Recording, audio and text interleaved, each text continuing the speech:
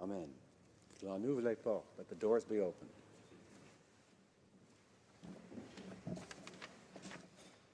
Comme il est 11h05. It being 11:05 a.m., the House will now proceed to the consideration of private members' business, according to the order on today's order paper.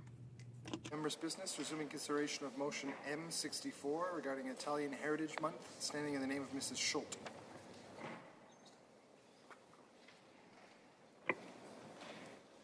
Resuming debate, the Honourable Member for Saskatoon-Grasswood. Here.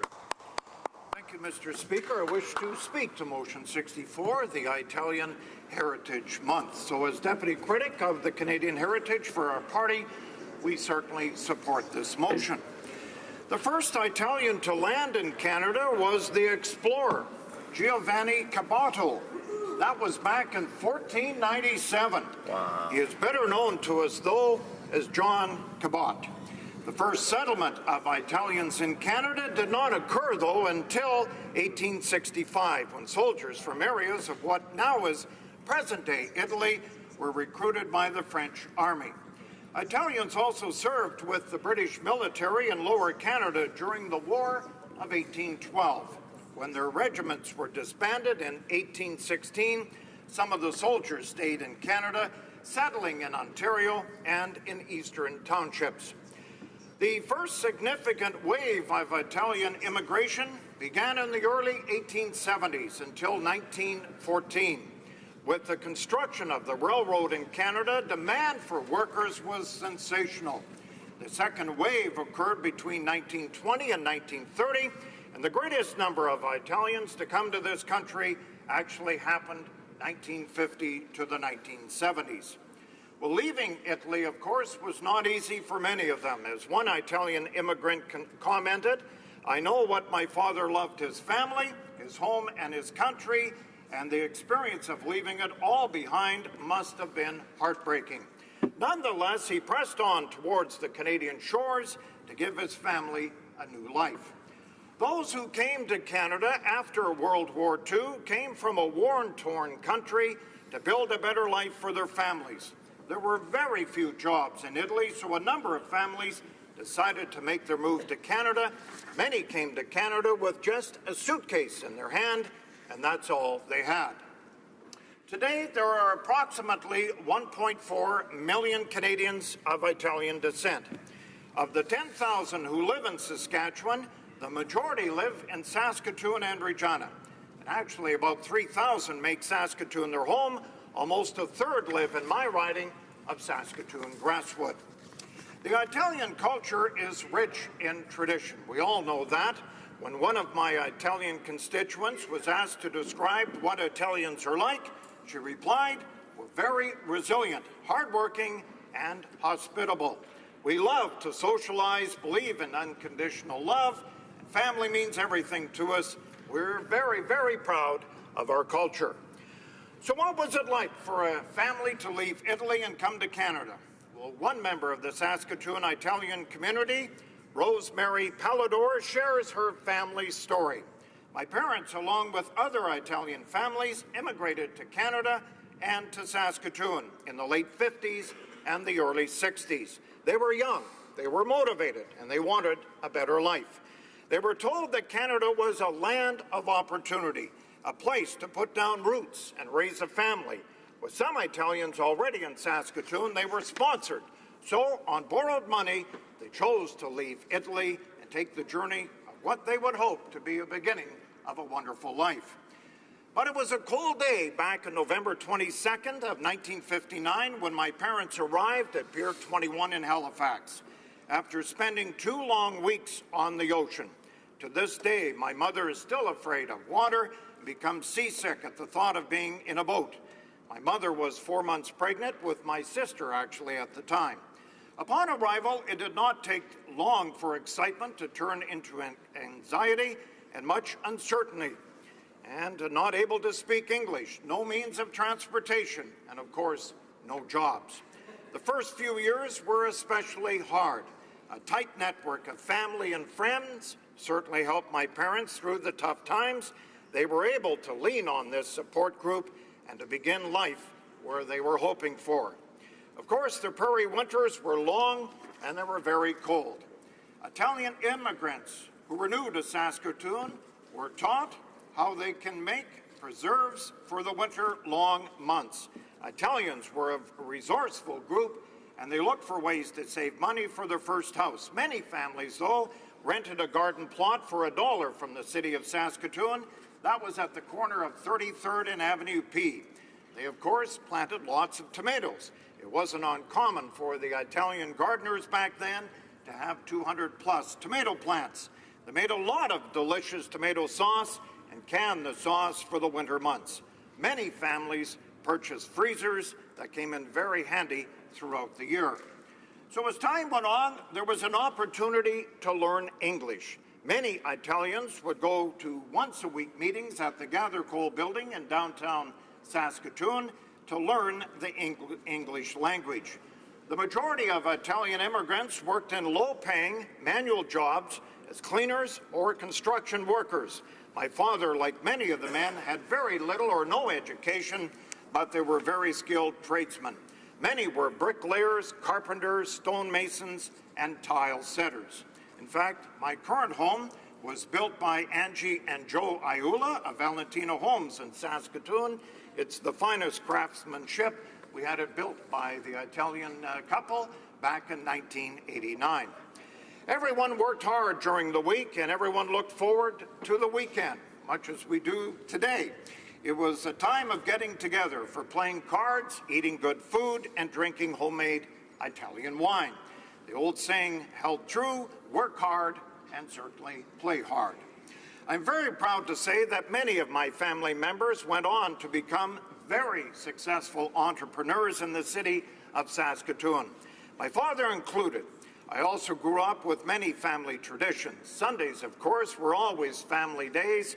That began with Mass at St. Mary's Catholic Church, and then a pasta dinner shared with aunties, uncles, and cousins. Italians are a strong faith-based community. Christmas and Easter are two very important religious celebrations. Attending Mass at Christmas and Easter is the heart of these celebrations. Many Italians, and I don't have to tell you that, they love wine. Every September, the Italian men in my family would order copious amounts of grapes and crates from California. Families then would get together and set up shop in a relative's garage to make wine that would last for a year. This was a family tradition, and everyone would help take the grapes off the vines, place them into the vat where they would be crushed. As many as this was about labor-intensive for the entire day, it was also a celebration with Italian music, food, and last year's wine. Certainly a true celebration of all that life has to offer, family and good health. This tradition is still carried on today in my garage with my children, nieces, and nephews. Italian culture, as you know, is rich in tradition. Italians, through their hard work, generosity, have helped make our community a strong and vibrant and beautiful contribution. There are many famous Canadians of Italian descent. For an example, Guy Lombardo was born in London, Ontario, became the world-famous band leader. Michael Bublé is a singer, songwriter, actor, and a record producer. He was born in Burnaby, BC. He has won several awards, including 4 Grammys and multiple Junos. And of course, his Christmas albums have become a staple in many homes at the time of the year. And Megan Agosta played for the Canadian women's ice hockey team. She represented Canada in 2006, 2010, and 14 Winter Olympics. She won gold medals at all 3 and was named the most valuable player in the 2018 Games. She has also played at the Women's World Championships 3 times, capturing a gold medal and 2 silvers. There is no doubt that the Italians have contributed significantly to the prosperity and the fabric of this country, and that is why I support Motion 64 here today for a designated Italian Heritage Month. Before I leave, Mr. Speaker, I want to thank Rosemary Pallador, as well as many in Saskatoon, like Dominic Iula, for their contribution to this presentation. Francesca, as well as Francesca and Palawa Fortuno, and Reikina Frassetto, Anna Lawrence, and again, Dominic Ayula. So thank you very much as we support Italian Heritage Month, motion 64. Thank you, Mr. Speaker. Good job. Ripresa del dibattito. Resuming debate. Reprise du débat. The honourable member for South Okanagan, West Kootenay. Well, thank you, Mr. Speaker. And I'm happy today to rise to speak in favor of motion M64, a motion recognizing June as Italian Heritage Month in Canada. But first, I have to admit some limitations in my ability to speak about Italian heritage. I grew up in a decidedly un-Italian household. My parents were quiet, Anglo-Saxon Protestants. There was no wine in the house, no grappa, no garlic. And like many people, I've sent off DNA samples to learn more about my family history. I haven't got the results back yet, and I know the ads all say I'll be surprised at the results, but I can't say I will be truly surprised if the results suggest I have any amount of Italian blood in me. Now, I had my first real contact with Italian culture back in the end of 1977, early 78, when I spent a week over New Year's in Naples, staying with a Napolitano friend and his family. The exuberant meals, always accompanied by generous amounts of wine, loud talking, and wild hand gestures, were truly exciting events, even though I understood almost nothing of what was going on. And I can still taste the spaghetti fongole. About a year later, I met my future wife in Vancouver. Margaret's parents were born in the Grand Forks area of British Columbia, but her father's parents had come from Sweden, and her mother's parents, the Mazzocchis, from Italy. The Mazzocchis had come to British Columbia from a tiny village in northern Italy called Segromigno, known for the exceptional quality of its olives. The family reunions I went to with Margaret, usually held in the Mazzocchi homestead in Fife, just above Christina Lake, immediately reminded me of those meals in Naples. I really liked this family's I had good fortune to join. I learned about special Italian foods, and my favorite is the flat waffle-like cookies called pizzelle, although the Mazzocchis call it cialde. I volunteer to make a double batch of those every year at Christmas. My wife makes antipasto most years, but that is so labor-intensive, I'm happy to leave that task to her and other members of the extended family. I learned to drink a glass of wine at every meal, but I must admit I've failed at making drinkable wine myself. And I admit I haven't tried Buddy DeVito's recipe for making grappa with grape skins and raisins. I've learned how to grow good tomatoes, and I learned to play bocce, although recently I discovered that the Mazzocchis played by different rules than the rest of the world. The center of Italian culture in my riding is the city of Trail. Trail had its start as a hub for the early mining industry in the Kootenays. As mines were developed in the late 1800s and early 1900s, the Trail smelter was built. Now owned by Teck Resources, it's one of the biggest lead-zinc smelters in the world and has been the biggest employer in the region for decades. These were well-paying jobs, and by the 1940s, Trail workers had some of the highest annual incomes in Canada. Railways were mapped out through the mountains to serve industry, agriculture, and the growing population, and laborers were needed to build them. Italian stonemasons built spectacular sections of rock walls where the rails ran along precipitous mountainsides. Immigrants came from all over the world to seek a better life in the Kootenays, but in Trail, Italians answered that call in record numbers, moving into the gulch on the west side of town. First to arrive were people from Tuscany, followed by folks from Abruzzo, Treviso, Friuli, Calabria, and today practically every dialect is represented in this city of Italians. Families with names like Fornelli, Rella, DeVito, De Rosa, Pocciola, Matucci, D'Andrea, De Biasio, Nutini, Stefani, Garafoni, Morelli, Cecchini, Santori, and so many others. Now, coincidentally, last weekend was the big Silver City Days celebration in Trail, and I had the honor and pleasure of attending many of the events. I watched the spaghetti eating contest and the grape stomp, but unfortunately I missed the bocce tournament. After the big spaghetti dinner at Colombo Lodge, John D'Arcangelo and Joe Perilla gave me a tour of the archives of the Italian cultural organization. I was deeply impressed by the rich history portrayed in the photos and artifacts on the shelves. The photos celebrated many famous trail citizens of Italian heritage, including Thomas d'Aquino, president of the Canadian Council of Chief Executives, and one of the private sector architects of NAFTA. And perhaps from a slightly different part of the political spectrum, but contemporary with Mr. d'Aquino and also influential in the economic history of our country, we have Ken Giorgetti, former president of the Canadian Labour Congress. The arts are well represented, perhaps best illustrated by Bruno Freschi, the architect of Expo 86 in Vancouver. And hockey players. Trail has always been a centre of excellence for hockey in Canada. The Smoke Eaters won world championships in 1939 and 1961, and the Italian community has supplied numerous NHL players, including Cesar Maniago, Ray Ferraro, and Steve Tambellini. The wine industry in British Columbia, now worth billions to the Canadian economy, has to thank Italian immigrants for its early successes.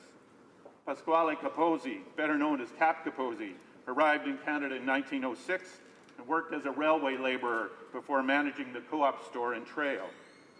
He opened his own store in the mining town of Phoenix, high above Greenwood in 1917, then moved to Kelowna, where he became a successful merchant. In 1932, Cap Capozzi teamed up with the Casorso family, who had been growing grapes for years in the Okanagan, to form Kelowna Wines, and by the 1960s it was the biggest winery in British Columbia. And when I was growing up in Penticton, one of our neighbors, Tony Biolo, helped found Casabella Wines, another successful early Okanagan winery. So I'm happy and proud to stand here today to support Italian Heritage Month. But we must remember that Canada has not always been welcoming to other cultures. I lived in the idyllic town of Naramata for 15 years, located just north of Penticton on Okanagan Lake. When Naramata was first settled in 1906, the developer published advertising pamphlets that were distributed in eastern Canada and Britain. Besides the beautiful setting of the town and the opportunities to grow peaches, apricots, and cherries, the leaflets also declaimed that you would not wish to find yourself surrounded with garlic-eating, foreign-speaking neighbors with whom you have nothing in common socially. The class of people coming to Naramata is not that type. They are the very best Canadian stuff. So Italians were not welcome in Naramata a century ago. But 10 years later, Italian stonemasons were working on the Kettle Valley Railway in Naramata, and their handiwork is now a point of local pride. Last weekend, I talked to a lot of people of Italian heritage and trail. One of them told me that when he joined the RCMP in 1957, he was one of the first members of Italian heritage accepted into the force. That means 80 years of the RCMP before they started accepting Italians. My daughter Julia works in an immigrant services center in Penticton, teaching English to Syrian refugees and other immigrants. She's named after her grandmother, Julia Mazzocchi. And true to her Italian heritage, Julia works half-time in the burgeoning Okanagan wine industry. But she needs that half-time job because federal funding for immigrant services had been cut significantly. Mr. Speaker, we shouldn't cut funding for immigrant services as we properly encourage more people to move to our country. If we choose to celebrate the cultures that make up Canada, and I think, of course, that we should and must, and that's why I'm supporting this motion, we have to ensure that we provide new arrivals with the help they need, language classes, employment counseling, driver training, so that they can quickly become productive and proud citizens of our country. So, Mr. Speaker, on that note, I'd like to finish with a quote from an article in the Weekend magazine from back in 1957, an article about the Italian heritage of trail. And this is the quote: "The man of trail would be a prince in any country in Europe. He lives on the gold, silver, and zinc resources of Kootenays, and they will never be exhausted. As a statistical unit, he is unique. As a man working in his garden or driving his new car on a Saturday afternoon, he is strictly a product of the New World, with overtones of spaghetti and homemade wine. Even when automation comes, there will still be, it is hoped, a Seti d'Arcangelo. There will still, pray God, be a Signora Pasquale Angerelli making meatballs and spaghetti at her great black stove, and of Frank D'Arcangelo at his cast. Grazie, Mr. Speaker. Reprise du débat. Resuming debate. The Honourable for Saint-Léonard Saint-Michel. Thank you, Mr. Speaker. I'm going to share my time with the member for Alfred Pellan. Mr. Speaker, it is with a great deal of pride. We will need unanimous consent. Do we have unanimous consent of the House to divide the time between the member for Saint-Léonard Saint-Michel and the member for Alfred Pellan? Yes, we have it. Leonardo.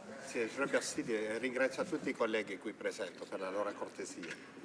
C'est avec une immense fierté et une très vive émotion. It is with a great deal of pride and enthusiasm that I cannot contain that I address this honorable House to give my support to motion M64 presented by my colleague, the member for Vaughan Woodbridge. Italians have been present in Canada since the very beginning of its discovery. Giovanni Cabato and Giovanni Verrazzano are among the first explorers. Then, in New France, we have Francesco Giuseppe Bressani, a Jesuit, and the Carignan-Salière Regiment. This presence never ceased to grow over the following decades and centuries. Italians have made their mark on Canada since the very beginning.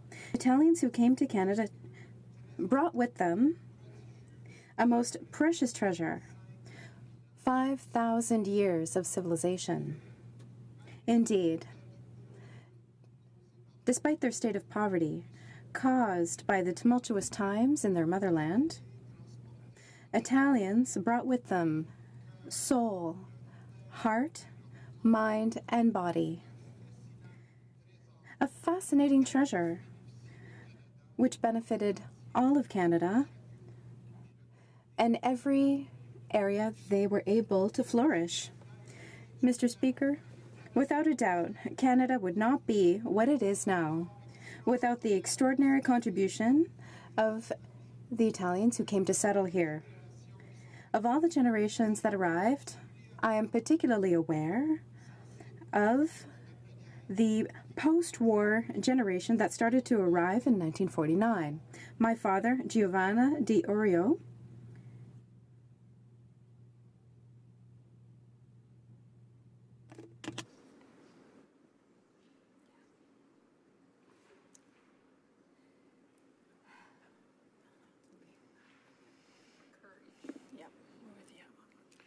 Da Casagalenda, province. de Casagalenda, provincia di Campobasso, was one of them. My mother, Giuseppe Renalucci de Lorino, arrived in 1955. She was also part of that wave. This generation breathed new life into institutions that had been founded by the generation that came at the beginning of the 20th century and between both wars, and created new ones.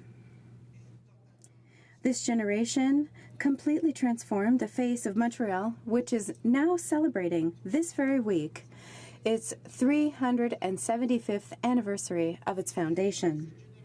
Italians of this generation made enormous personal sacrifices through very hard work and deprivation in order to allow their family to live a better life. In Quebec, religious affinity was evident when it was time to send children to school because of the issue of internment. During the Second World War, the government of our country arrested and detained men, Canadian citizens, or who were becoming citizens, without charges, without any valid reason, and without being able to get justice before the courts. At the time, it was impossible to question government decisions because it granted an aura of legitimacy to that act and stigmatized Italians in Canada who sometimes feel that today, sometimes openly, but often in a most inappropriate and subtle way.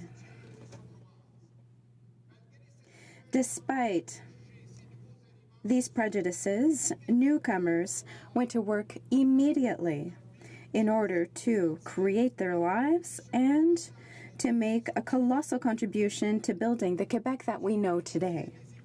They revitalized Italian churches that had been founded at the beginning of the 20th century, Madonna del Carmine and Madonna della Difesa, without forgetting the others that were founded afterwards. They created businesses, community organizations, cultural organizations, and charitable organizations, as well as schools, hospitals. They even built cities. The riding of Saint-Léonard, Saint-Michel, which I represent here with so much pride, is made up of 2 cities who carry those names. In just 15 years, from 1955 to 1970, their population grew by 50 times because of the hard work of these post-war Italians. Casa d'Italia is the oldest ethnic cultural center in Canada. Centro Leonardo da Vinci, which I founded with Giuseppe Borsellino and Silvio De Rose, are a cradle of Quebec's Italian community.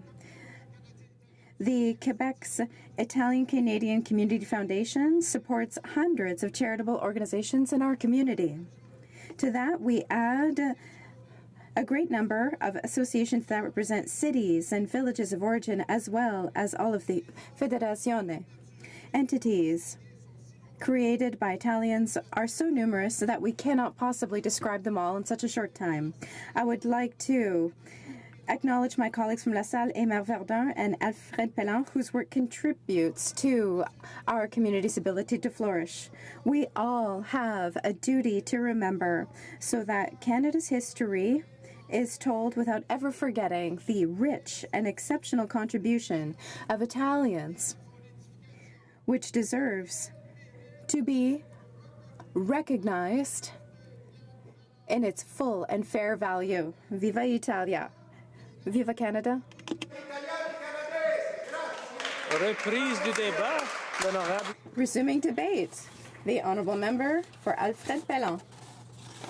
Buongiorno a tutti I miei colleghi qui oggi.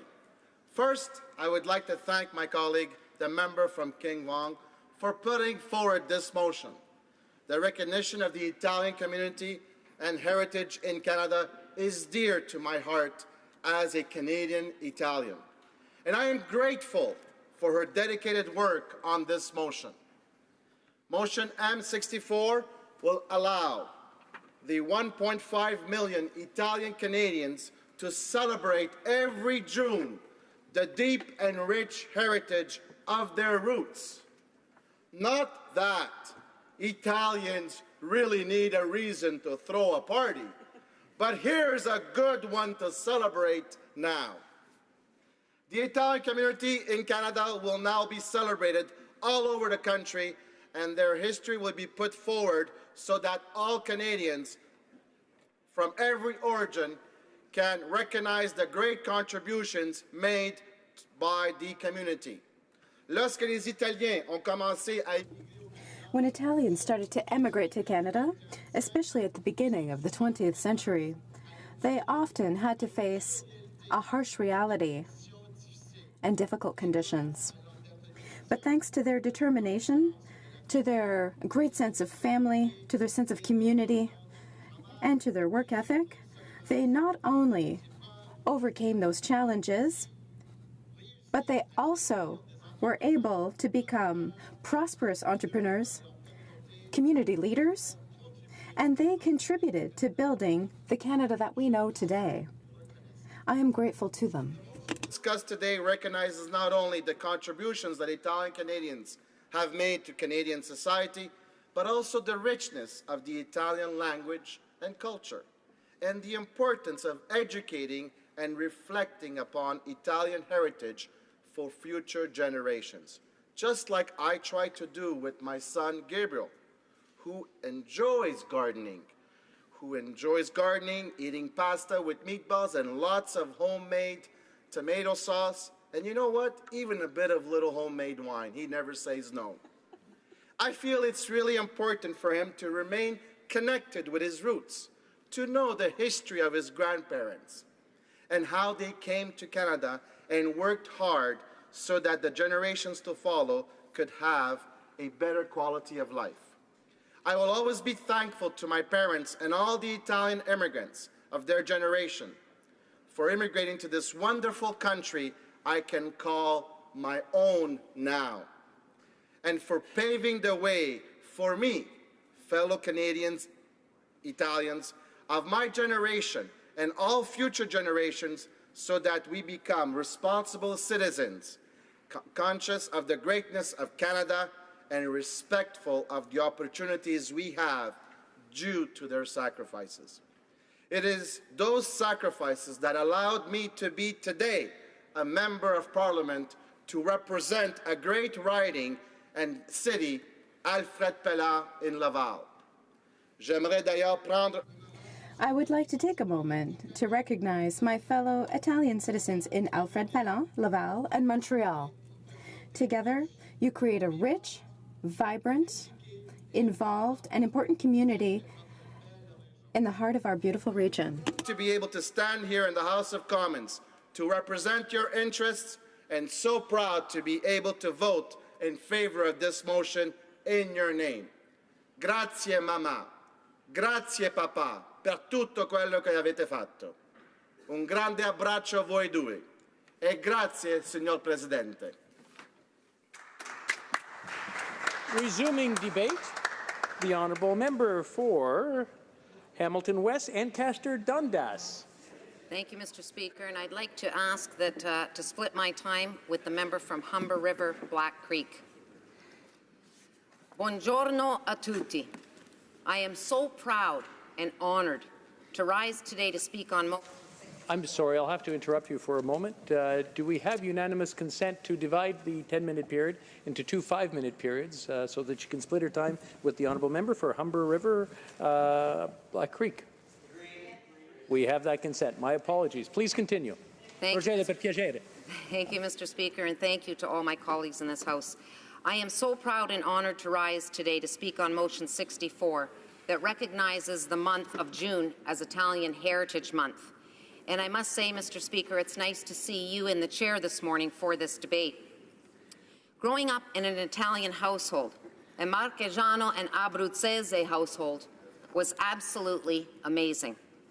My parents and my grandparents embodied that robust Italian culture and values. They passed these values and lessons down to me and my siblings. Growing up in an Italian household taught me the true sense of the words hospitality and love. The doors to my parents' home were always open to whomever wanted to visit, and strangers and family were treated equally. There was always a meal waiting and ready, and there was always acceptance and love to be shared. In fact, my Nonna set up a permanent table on her back porch, which she decorated with a beautiful tablecloth, and she'd have the sugo on the stove, always ready, and ready to boil that pot of water for a stranger or a family member to come by to share a meal. It was her pride and joy. She took great love and joy in those times. Family is an integral part to the Italian culture. The love for children, grandchildren, and all family members is absolutely incredible. My parents dedicated their lives to ensuring that I had the best possible upbringing. They sacrificed and worked tirelessly to provide me and my siblings with what we needed to flourish. Whether it was my father balancing shift work to make sure I and my teammates got to the games on time, or setting aside time to coach, or helping put me through school, Mr. Speaker, the list goes on and on. But above and beyond all of that, the most important thing to me was the love that my parents showed me, my siblings, my children, and all their grandchildren. The love that is healing, that is encouraging, that is energizing, that is rejuvenating, the love that is the key to success. My parents, the love they showed me, Mr. Speaker, made me feel that I could attain any dream I wanted to. I had their support, I had their confidence, I knew that I could do it. This is a true gift to be treasured. It was my Italian family that I learned kind and caring and generous faith. It was from them that my liberal, progressive Catholicism grew, an acceptance of warm religion of forgiveness and second chances. It was beautiful then, and those values continue to guide my life today. Mr. Speaker, I cannot talk about this topic without talking about work ethic. Italians have had a very large hand in building Hamilton, whether it was working hard in the steel mills, in construction, hospitality, or now in high-tech businesses, manufacturing, and professions. Hamilton's Italian community is a model of integration, contribution, and leadership. One need only look at McMaster University and Mohawk, where Italian Canadians have made their mark as professors, researchers, and senior administrators. In my own life, my parents worked very hard. My father was a proud steelworker, my mother the secretary in a high school or an elementary school, as well as an assistant to a former cabinet minister. And they demonstrated that we have to take pride in our work and put our best foot forward. I recall the story of my father who was driving my nono to work. My nono was coughing. My father turned the car around. And my nono says, "Filippo, what are you doing?" And my father says, "Dad, if I take you to work, you're going to die." He says, "Filippo, you turn the car around. If I'm going to die, I'm going to die on the job." Now, Mr. Speaker, I know this raises eyebrows today, but it is a demonstration of that amazing work ethic on which we stand and we take great pride. Hamilton has had a mayor of Italian origin, many councillors and MPs. We have Festa Italia, which has created Opera Hamilton. We have Sons of Italy, who are doing amazing work. We have this fabric of the Italian experience woven into our city. And we look forward to many great ongoing events that the Italians celebrate in Hamilton and makes it richer. Finally, Mr. Speaker, I wish to express the gratitude of the people of Italian descent to this country, Canada. We've heard our Prime Minister say repeatedly, we are stronger because of our diversity. There have been injustices towards our community, but that has not taken away from the gratitude and appreciation of our country.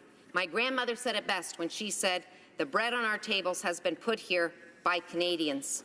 In turn, Canada has benefited tremendously from our Italian culture. I'm so proud and happy to support this motion, which establishes June as the Italian Heritage Month.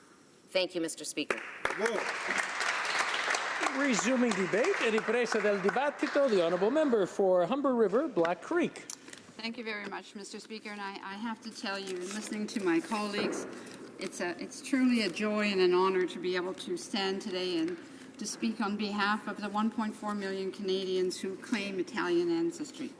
And of course, this includes more than 15,000 in my own riding and of course my own family.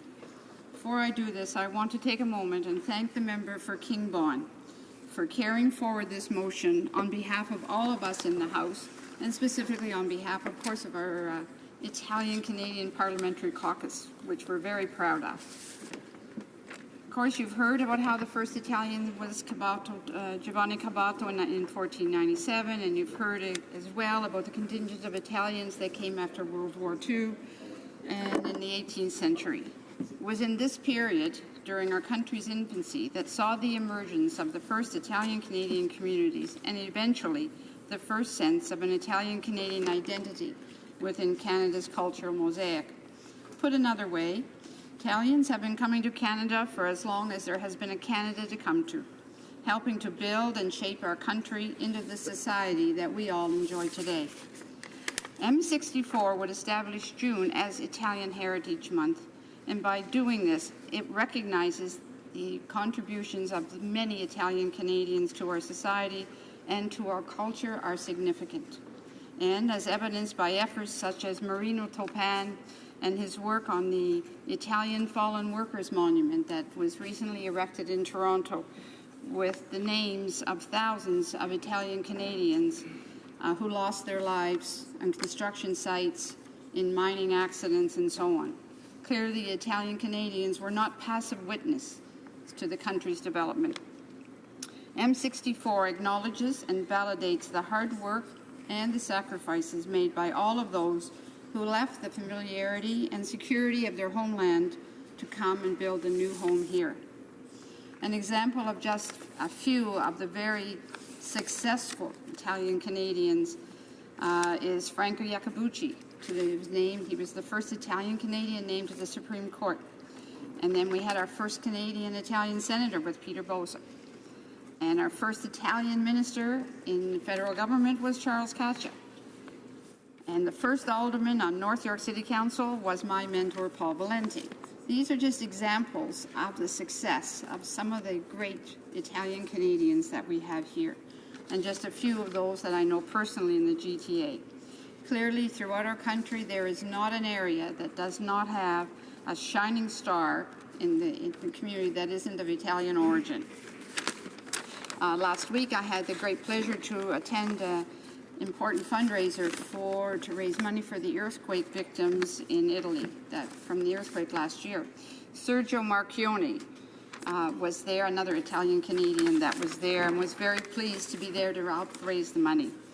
Also, people like Joe Montanaro of Dolcini's in my riding, or Danny Montesano of Lido Construction, who has transformed his own business in an endless struggle to make Canada better. And then there's Sam Premucci, founder of Pizza Nova, Angelo Lucento of Vinbone Wineries, Tony Veroni, owner of Monte Cassino, Johnny Lombardi's Chin radio station that was created, which is run now by Lenny and the rest of the family. Marco Muzzo, Alvio Del Zotto, Rudy Bratti are all just some examples of Italian Canadians that have helped to build this great country, both spiritually and morally and physically, with buildings throughout our country that were all put there as a result of the work that they have done. My own husband, Sam Scrow, who came to this country with empty pockets and big dreams, and successfully grew a business, provided for a family, and worked each day to prove that nothing was impossible, except as long as you had hard work there. So the Italian-Canadian history and culture are part of the story of Canada, and M64 formalizes that. It has the endorsement of the Canadian Ethnic Cultural Council and its president, Dominic Campioni, as an example of all of the different organizations throughout Canada that have worked within the Italian community and have a tremendous amount of respect for that. So I support M64. I'm thrilled that our caucus is united behind it. I look forward to the vote coming up, I hope, on Wednesday, and it'll truly start to be a magnificent month of joy and love throughout the month of June. Thank you, Mr. Speaker.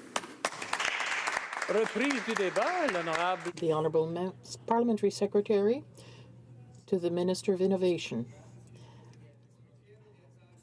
Camera storica istruita per dare il mio appoggio a questo progetto.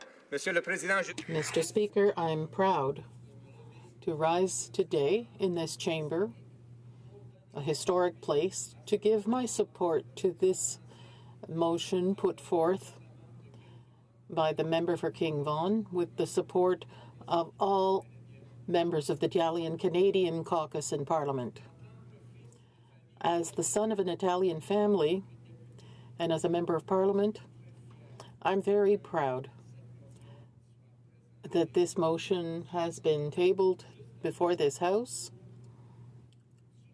precisely to underscore the important contribution of Italian Canadians to our country throughout our history, a history that was well described by my colleague from Saint-Michel, Saint-Léonard, with a great deal of pride and passion. And I want to highlight the cooperation I get from my colleagues from Quebec, the member for Alfred Pellan and the member for Saint-Michel, Saint-Léonard. It's a pleasure to work with them. Over the years, Mr. Speaker, the Italian community, made up of many different waves of immigrants, changed the face of our country. And with this motion, we're taking a first step to recognize that historic fact. Of course, there will be other measures that need to be taken, especially correcting the history of the internment of Italian Canadians, and that's a second step that this House should undertake in the future. in Canada, Mr. Speaker, can't be reduced to cliches, but should be reduced to the very real contributions that Italian Canadians have made in a wide variety of places. I'll speak to the experience of my family, Mr. Speaker. My father came from the province of the Marches in 1951 as a skilled laborer, a carpenter.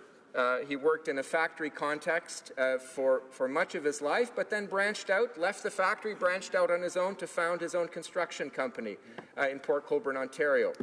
My fondest memories as a child, Mr. Speaker, were tagging along with my father and hanging around on construction sites and learning how to use a hammer and a saw, skills that I still have today, Mr. Speaker. My mother, after my father's early death, became well known in the Niagara Peninsula as a caterer at a number of the different Italian-Canadian clubs and halls that were so important, still are so important to the Italian-Canadian culture. And I would like to underline, there are a number of historic Italian Canadians, but I would like to underline one who has been a mentor to me, the Honourable Justice Frank Iacobucci, because in a number of different contexts, Frank was a groundbreaking Italian Canadian. First of all, as an academic at the University of Toronto, in law, again, a subject area. There are many Italian Canadian lawyers, but really Justice Iacobucci was the first great Italian Canadian academic, legal academic. He then went on, Mr. Speaker, to become a university administrator at the University of Toronto, then a Deputy Minister of Justice for this government at the federal level under Prime Minister Brian Mulroney, and then became the first Italian Canadian to be the Chief Justice of the Federal Court of Canada, as well as the first Italian Canadian named to the Supreme Court. And this pathway, Mr. Speaker, was groundbreaking for Italian Canadians, and Justice Iacobucci served as a model to many of us moving through Canadian society. Mr. Speaker, I'm honored to represent the riding of La Salle, Imard, Verdun in Montreal, which has a large population of Italian Canadians, many of whom from my region of Italy, the Marches, but also from Sicily and Calabria and other parts of Italy as well. And I can assure you, Mr. Speaker, that it is a vibrant community with a number of different organizations, a number of different events, and they are very proud of their Italian heritage and their Italian traditions, as I see every time someone offers me a glass of homemade wine, Mr. Speaker. I would also like to point out that in the city of my birth, Port Colborne, Ontario, there is a large Italian-Canadian population in the Niagara Peninsula, as the member from Niagara Falls will attest, as the member from Niagara Centre will attest, and the member from St. Catharines. And these two are vibrant populations that continue to thrive and promote the Italian heritage in Canada. We should speak about values, Mr. Speaker, the values that Italian Canadians brought. They brought faith, Mr. Speaker, a progressive faith. They brought the value of family and reinforced that, continue to reinforce that in their daily lives. Of course, there's food, Mr. Speaker, and I like to joke by saying I never knew that most Canadian kids didn't eat pasta every day until I went to school and saw what other kids were eating. I'm proud of that, Mr. Speaker, as I'm proud of the many recipes that my mother brought. I'm proud of the language that I have passed on to my children. But I would also like to move beyond those and say there were values of intellect and ingenuity that came with Italian-Canadian immigrants. It is a vibrant, intelligent culture that applied their knowledge in a variety of different sectors in Canada, as well as business acumen and know-how in order to help grow the Canadian economy. Finally, Mr. Speaker, I want to point out that it is the future that this motion points us towards. We need to be thinking about continued collaboration with Italy. Italy has an excellent record in terms of its universities and its innovative sectors. Mr. Speaker, I had the good fortune as a legal academic to be a fairly common lecturer and professor in a number of Italian universities over the course of my academic career, with particular ties to the universities in Trento, Perugia, Torino, and Rome. And here I was witness firsthand to the ongoing collaboration between Canadian and Italian academics and scientists and lawyers, etc. And it is these innovative collaborations that will help us develop a variety of different sectors that we deem important in our economy moving forward in this century, Mr. Speaker. Mr. Speaker, my parents worked exceedingly hard. They made a number of sacrifices for their children. We in this House know how hard we work as MPs, Mr. Speaker. I know how hard I work as an MP, Mr. Speaker. But let me tell you, frankly, that I don't work half as hard as my parents did. And for that example, Mr. Speaker, for the example that many of the those of us in this House who had Italian-Canadian parents, or still fortunate enough to have Italian-Canadian parents, that example is critically important to the way we orient our lives, to the service that we give to our family, to our faith, to our community, and to our country. And for that reason, Mr. Speaker, I am so proud to support this motion brought forward today. Thank you.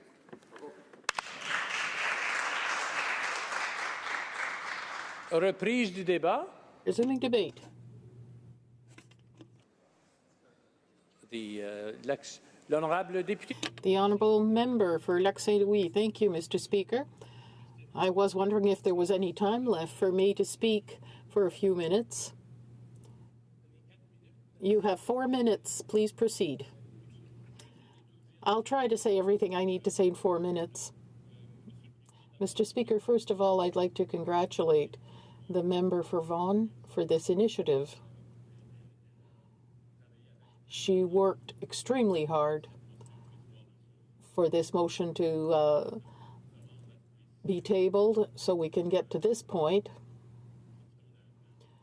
and take part in an interesting and vigorous debate on the issue of creating a month for Italian heritage. It's a very proud moment for me to be able to rise as a Canadian, a Montrealer of Italian origin. What we're marking today is not just the contribution of the Italian community to the culture of this big country we call Canada. We're also marking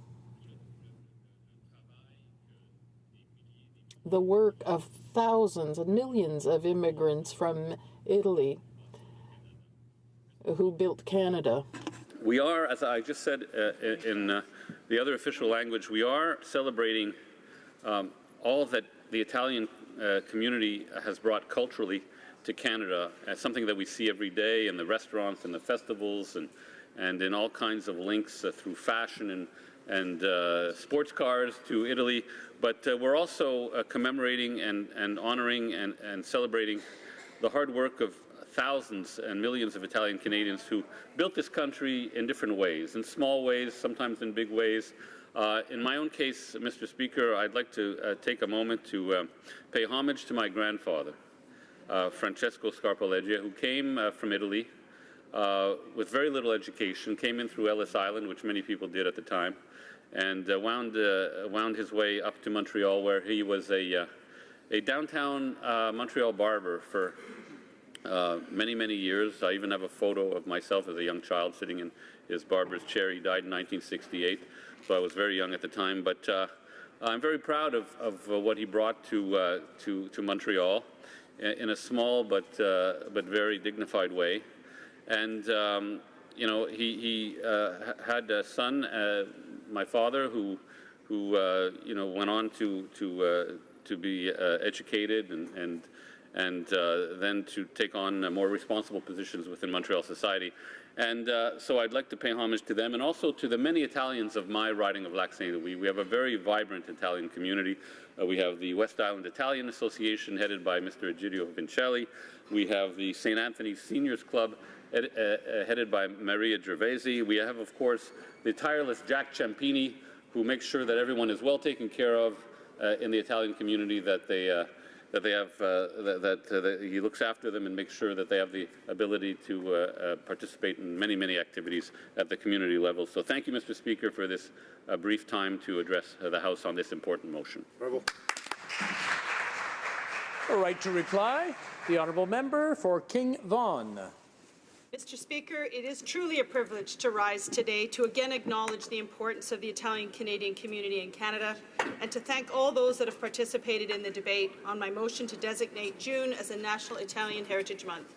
I'd like to especially thank all my colleagues on the Liberal Italian Caucus, many of them having a chance to speak today to tell their very important stories during this debate.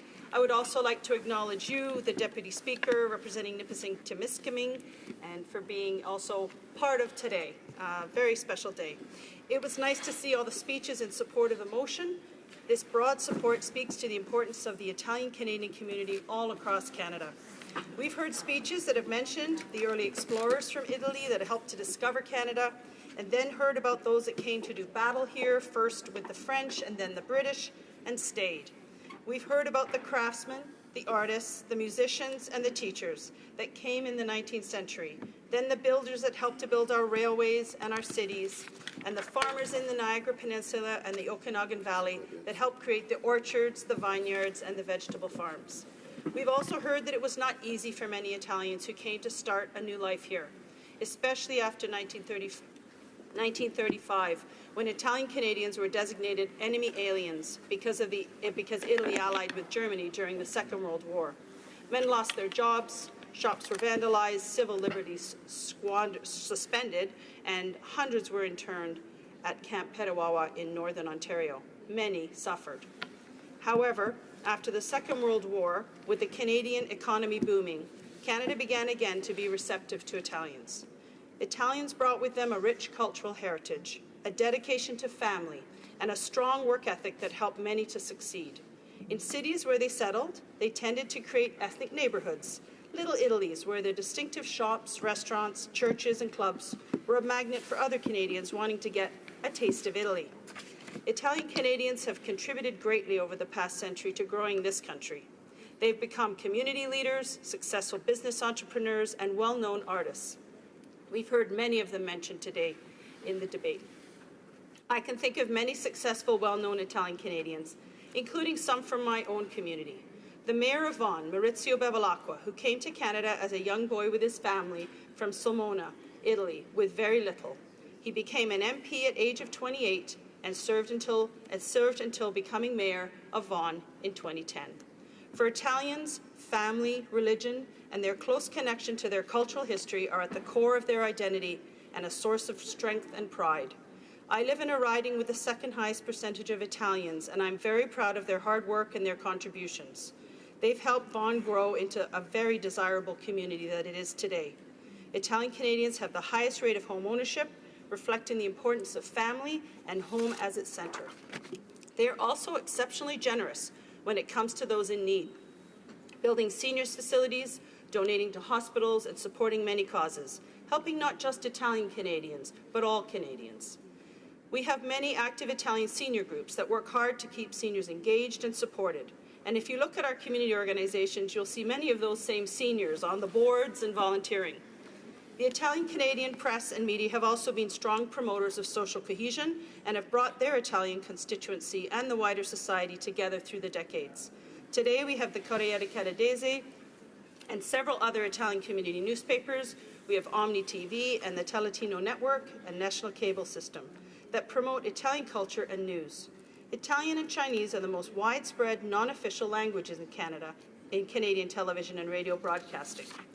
Mr. Speaker, I'm delighted to have the opportunity to bring forward this motion, and I'm honoured to have the support of the Liberal Italian Caucus, many of them here today with me. I want to thank all of those that have spoken during the debate and for all the support received from both sides of the House. I also want to acknowledge the strong support from the National Congress of Italian Canadians, the National Federation of Canadian Italian Business and Professional Associations, the Order Sons of Italy of Canada, and the Canadian Ethnocultural Council. We look forward to June, where we will celebrate across this great country the contributions and accomplishments of Italian Canadians.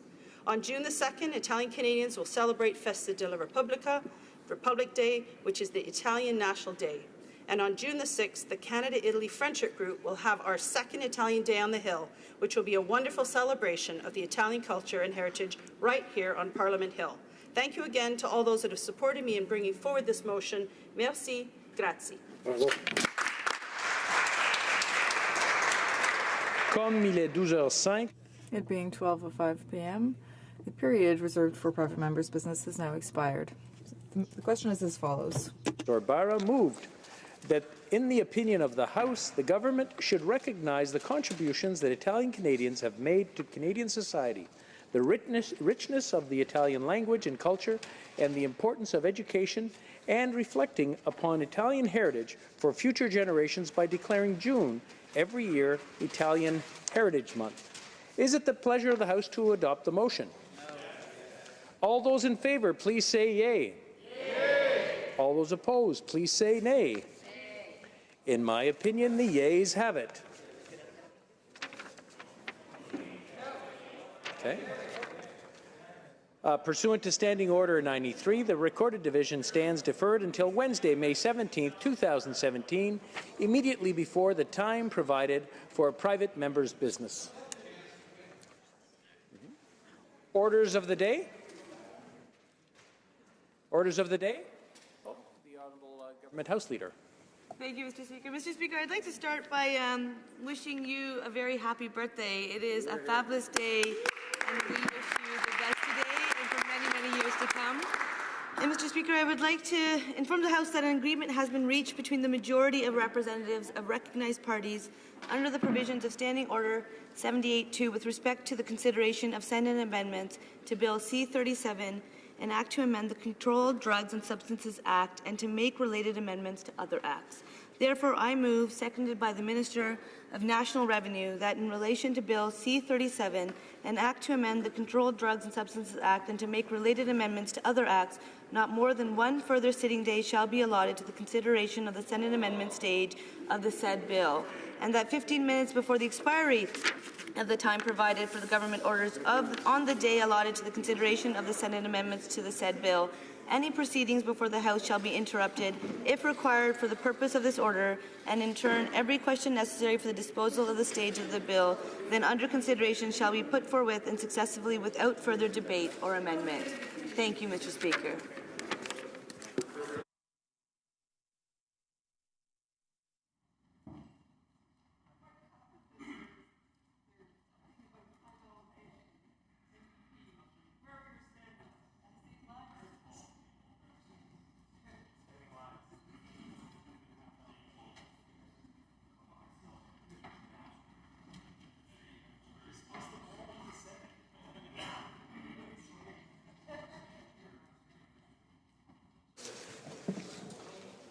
La Chambre est-elle prête à se prononcer? Is the House ready for the question? The question is as follows. Se prononcer. Or rather, is the House ready for the question? Just a moment. Ms. Chager, seconded by Ms. Le Boutillier, moves that in relations to Bill C-37, an act to amend the Controlled Drugs and Substances Act to make related amendments to other acts, not more than one further sitting day shall be allotted to the consideration of the Senate amendments stage of the said bill, and that 15 minutes before the expiry of the time provided for government orders on the day allotted to the consideration of the Senate amendments to the said bill, any proceedings before the House shall be interrupted, if required for the purpose of this order, and in turn, every question necessary for the disposal of the stage of the bill then under consideration shall be put forthwith and successively without further debate or amendment. Now, is it the pleasure of the House to adopt the motion? Yes. All those in favour, please say yea. Yea. All those opposed, please say nay. Nay. In my opinion, the nays have it. Call in the members.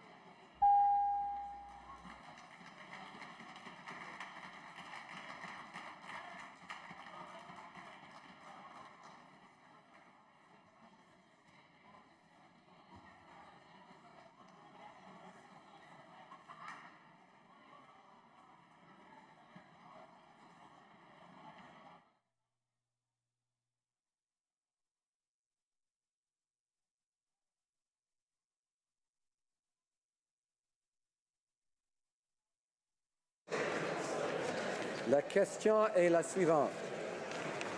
Madame Chager, appuyée par Madame Le Boutillier, propose that in relation to Bill C-37, an act to amend the Controlled Drugs and Substances Act and to make related amendments to other acts, not more than one further sitting day shall be allotted to the consideration of the Senate amendment stage of the said bill, and that 15 minutes before the expiry of the time provided for government orders on the day allotted to the consideration of the Senate amendments to the said bill, any proceedings before the House shall be interrupted, if required for the purpose of this order, and in turn, every question necessary for the disposal of the stage of the bill, then under consideration, shall be put forthwith and successively without further debate or amendment. Que tous ceux qui appuient la motion veuillent bien se lever. All those who support the motion will please rise. Hare. Mr. Hare. Ms. Qualtrough. Mr. Sajjan. Mr. Sajjan. Mrs. Philpott. Mrs. Philpott. Mr. Goodale. Mr. Goodale. Mr. Champagne. Mr. Champagne. Ms. Jager. Ms. Jager. Mr. Morneau. Mr. Morneau. Mr. Bryson. Mr. Bryson. Ms. Wilson-Raybould. Ms. Wilson-Raybould. Mr. Macaulay Cardigan. Mr. Macaulay Cardigan. Madame Le Boutillier. Madame Bibeau. Mr. Hussain. Mr. Hussain. Ms. McKenna. Ms. McKenna. Mr. Baines. Mr. Baines. Ms. Haidu. Ms. Haidu. Ms. Bennett. Ms. Bennett. Ms. Mahichuk. Ms. Mahichuk. Mr. Casey Cumberland Colchester. Mr. Casey Cumberland Colchester. Mr. Easter. Mr. Easter. Ms. Fry. Ms. Fry. Mr. McKay. Mr. McKay. Mr. Nault. Mr. Nault. Ms. Groh. Ms. Groh. Mrs. Romanado. Mrs. Romanado. Monsieur Lauzon, Argenteuil, La Petite Nation. Monsieur Lauzon, Argenteuil, La Petite Nation. Monsieur Rioux. Monsieur Rioux. Monsieur Lightbound. Monsieur Lightbound. Mr. Holland. Mr. Holland. Mr. Casey Charlottetown. Mr. Casey Charlottetown. Mr. Leslie. Mr. Leslie. Ms. Gould. Ms. Gould. Mr. Carr. Mr. Ms. Carr. Monsef. Ms. Monsef. Monsieur Rodriguez. Monsieur Rodriguez. Mr. Sohi. Mr. Sohi. Monsieur Garneau. Mr. Garneau. Duncan Etobicoke Ms. North. Duncan Etobicoke North. Ms. Murray. Ms. Murray. Ms. Kira. Ms. Kira. Mrs. Cesar Chauvin. Mrs. Cesar Chauvin. Mr. Lemaitre. Mr. Lemaitre. Mr. Cosner. Mr. Cosner. Ms. Jones. Ms. Jones. Monsieur Paradis. Monsieur Paradis. Mr. McGinty. Mr. McGinty. Mr. Scarpellegia. Mr. Scarpellegia. Mr. Sims. Mr. Sims. Ms. Ratanzi. Ms. Ratanzi. Mr. Jesnevsky. Mr. Jesnevsky. Mr. Dhaliwal. Mr. Dhaliwal. Mr. Shifke. Mr. Shifke. Mr. Virani. Mr. Virani. Mr. Fillmore. Mr. Fillmore. Mr. Algebra. Mr. Algebra. Mr. DeCourcy. Mr. DeCourcy. Mr. Beach. Mr. Beach. Ms. Rod. Ms. Rod. Mr. Duguid. Mr. Duguid. Monsieur Miller, Ville-Marie, le Sud-Ouest, Île des Mr. Sœurs. Miller, Ville-Marie, le Sud-Ouest, Île des Sœurs. Mr. Lamoureux. Mr. Lamoureux. Mr. McKinnon, Gatineau. Mr. McKinnon, Gatineau. Mrs. McCrimmon. Mrs. McCrimmon. Ms. Petitpas-Taylor. Ms. Petitpas-Taylor. Mr. Vaughn. Mr. Vaughn. Mr. Mendicino. Mr. Mendicino. Mr. Blair. Mr. Blair. Mr. Poisson. Mr. Poisson. Ms. Hutchings. Ms. Hutchings. Ms. Young. Ms. Young. Mr. Pesky-Solido. Mr. Pesky-Solido. Madame Mendez. Madame Mendez. Mr. Oliphant. Mr. Oliphant. Monsieur Dubourg. Monsieur Dubourg. Mr. Alday. Mr. Alday. Ms. Alice Ms. Alice Mr. Amos. Mr. Amos. Mr. Anna de Mr. Sangre. Anna de Sangre. Monsieur Arsenault. Monsieur Arsenault. Mr. Aria. Mr. Aria. Monsieur Ayoub. Monsieur Ayoub. Mr. Badaway. Mr. Badaway. Mr. Bayless. Mr. Bayless. Mr. Chan. Mr. Chan. Mr. Biddle. Mr. Biddle. Mr. Boissonneau. Mr. Boissonneau. Mr. Basio. Mr. Basio. Monsieur Breton. Monsieur Breton. Mr. Chen. Mr. Chen. Ms. Dabroussen. Ms. Dabroussen. Ms. Dama. Ms. Dama. Ms. Dillon. Ms. Dillon. Monsieur Diorio. Monsieur Diorio. Monsieur Drouin. Monsieur Drouin. Ms. Tassi. Ms. Tassi. Ms. Jerowitz. Ms. Jerowitz. Mr. Essassi. Mr. Essassi. Monsieur Elkoury. Monsieur Elkoury. Mr. Erskine Smith. Mr. Erskine Smith. Mr. Finnegan. Mr. Finnegan. Mr. Fisher. Mr. Fisher. Mr. Fonseca. Mr. Fonseca. Mr. Fragiscato. Mr. Fragiscato. Mr. Fraser, Central Nova. Mr. Fraser, Central Nova.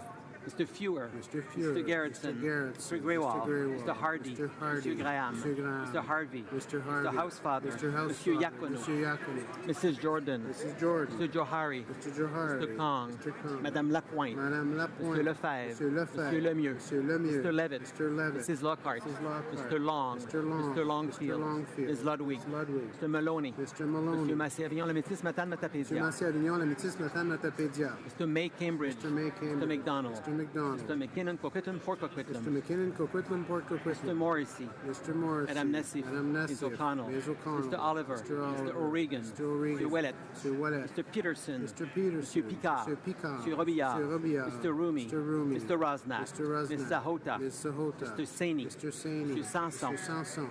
Mr. Sanga. Mr. Sanga. Mrs. Schultz. Mrs. Schultz. Monsieur Seri. Monsieur Seri. Madame Shanahan. Madame Shanahan. Mr. Sheehan. Mr. Sheehan. Mr. Sidhu, Mission Masquerade, Fraser Canyon. Mr. Sidhu, Mission Matsky, Fraser Canyon. Ms. Sidhu, Brampton South. Ms. Sidhu, Brampton Mr. South. Seacon. Mr. Seacon. Mr. Sorbera. Mr. Sorbera. Mr. Spagaman. Mr. Spagaman. Mr. Tabera. Mr. Tabera. Mr. Tan. Mr. Tan. Mr. Vandal. Mr. Vandal. Ms. Vandenbell. Vandenbell. Mr. Whalen. Mr. Whalen. Mrs. Zahid. Mrs. Zahid. Mr. Rota. Mr. Rota. Madame Fortier. Madame Fortier. Madame Lambropoulos. Madame Lambropoulos. Ms. Ing. Ms. Ing.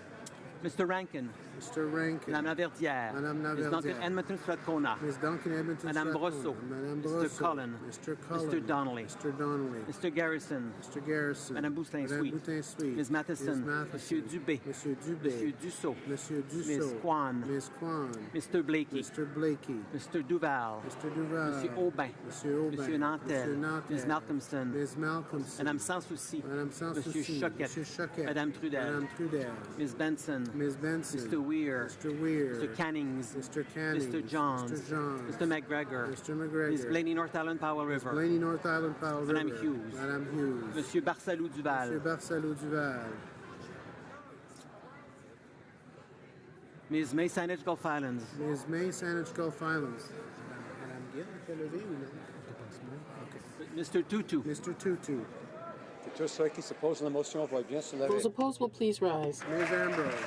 Mr. Nicholson. Mr. Nicholson. Ms. Rampel. Ms. Mr. Rempel. Poiliev. Mr. Poiliev. Mrs. Block. Mrs. Block. Mr. Bazan. Mr. Bazan. Mrs. McLeod. Kamloops, Thompson, Caribou. Mrs. McLeod, Kamloops, Thompson, Mr. Caribou. Clement. Mr. Clement. Ms. Bergen. Ms. Bergen. Ms. Watts. Ms. Watts. Mr. Kent. Mr. Kent. Mr. Van Loan. Mr. Van Loan. Mr. Tilson. Mr. Tilson. Mrs. Gallant. Mrs. Gallant. Mr. Warwa. Mr. Warwa. Mr. Doherty. Mr. Doherty. Mr. Clark. Mr. Clark. Mr. Paulus. Mr. Paulus. Mr. Carey. Mr. Carey. Mr. Workington. Mr. Workington. Mr. Brown. Mr. Brown. Mr. Abu Taif. Mr. Abu Mrs. Taif. Wong. Mrs. Wong. Ms. Gladue. Ms. Gladue. Mr. McColeman. Mr. McColeman. Mr. Reyes. Mr. Reyes. Mr. Broussard. Mr. Broussard. Mr. Sorensen. Mr. Sorensen. Mr. Lake. Mr. Lake. Monsieur Lozon, Stormont, Dundas, South Glengarry. Mr. Lozon, Stormont, Dundas, South Glengarry. Mr. Albrecht. Mr. Albrecht. Mr. Calkins. Mr. Calkins. Mr. Shipley. Mr. Shipley. Mr. Van Kesteren. Mr. Van Kesteren. Mr. Dreeshen. Mr. Dreeshen. Mr. McKenzie. Mr. McKenzie. Mr. Sweet. Mr. Sweet. Madame Boucher. Madame Boucher. Mr. Lobb. Mr. Lobb. Monsieur Généreux. Mr. Généreux. Monsieur Gould. Monsieur Gould. Mr. Richards. Mr. Richards. Mr. Albus. Mr. Albus. Mr. Zimmer. Mr. Zimmer. Mr. Barlow. Mr. Barlow. Mr. Arnold. Mr. Arnold. Mr. Yordega. Mr. Yordega. Mr. Eglinski. Mr. Eglinski. Monsieur Berthold. Monsieur Berthold. Mr. Diot. Mr. Diot. Mr. Janis. Mr. Janis. Mr. Generou. Mr. Ms. General. Harder. Ms. Harder. Mr. Kelly. Mr. Kelly. Mr. Kimmich. Mr. Mr. Kimmich. McCauley, Edmonton West. Mr. McCauley, Edmonton West. Mr. Leipert. Mr. Leipert. Mr. Nader. Mr. Nader. Mr. Shields. Mr. Shields. Mrs. Stubbs. Mrs. Mr. Stubbs. Vierson. Mr. Vierson. Mr. Waugh. Mr. Mr. Waugh. Weber. Mr. Weber. Mr. Motts. Mr. Motts. Mr. Benson. Mr. Mrs. Benson. Cousy. Mrs. Cousy. Mr. Trost. Mr. Trost. Monsieur Plamondon. Monsieur Plamondon. Monsieur Marcil. Monsieur Marcil. Madame Posé. Madame Posé. Monsieur Fortin. Monsieur Fortin. Monsieur Thériault. Monsieur Monsieur Thériault. Beaulieu. Monsieur Beaulieu. Monsieur Barsalou Duval. Monsieur Barsalou Duval. Madame Gill. Madame Gill.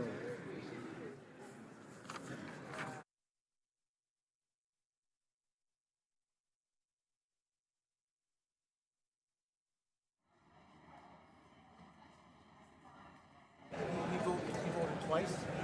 He voted both sides. L'honorable député Pierre Boucher. The honourable member for Pierre Boucher Les Patriotes voted twice. The honourable member. Inaudible. Monsieur le Président. Mr. Speaker, I'd like to indicate that I was inattentive. There was an error during the first vote. I wanted to vote against the motion.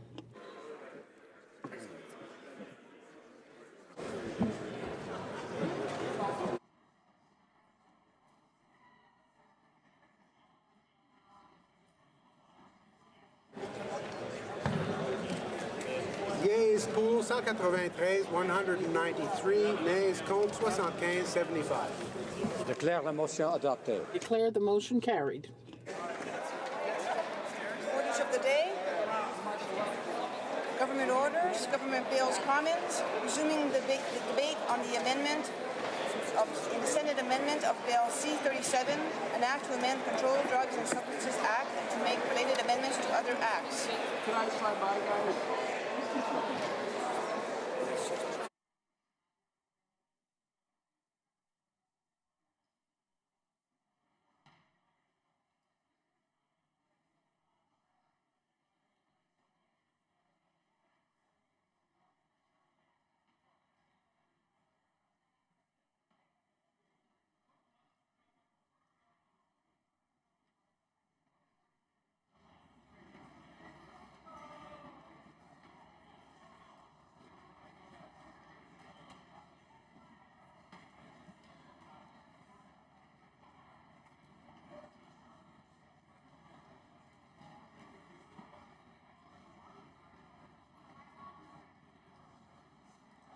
Alors, order. Order.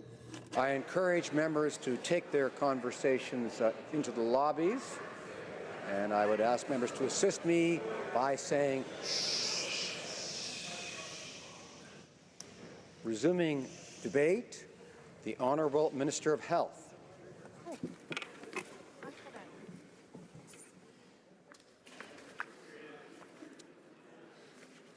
Yes, Mr. Speaker, I was not aware that I was right away, but I will begin. And I thank you for this wonderful opportunity to be able to speak to the amendments that have been adopted in the Senate as it relates to Bill C-37. This is an act, as you know, to amend the Controlled Drugs and Substances Act and to make related amendments to other acts. So before I begin, I would like to thank my colleagues in the House here and also in the Senate for their work on this bill to date, for reviewing this important legislation, and for recognizing the urgency of the issue. And I particularly want to thank all those colleagues who supported the motion to move on and get this bill through the House as quickly as possible. This legislation, as tabled, will help the federal government and its partners combat the opioid crisis that we have right now and the more general problem of drug consumption in Canada. And I urge my colleagues to support this bill so that it can be adopted without delay and to help protect the health and safety of Canadians and their communities. Colleagues, it is clear that we are in the midst of a national public health crisis.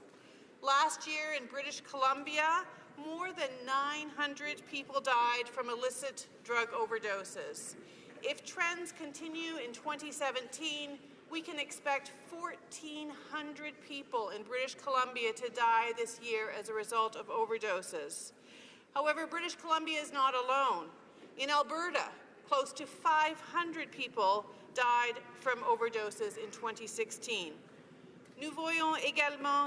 We also see signs that the opioid crisis is spreading elsewhere in Canada. Fentanyl have increased in almost every province over the last year. Our government is responding. We are taking actions that are compassionate, collaborative, comprehensive, and evidence-based as our approach to drug policy.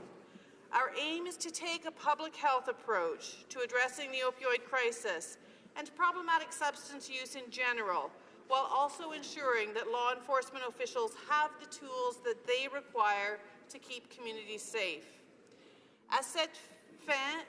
For that purpose, last fall, the Minister of Public Safety and Civil Protection and I announced a new Canadian strategy on drugs and other substances. Places the previous approach by addressing problematic substance use as primarily a public health issue, restoring harm reduction as a key pillar of Canada's drug policy, alongside prevention, treatment, and enforcement, and supporting all of those pillars with a strong evidence base.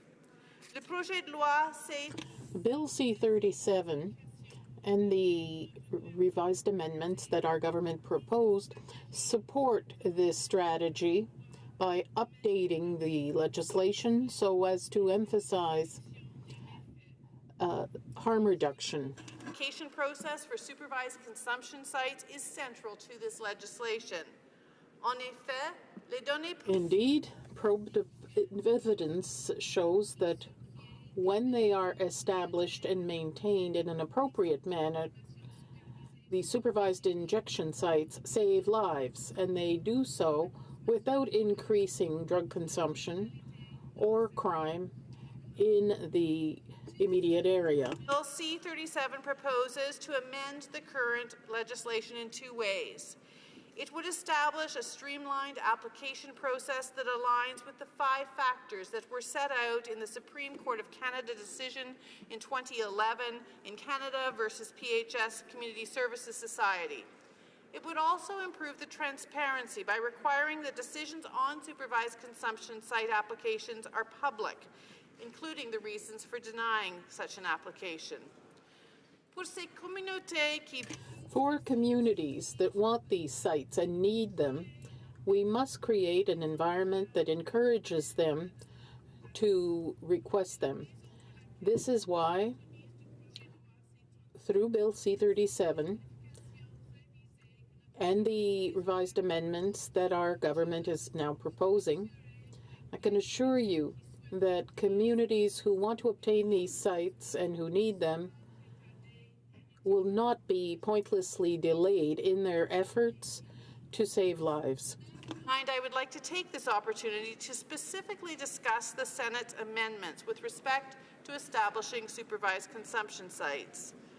The first amendment specifies that should the Minister of Health choose to post a notice to seek further public input regarding an application, the public should have a minimum of 45 days to provide feedback. Some members, and indeed members of the public as well, have questioned why we are accepting this Senate amendment. To be clear, the ministerial authority to post a public notice regarding an application for up to 90 days exists under the current legislation. Bill C-37, as introduced by our government, made that time period more flexible, but retained the optional nature of the posting and the optional nature of an extra consultation. The only thing that is changing with the Senate's amendment is that should a public notice for further consultation be posted, it must be posted for a minimum of 45 days.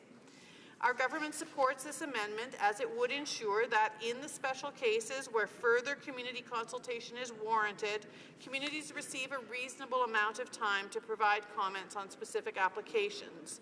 I will repeat that this consultation will not be required by legislation and indeed would be the exception rather than the rule.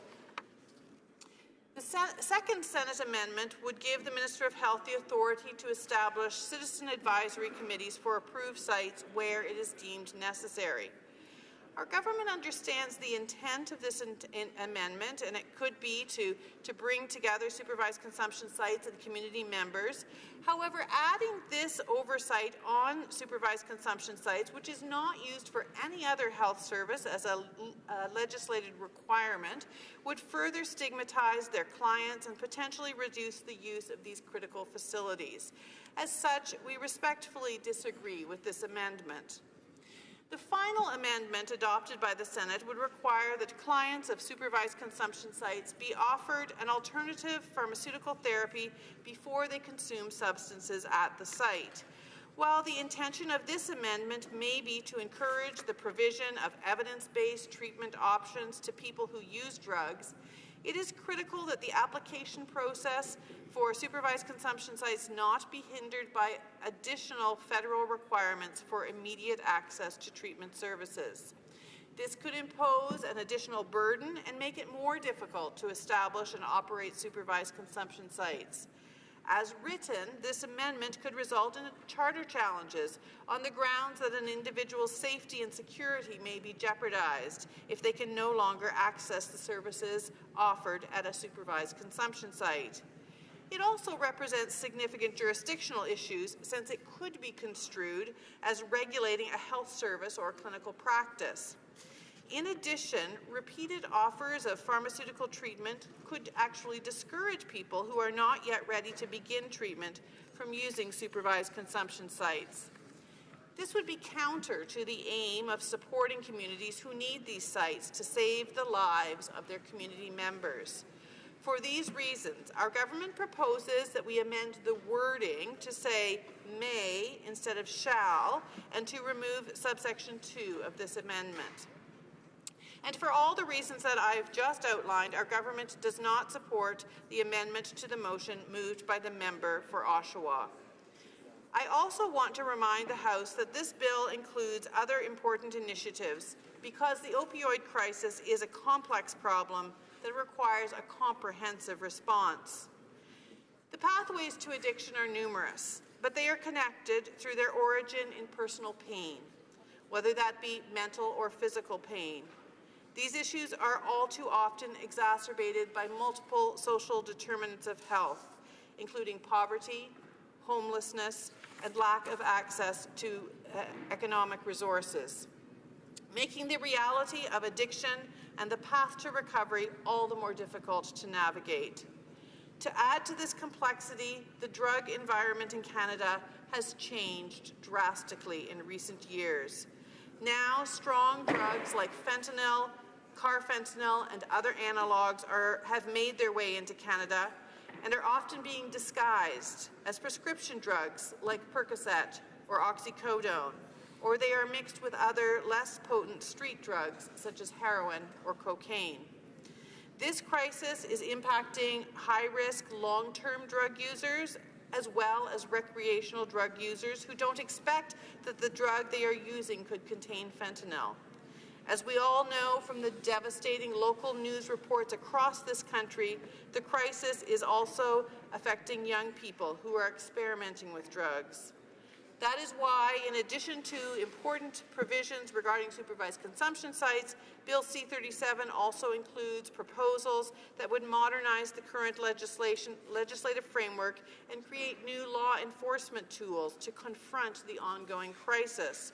For example, Bill C-37 proposes legislative measures to prohibit the unregistered import of pill presses to Canada. If passed, it would also allow border officials to open international mail of any weight should they have reasonable grounds to suspect that the item may contain prohibited, controlled, or regulated goods.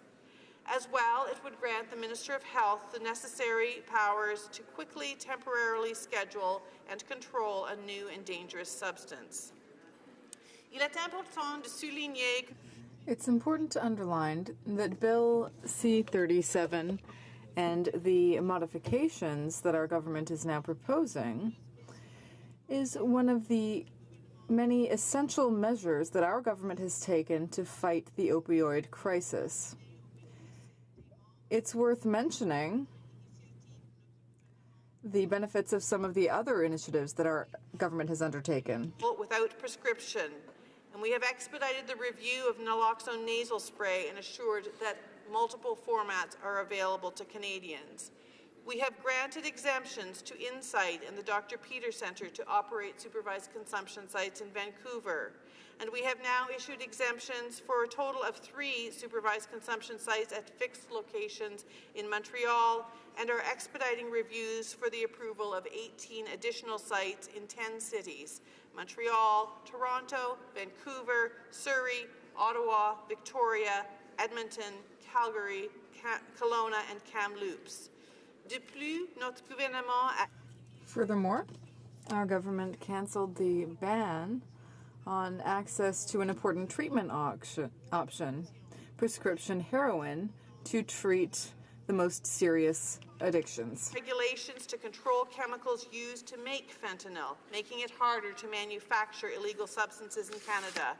And we have supported passage of the important Bill C-224, the Good Samaritan Drug Overdose Act, which I'm pleased to say achieved royal assent on May the 4th.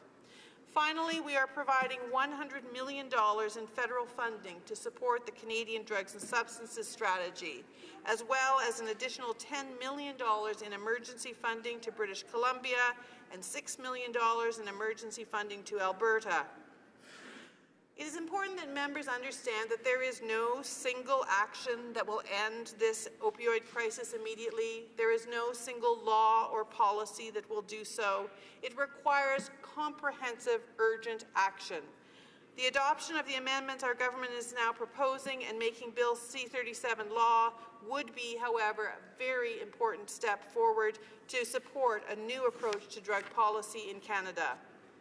La loi telle que proposée.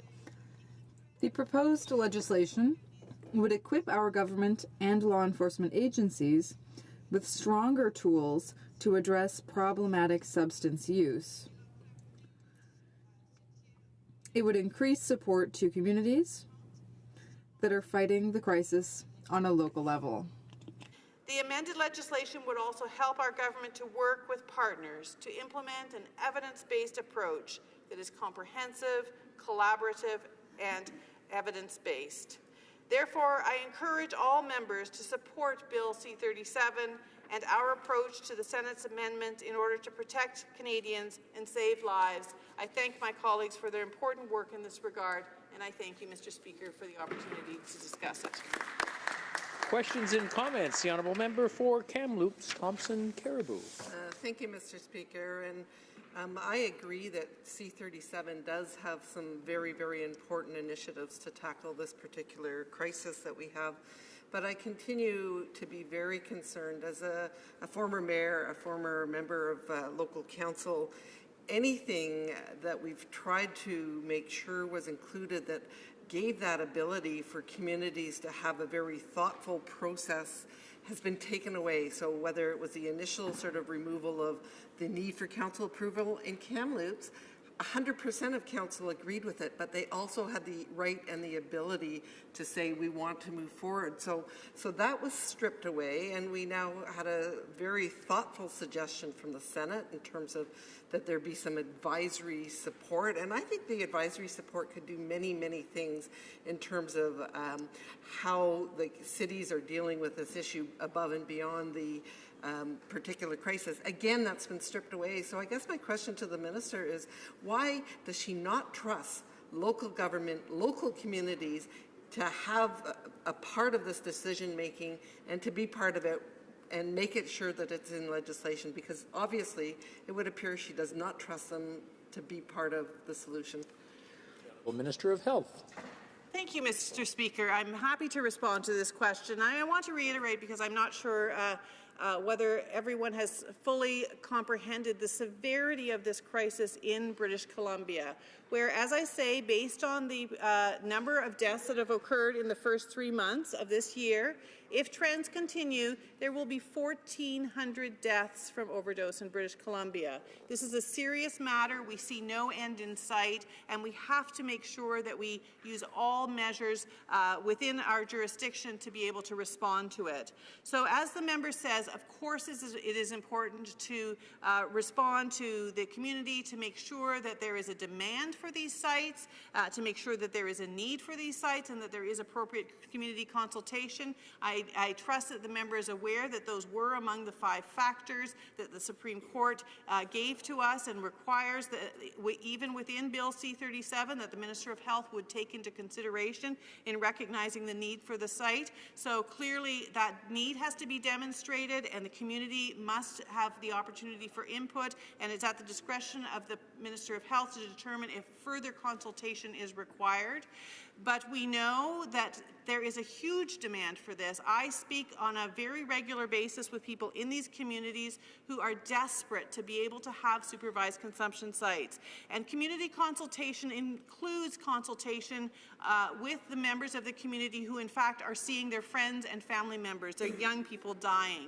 They need to have the opportunity for input too, and these are some of the members that I hope all members of society that I hope members of this House will take into consideration when they're considering this bill. As it relates to this matter of having an oversight, citizen oversight body, there is no other health facility that has a legislated requirement for that. We know that some health facilities like to have community oversight bodies, but to have a legislative requirement, as I said in my speaking remarks, would further stigmatize a population who are dying because of the stigmatization of their communities, and it is important that we do not introduce any further barriers to making sure we save people's lives.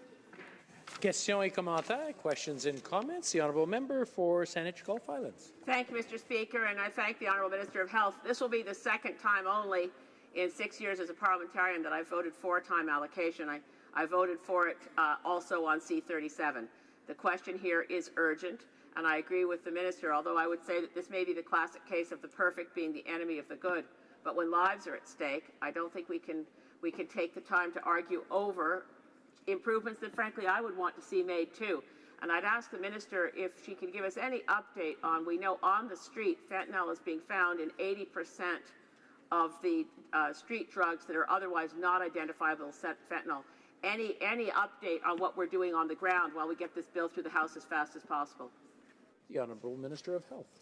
Well, I thank the member for her intervention, and I thank her particularly for supporting time allocation in this case. I agree with her that this is an exceptional piece of legislation where there's a tremendous amount of urgency, and I always appreciate her upstanding perspective on how to address, as she said, knowing that there may be ways that this could be further improved, but time is of the utmost necessity because of the fact that people are dying.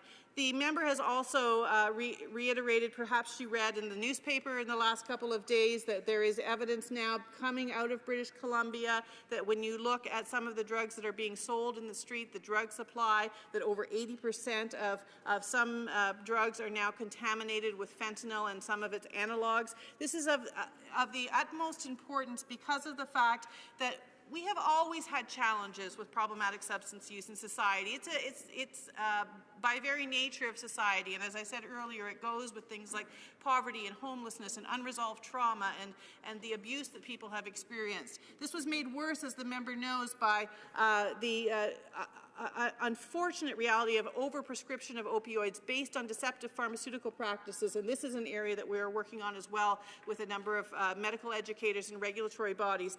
But what has really made this crisis unprecedented, and this is affecting not just Canada, it's affecting across North America, and now we're seeing even further around the world, is these new, highly potent products. So I'm happy to give the minister, or to give the member, a number of initiatives. As I said, we are working with 42 organizations across the country, educators of health professionals, regulators, to make sure that we understand the work that needs to be done to address overprescription. We are, of course, also working with organizations across the country to expand access to treatment. I alluded in my notes to the fact that we've taken steps to allow products to come into the country, for example, the possibility of using pharmaceutical-grade diacetylmorphine as a treatment option and encouraging multiple approaches to treatment. There is so much that's being done, and I'm happy to update any members who are interested.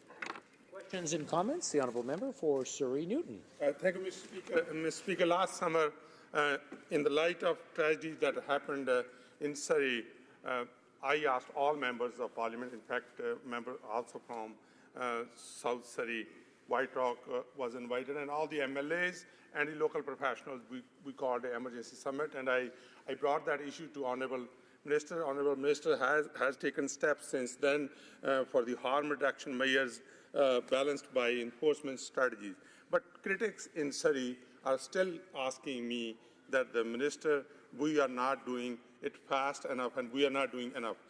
Would you, Mr. Speaker, would the Minister be kind enough to tell the people in Surrey what Minister has done and what is the plan that's going to deal with this in a fast and efficient manner? The Honourable Minister of Health. Well, I thank the member for this question, and gives me an opportunity to speak to what's taking place in Surrey. And indeed, I was in Surrey not very long ago addressing this very issue. And in fact, Surrey is one of the municipalities where I saw a tremendous amount of collaboration from members of the community. I met with the mayor and with a number of health providers in that community to hear what they are doing. One of the things that I was very impressed with is that they have done exceptional work in terms of gathering data. So, for instance, they were able to share with me the number of overdoses that have been determined to have taken place in Surrey last year, and the emergency medical services in Surrey have evidence of over 2,000 overdoses that took place. And some very interesting information came out of the work that was done in Surrey, where we find that those overdoses are not just taking place in the downtown core, but they are taking place all throughout the city. And so this is, I could give the member all kinds of examples of other things that are being done, which would reassure the people of Surrey. But I think while we're on the topic of data, perhaps I can share with you that one of my challenges I'm concerned about is the lack of good data across the country and the tremendous need to cooperate with multiple orders of government and other agencies. One of the things I have asked the Public Health Agency of Canada to do, for example, is to launch an epidemiologic study, and to do so immediately, that will give us better information to understand who is taking drugs, what drugs are being taken, what are the causes of these overdoses in these communities, where are they taking place, and they will begin that work immediately. And there's a number of other initiatives that we are taking to make sure that we're working with coroners, with medical examiners, with the Canadian Institute for Health Information, with Stats Canada, and multiple organizations to get the data we need that will drive the change to save lives. Resuming debate, reprise de débat, the honourable member for Battle River Crowfoot. Well, thank you very much, Mr. Speaker, and I am pleased to participate in the debate on Bill C-37, legislation that's proposed by the Liberal government to help deal with the opioid crisis that is affecting too many communities across Canada. Although I'm not really encouraged after hearing the minister's comments when she talks about 900 fatalities in British Columbia in the last year, and 1,400 die of overdoses, and 500 in Alberta. And then she says, after quoting this, that she sees no end in sight. And I think that tells us the severity of what we're facing across Canada. And but it seems a little disappointing that the minister really doesn't give a lot of answers to the problems that she sees. C-37 doesn't contain enough answers, and in fact we believe that there's some problems with C-37.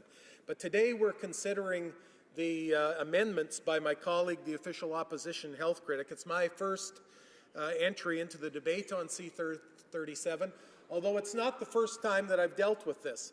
As a member of Parliament back in 2001, 2002, we had a problem in this country. It was an opioid problem. And so there was a special committee struck, the Non-Medical Drug Committee. And indeed, we traveled across Canada, and we traveled to Germany, and I believe France and Switzerland and a number of other countries. And we saw how safe injection sites, at that time, they believed that it was the answer to the opioid problem. And they called them safe injection sites then, not supervised consumption sites. I guess the government feels that that sells a little better, supervised consumption sites. But we traveled. I traveled with Randy White, a member of Parliament from Abbotsford. I think he would probably find it very disappointing that 15, 16 years later, we're still debating the same types of issues and have even seen greater problems since some of these safe injection sites have been incorporated into the landscape across our country. I can take this opportunity as well to thank my colleague from Oshawa for all his hard work on the health file on behalf of his constituents and Canadians. As a doctor, he understands the health file, all aspects of the health file, and for many years we have benefited on his input, his comments and knowledge. He's been on the committee for years as well. Today he is asking the House to again consider the amendments to Bill C-37 that have been brought forward by the Senate of Canada. And his amendment states that the motion be amended by deleting all the words after the word "that" and substituting the following: the amendments made by the Senate to Bill C-37, an act to amend the Controlled Drugs and Substance Act and to make related amendments to other acts, be now read a second time and concurred in.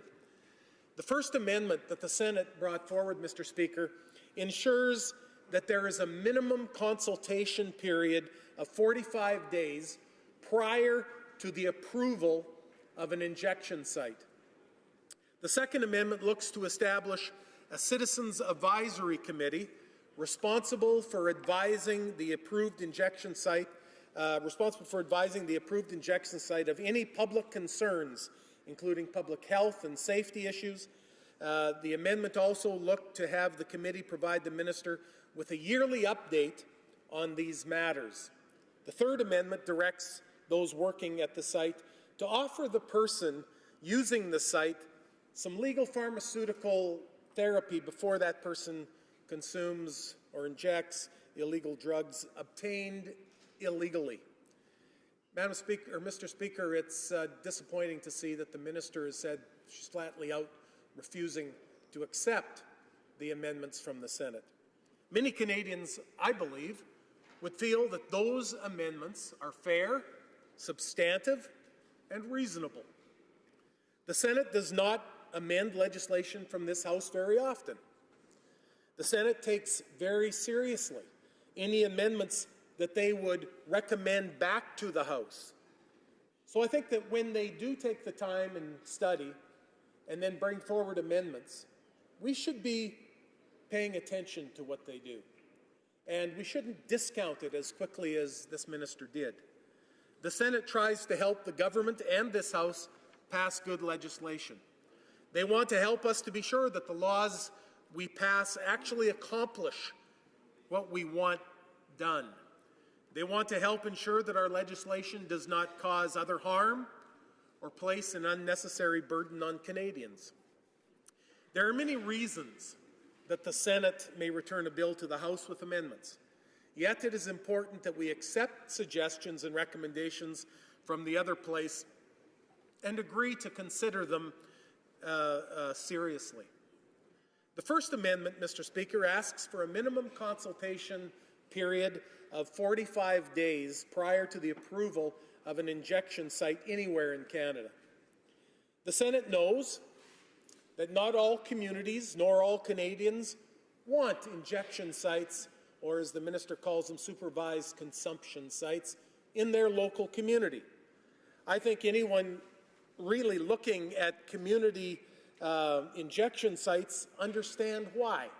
Those who have been involved understand why. And so to discount the amendment out of hand is, as I say, disappointing. The Senate is trying to inject a measure of democracy into Bill C-37 by providing communities with a chance to further consider proposals for injection sites. Mr. Speaker, we hope that the Liberals would respect that. The Liberals talk about inclusion, but we see just the other. We see the opposite. They talk about partnerships with other levels of government, but we see the opposite. Why won't they listen to Canadians? They promised to do politics differently. They said that under their rule, we would all live to our full potential as Canadians, whatever that means, and they promised consultations with Canadians. Now, when the Senate suggests that they consult with communities where a safe injection site is going to be put, that they don't want to hear it, that they don't want to hear from those communities or from those groups that would advocate as for one site being a better place than another site. The Liberals should learn to listen to the grassroots of communities and allow them to have their say. Under Bill C-37, communities should be encouraged to make comments, to offer suggestions, or consider proposals on where an injection site should be built, or if it should be built. That's what being community-minded is, Mr. Speaker. This government should not be afraid of local governments, citizens, community organizations, and anyone who has an opinion that might differ from theirs. Mr. Speaker, all that Amendment Number 1 wants to accomplish is to allow the local community, large or small, to have at least 45 days to study and prepare before they open an injection site in the community beside them. I think that that is fair. The Senate believes it's reasonable, diplomatic, democratic, but the Liberals stamp no. Far from delaying the approval of a new injection site, it's a courtesy to the community that is about to be changed. Amendment Number 2. The Second Amendment wants to establish a Citizens Advisory Committee. Much like, in some respects, Amendment Number 1, the Senate is trying to help the government with Bill C-37, and they felt that this amendment did that after great study on the subject. They're recommending a group be formed that will help communities deal with the challenges of establishing this injection site. We think that that would be generous and it would be very helpful. Many communities and many Canadians don't know much about what happens at a safe injection site or a supervised consumption site. But, Mr. Speaker, we want them to be aware of, first of all, the crisis, the opioid crisis that's facing Canada, but also what the Liberals believe is the solutions. They only know the images that they've seen in the media and that depict the horrors of, for example, Vancouver's East Side and what we used to call heroin districts and other things in the United States and Europe. The constituents that I represent in Battle River do not want to become like the east side of a Vancouver. In fact, I don't know of too many constituencies, rural or urban, that do.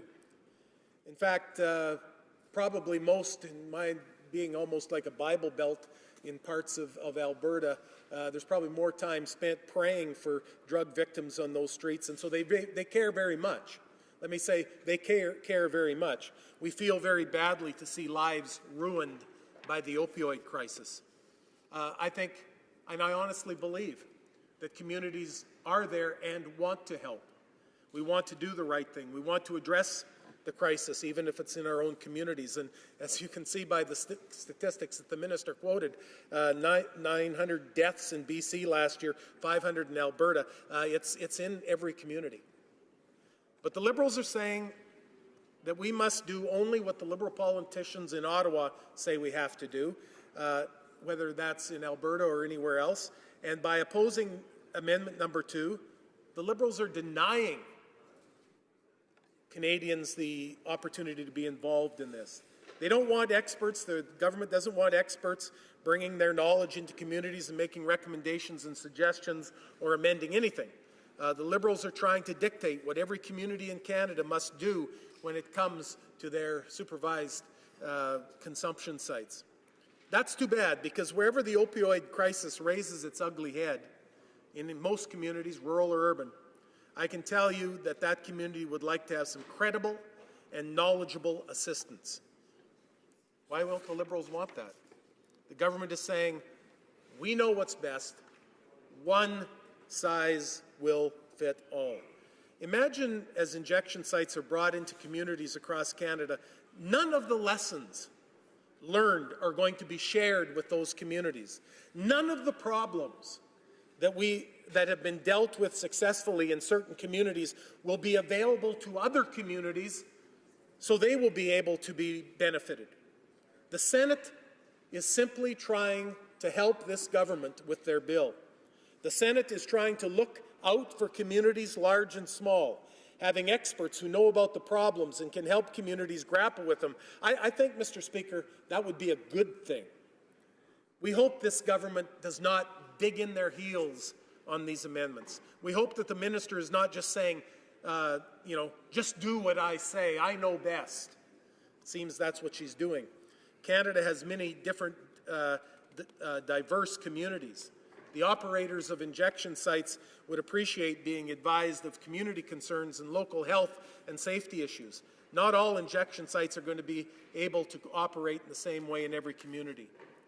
There are many concerned citizens in every community in Canada. I've seen this in my own large geographical constituency. In every small town and village, there are folks who know very well about how the local community operates. And we want to allow them to help. We don't want the Liberals to consider their efforts to be interference. We need everyone with knowledge and experience to work on the opioid crisis. We don't want to exclude the very people who can help us the most, the residents who know how things work in their communities. Mr. Speaker, if the government proceeds with this program, every community could certainly benefit by having 5 to 10 volunteers within the immediate vicinity of the site at least consulted. The third amendment that the Senate brought forward directs those working at the site to offer the person who is using this illegal drug some legal pharmaceutical therapy. Much of the drugs that are being used are obtained illegally. If you saw a chance to read Senator White's speech in the other place, Mr. Speaker, he talked about as a longtime police officer and city police chief, he talked about the day of an addict using his drug would be a day of crime, where he could go out and usually commit various crimes in order to raise enough funds to obtain the drugs. And so we're saying Should those people in those sites, if this plan is adopted, at least give some counsel or some therapy to those who would be using it? And again, why would this government not listen to what the senators are calling for here? Is it not the most basic and simple thing to try to help someone who is abusing opioids at the time they're actually going to use it? Well, isn't it in the best interest of the addict and of our society that we help those individuals who are addicts get off opioids? Well, it sounds like the Liberals are saying no. The more a person abuses themselves with harmful opioids, the more they are going to want to stop. As their health declines, I've never met one that wants to keep going. They wish they could get out of the rut they're in. As their relationships with others disappear and their finances disappear, they're going to want help, and they're crying for help. They will need to be rescued in order to save their life. And they have probably had a very difficult time getting drugs from some of these drug dealers. The drug abuse world is a violent, lawless world. Every time a drug abuse victim visits an injection site, we should be offering them an alternative. We should make saving their life a priority. Why would the Liberals not want that? It's unbelievable. It's almost as if the Liberals are trying to enable the continuing abuse of drugs by drug addicts. It's unfair. This is not sunny ways the Prime Minister talked about. It's not helping everyone live to their full potential as Canadians, as the government said they wanted to do. It's mismanagement is what we see, mismanagement of the opioid crisis. We should make it a criminal offense to not offer an alternative to someone who is so addicted to a drug that they need supervision when they inject that drug. Anyone in that position, Mr. Speaker, needs help. They may not accept the help being offered, but they at least should be offered. And if everyone knows that the injection site is offering a way out, an alternative, then we have a better chance of saving lives. Now, I've heard some say that offering pharmaceutical therapy could erode the relationship between the drug abuser and the facilitator at the injection site. Really? Really? Offering a little counsel could lose the relationship between the two. Mr. Speaker, I think the Liberals are off base on this. The facilitator, as they call it, will be from the community. To the extent that the facilitator may not approve of the drug abuse, that facilitator will want to be ready to help if he is asked or she is asked. I would say that is true in many parts, or if not all parts, of Canadian communities, and I hope it would be true in our communities. That's the Canadian way. We're there to help. Isn't that what the Prime Minister tells the world when he goes around the world, that Canada is there to help? What part doesn't he get? Mr. Speaker, I see that my time is running short. So let me just say this. You know, is there good things in C-37? Well, not much, but we hope that the Liberals will support the First Amendment and include communities. We hope the Liberals realize communities need time to figure out how they're going to provide an injection site. And we hope the Liberals are willing to come up with something that could satisfy the Third Amendment. But there are other measures in Bill C-37. The bill gives Canadian Border Services the authority to open international mail of any weight should there be reasonable grounds. Now, you know what? Perhaps this may sound like a good measure, but I think we better be careful what we ask for here. In their hurry to find some solution, they may have eroded some of the rights of Canadians, and a lot will depend on the term reasonable grounds. Allowing packages and shipping, and that is going to slow down commerce. Reasonable grounds that there's drugs in there. I think every package already, there is reasonable grounds if they want to use that. But again, it may not be exactly what they want to accomplish. If passed, Bill C-37 could add prohibitions and penalties that will apply to possession, production, sale, importation, or transport of anything intended to be used in the production of any controlled substance, including fentanyl. That's a good measure. Mr. Speaker, I brought forward a private member's bill, and I have 1 minute left. My bill offered to allow the minister to only allow Canadians access to specific narcotics that have been tamper-resistant or abuse-deterrent formulations. The technology is there now. This measure would only be used when a particular drug is being abused with deadly results like we saw with fentanyl. OxyContin is available now as Oxyneo, and that's a tamper-proof pharmaceutical. But, Mr. Speaker, the government voted against it. Today, the minister said this is just one measure that is going to fight the opioid crisis. It's funny, though, when pharmaceuticals and the United States governments under Obama and others and states started going down that road, this minister said, no, that's not in our best interest. We should improve Bill C-37 so it helps Canadians deal with the opioid crisis. We should support the amendments that are being debated, and we should support the member of Oshawa's amendment. Thank you very much, Mr. Speaker. Questions and comments. The honourable member for Fleetwood, Port Kells. Well, thank you, Mr. Speaker. I think one of the questions that needs to be asked, or a response needed, is about the urgency of the situation. We want a 45-day consultation period, and in British Columbia's case, at the rate people are dying, that's 113 people who would die just in the consultation period. There was an opportunity here in the House a few months ago to fast-track this, to get things going so that we could get the safe injection sites or safe consumption sites up and running.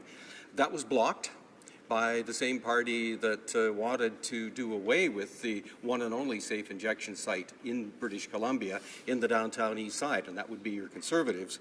So since then, 92 people in BC have died. But it's the inference, Mr. Speaker, that somehow these safe consumption sites would be popping up in every nice community, every small town across the country. But I would ask the member, perhaps, would it not be the case that these will be needed and cited where you are currently finding the dirty needles on the ground and the people shooting up in doorways, not in your community, and thankfully not in mine? The honourable member for Battle River, Crowfoot.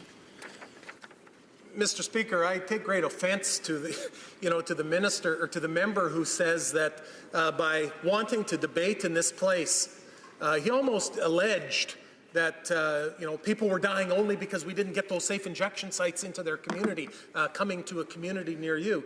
Mr. Speaker, it's not that way.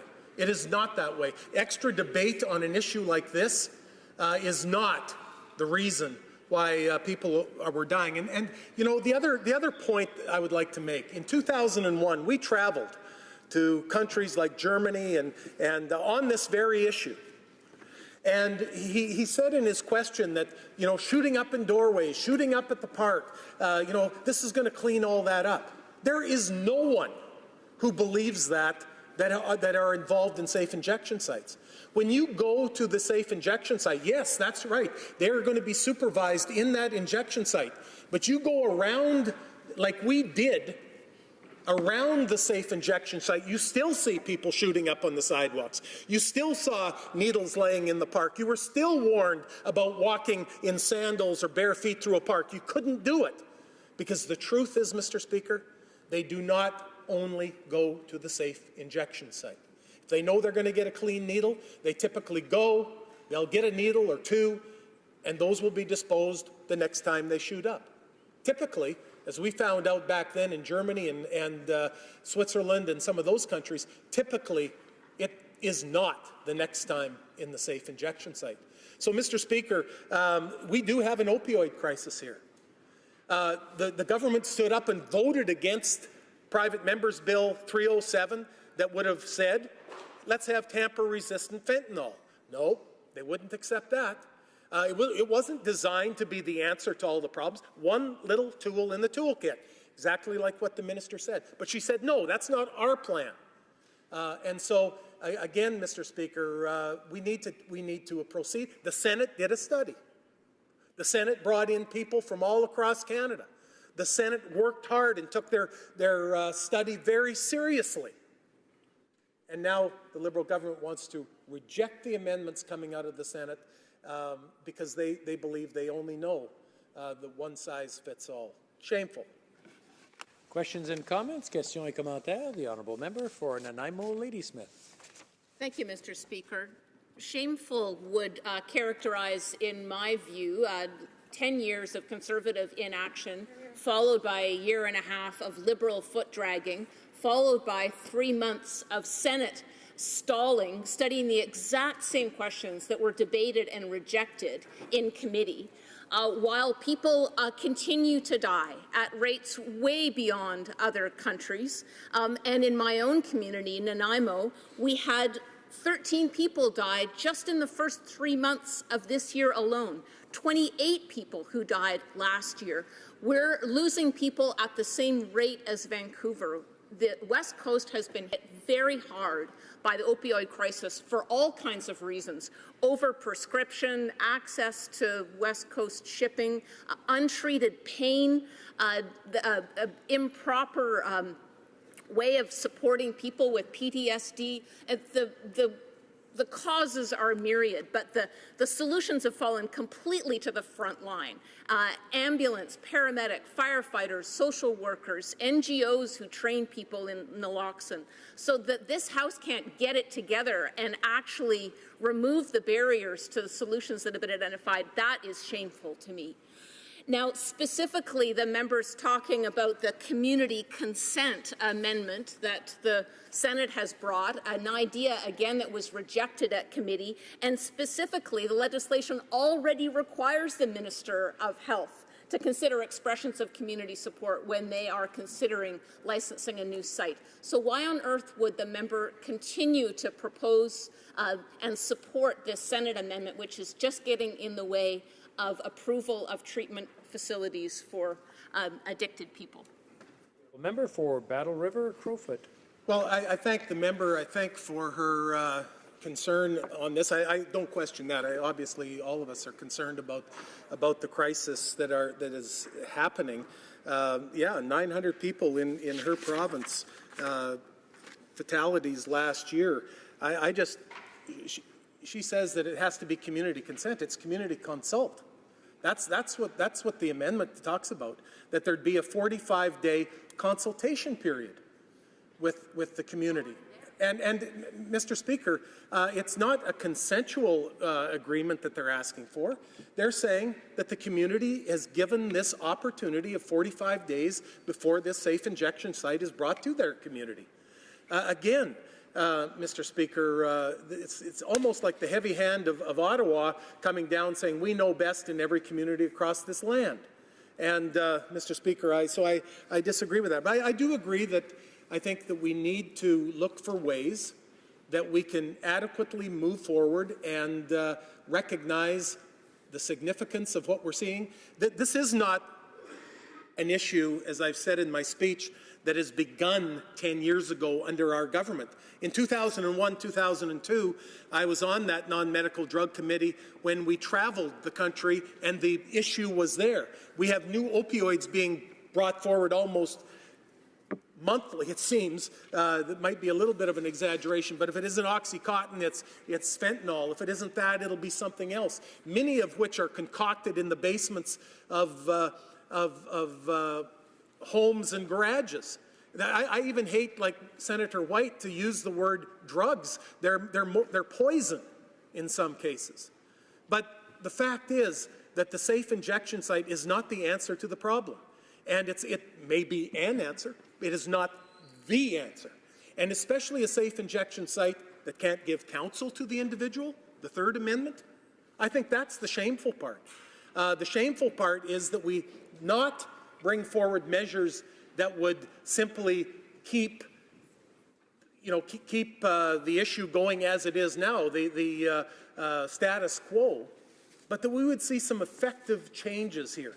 And I'm disappointed that the member is so anxious, it seems, to open these safe injection sites that she says that we don't need counseling within them. Questions and comments? The honourable member for Foothills. I just want to inform the honourable member for Foothills and Crowfoot Battleford that we have about 35-second question each and a 35-second. Thank you very much, Mr. Speaker. I want to ask my colleague, both we come from very similar constituencies, rural Alberta, and I have been inundated with letters from my communities, and it's not whether or not they want a safe injection site or do not want a safe injection site, but what they want is they want to have input and community consultation on yes, they want one or they don't, but where it goes as well. And I would just like my colleague to talk about some of the feedback he's getting from his rural communities on this issue. Honourable member for Battle River Crowfoot. I thank my colleague from just south of me here, and I appreciate his question. The communities are engaged. You know, I've been here for 17 years, and I brought forward a private member's bill, a rural riding.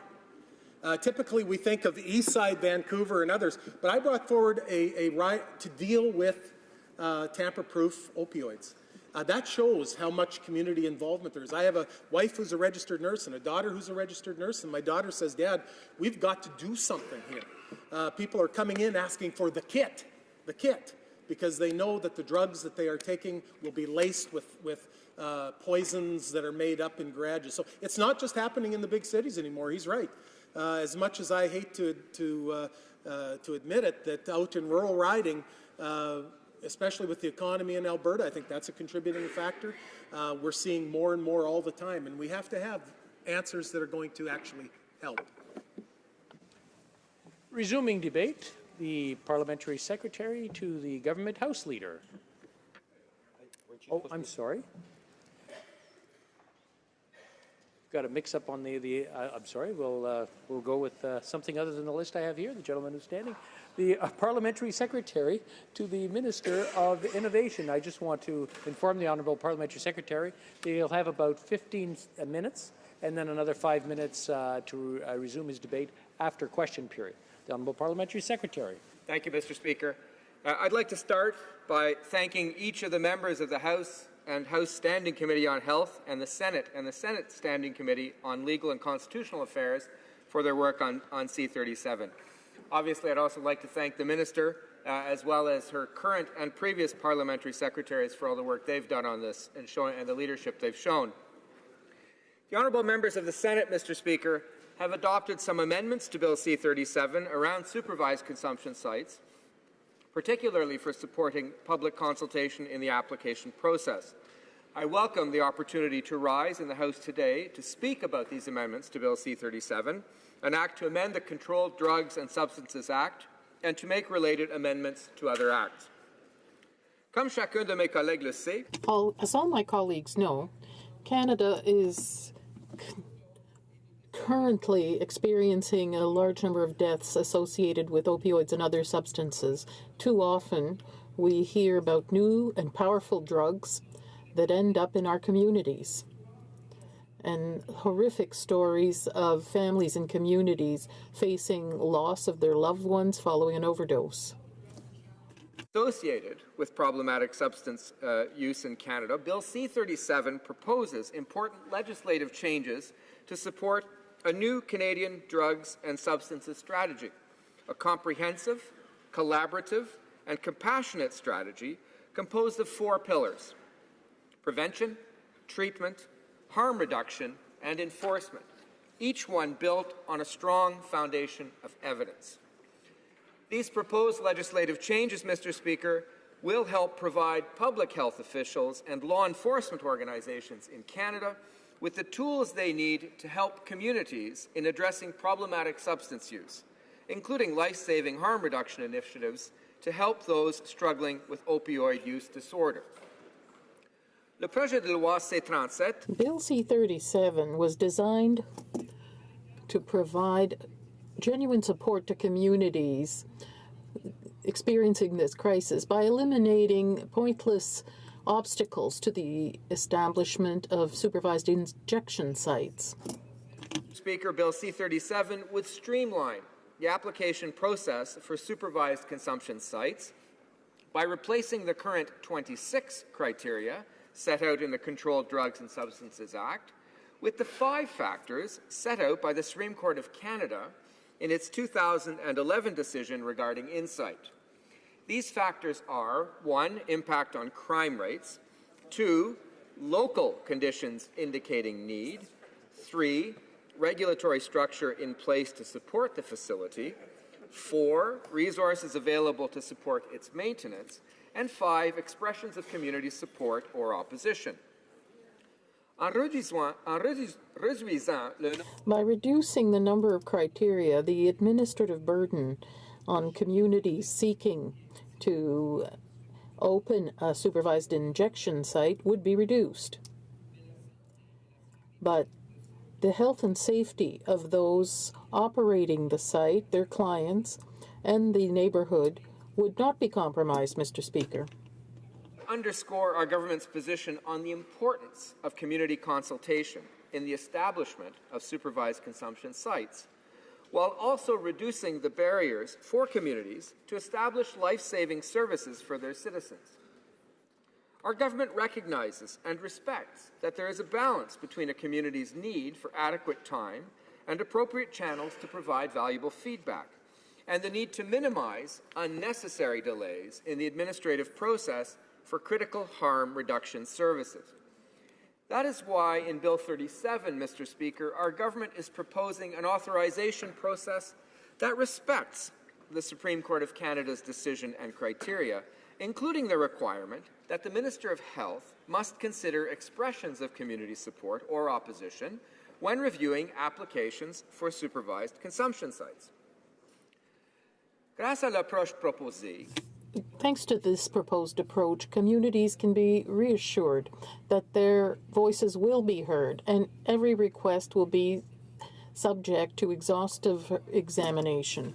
Have been shown to be effective in reducing the harms of problematic substance use, the Minister of Health needs to be able to make informed decisions on future applications, which could include collecting additional information and hearing directly from community members when necessary. Our government is committed to the protection of public health and the maintenance of public safety, and Health Canada will do the necessary verification so that any potential site operates in a responsible manner and ultimately meet its stated objectives of saving lives and reducing harms. In the amended bill, Mr. Speaker, the Minister would continue to have the authority to post a notice of the application and invite public comments. Such a provision could be used in cases involving extenuating circumstances where the Minister feels that further community consultation is warranted. Our government supports the Senate amendment to establish a minimum public comment period of at least 45 days, which will offer the public time to provide their feedback on site applications when the Minister chooses to post a public comment period. Bill C-37 retains the previous maximum consultation period of up to 90 days. Les collectivités ont un rôle. Communities have an important role to play in the successful establishment of a supervised injection site. They must cooperate to meet the challenges and determine whether such a program is appropriate for their neighborhoods. Of the community within which they are located is a key element, Mr. Speaker, in a supervised consumption site's ability to have a positive and meaningful impact. This requires constructive dialogue among community members to find common ground and address potential concerns. At the same time, our government also recognizes that stigmatizing problematic substance abuse can negatively impact the rates of which harm reduction services, such as supervised consumption sites, are accessed by those who need them. Adding measures for supervised consumption sites that are not applied to other health services adds to the stigmatization of the sites and those in need, and unnecessarily impacts access to these critical services. In addition, the advisory committee could be composed of individuals who don't have adequate qualifications to warrant their oversight of a healthcare service. As such, our government does not support the Second Amendment adopted by the Senate. Maintenant plus que jamais, Now more than ever, it's important to help communities establish supervised injection sites in order to help them broach the issues of drug consumption. The amendments proposed will enable us to ensure that members of communities have an opportunity to formulate their comments on the proposed sites while ensuring that federal legislation does not contribute to further stigmatization associated with these sites compared to other healthcare services, and that there be no unjustified obstacles or delays in the establishment of such sites where they are required and wanted. Consumption sites is urgent, Mr. Speaker, in helping to save lives. It is imperative that the process not be overly burdensome so as to unnecessarily delay the establishment of potential sites. While our government recognizes the benefits and supports the use of alternative pharmaceutical therapy, the decision to offer additional services to clients should be made by each site based on the needs of their community. It is for this reason that our government does not support the amendment as currently written. We respectfully propose that the word may be substituted for shall. Health Canada would also support communities through the publication of a revised application form available online and simplified guidance to help site applicants through the process and clearly state what documentation is required to support the Minister's consideration of the Supreme Court of Canada's factors. The application form would provide details on how to address these Supreme Court criteria. The criteria would be streamlined and modified to provide applicants with greater flexibility to consider their local context. Mr. Speaker, we cannot turn our backs on the preventable deaths occurring across the country. We must do our part, and that includes passing Bill C-37. I urge all members of the House to support our government's proposed legislative changes that would support communities rather than placing unnecessary barriers in their path. Merci, Monsieur le Président. Thank you, Mr. Speaker. Questions and comments? The Honourable Member for Sherwood Park, Fort Saskatchewan. Thank you, Mr. Speaker. I thank my friend, the Parliamentary Secretary, for his remarks. And I want to ask specifically about this issue of people who go into supervised injection sites being offered an alternative in the context of going in. Because I understand that this is one of the Senate amendments that the government has rejected. This is also a part of previous legislation. And those who defend supervised injection sites generally do so on the basis that there is still hope, there is still an effort to put people on a path to recovery. And yet the government is, it seems, allergic to having specific language in the legislation that would ensure that people are at least offered a step on that path to recovery. So I wonder if the Parliamentary Secretary can explain this allergy. Why, when we have these supervised injection sites, shouldn't we, at a minimum, insist people be offered some kind of an alternative when they're going in? The Honourable Parliamentary Secretary. Mr. Speaker, I thank the honourable member for his question. The problem is with making the requirement mandatory. Certainly, in a local context where there's local expertise and local need, and those needs have been assessed, there's certainly the possibility, as we are proposing in terms of an amendment to the amendment, to allow that kind of suggestion to happen without making it mandatory. It's in making it mandatory that potentially more delays are added to the system, that we add an extra layer of advising that may not be necessary and that in fact may be an impediment to quick and expeditious treatment. And as I've also mentioned in my remarks, Mr. Speaker, there's also the question of expertise and adding another layer of assessment as to who is an expert in those alternative therapies. Questions and comments? The Honourable Parliamentary Secretary to the Government House Leader. Yes, thank you, Mr. Speaker. And I think it's important that we recognize that the Minister of Health is looking at this as just one tool that is being used to combat that national public health care crisis. We know that we've invested literally I believe it's $10 million in emergency funding in BC, millions of other additional dollars in the province of Alberta. There's been a great deal of consultation, working with the different stakeholders to make sure that the government is working with others in trying to be able to minimize the crisis. And I'm wondering if my colleague can just talk about the importance of the strong national leadership that's necessary, but how important it is that we work with the local levels of government and other stakeholders, in particular our first responders. The Honourable Parliamentary Secretary. Thank you, Mr. Speaker. I thank the Honourable Parliamentary Secretary for his question.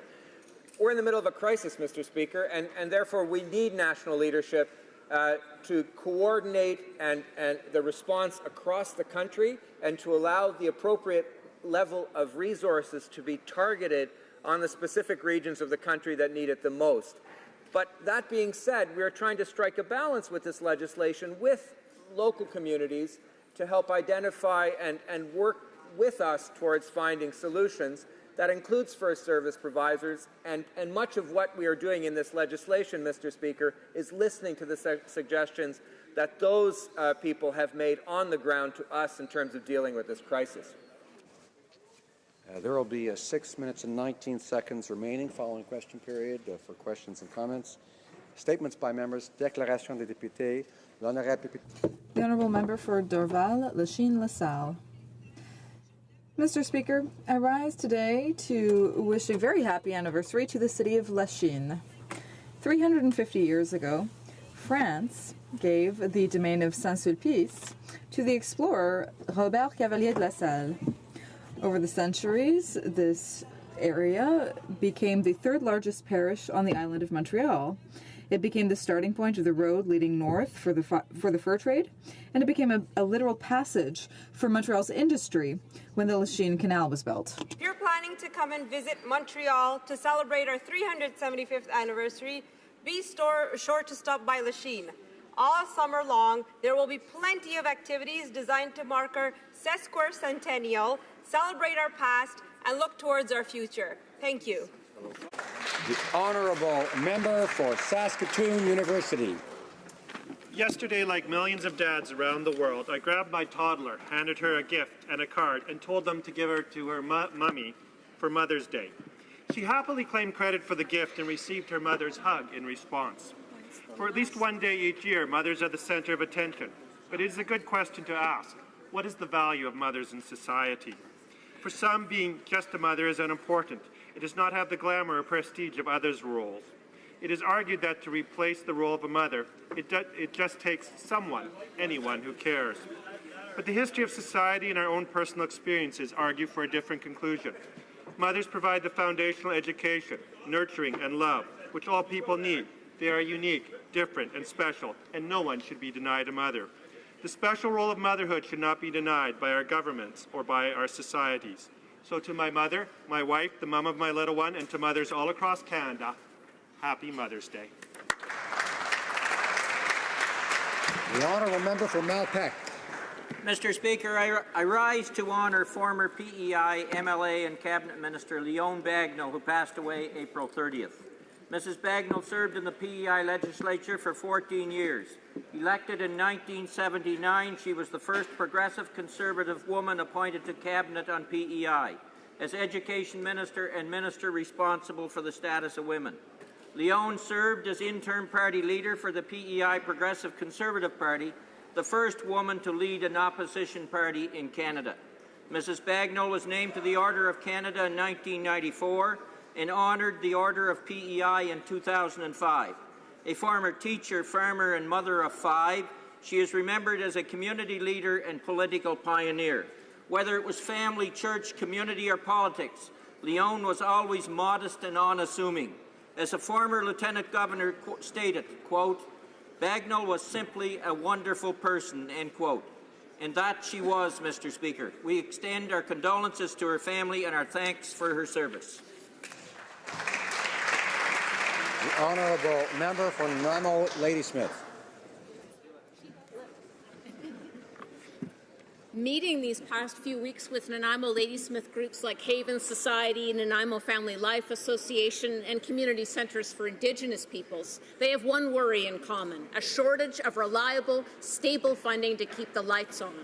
These groups make sure women fleeing violence have a safe place to go. They get food delivered to seniors, and they make sure Indigenous youth have safe cultural space. Community groups need operational funding, not short-term grants that are too complex to apply for and that organizations might not get. One community leader said, quote, "The Liberals are saving money off the backs of the vulnerable," end quote. I agree, and it needs to change. Let's honor and fund our frontline community organizations, fund their operations to honor their work. The Honourable Member for Vaudreuil-Soulanges.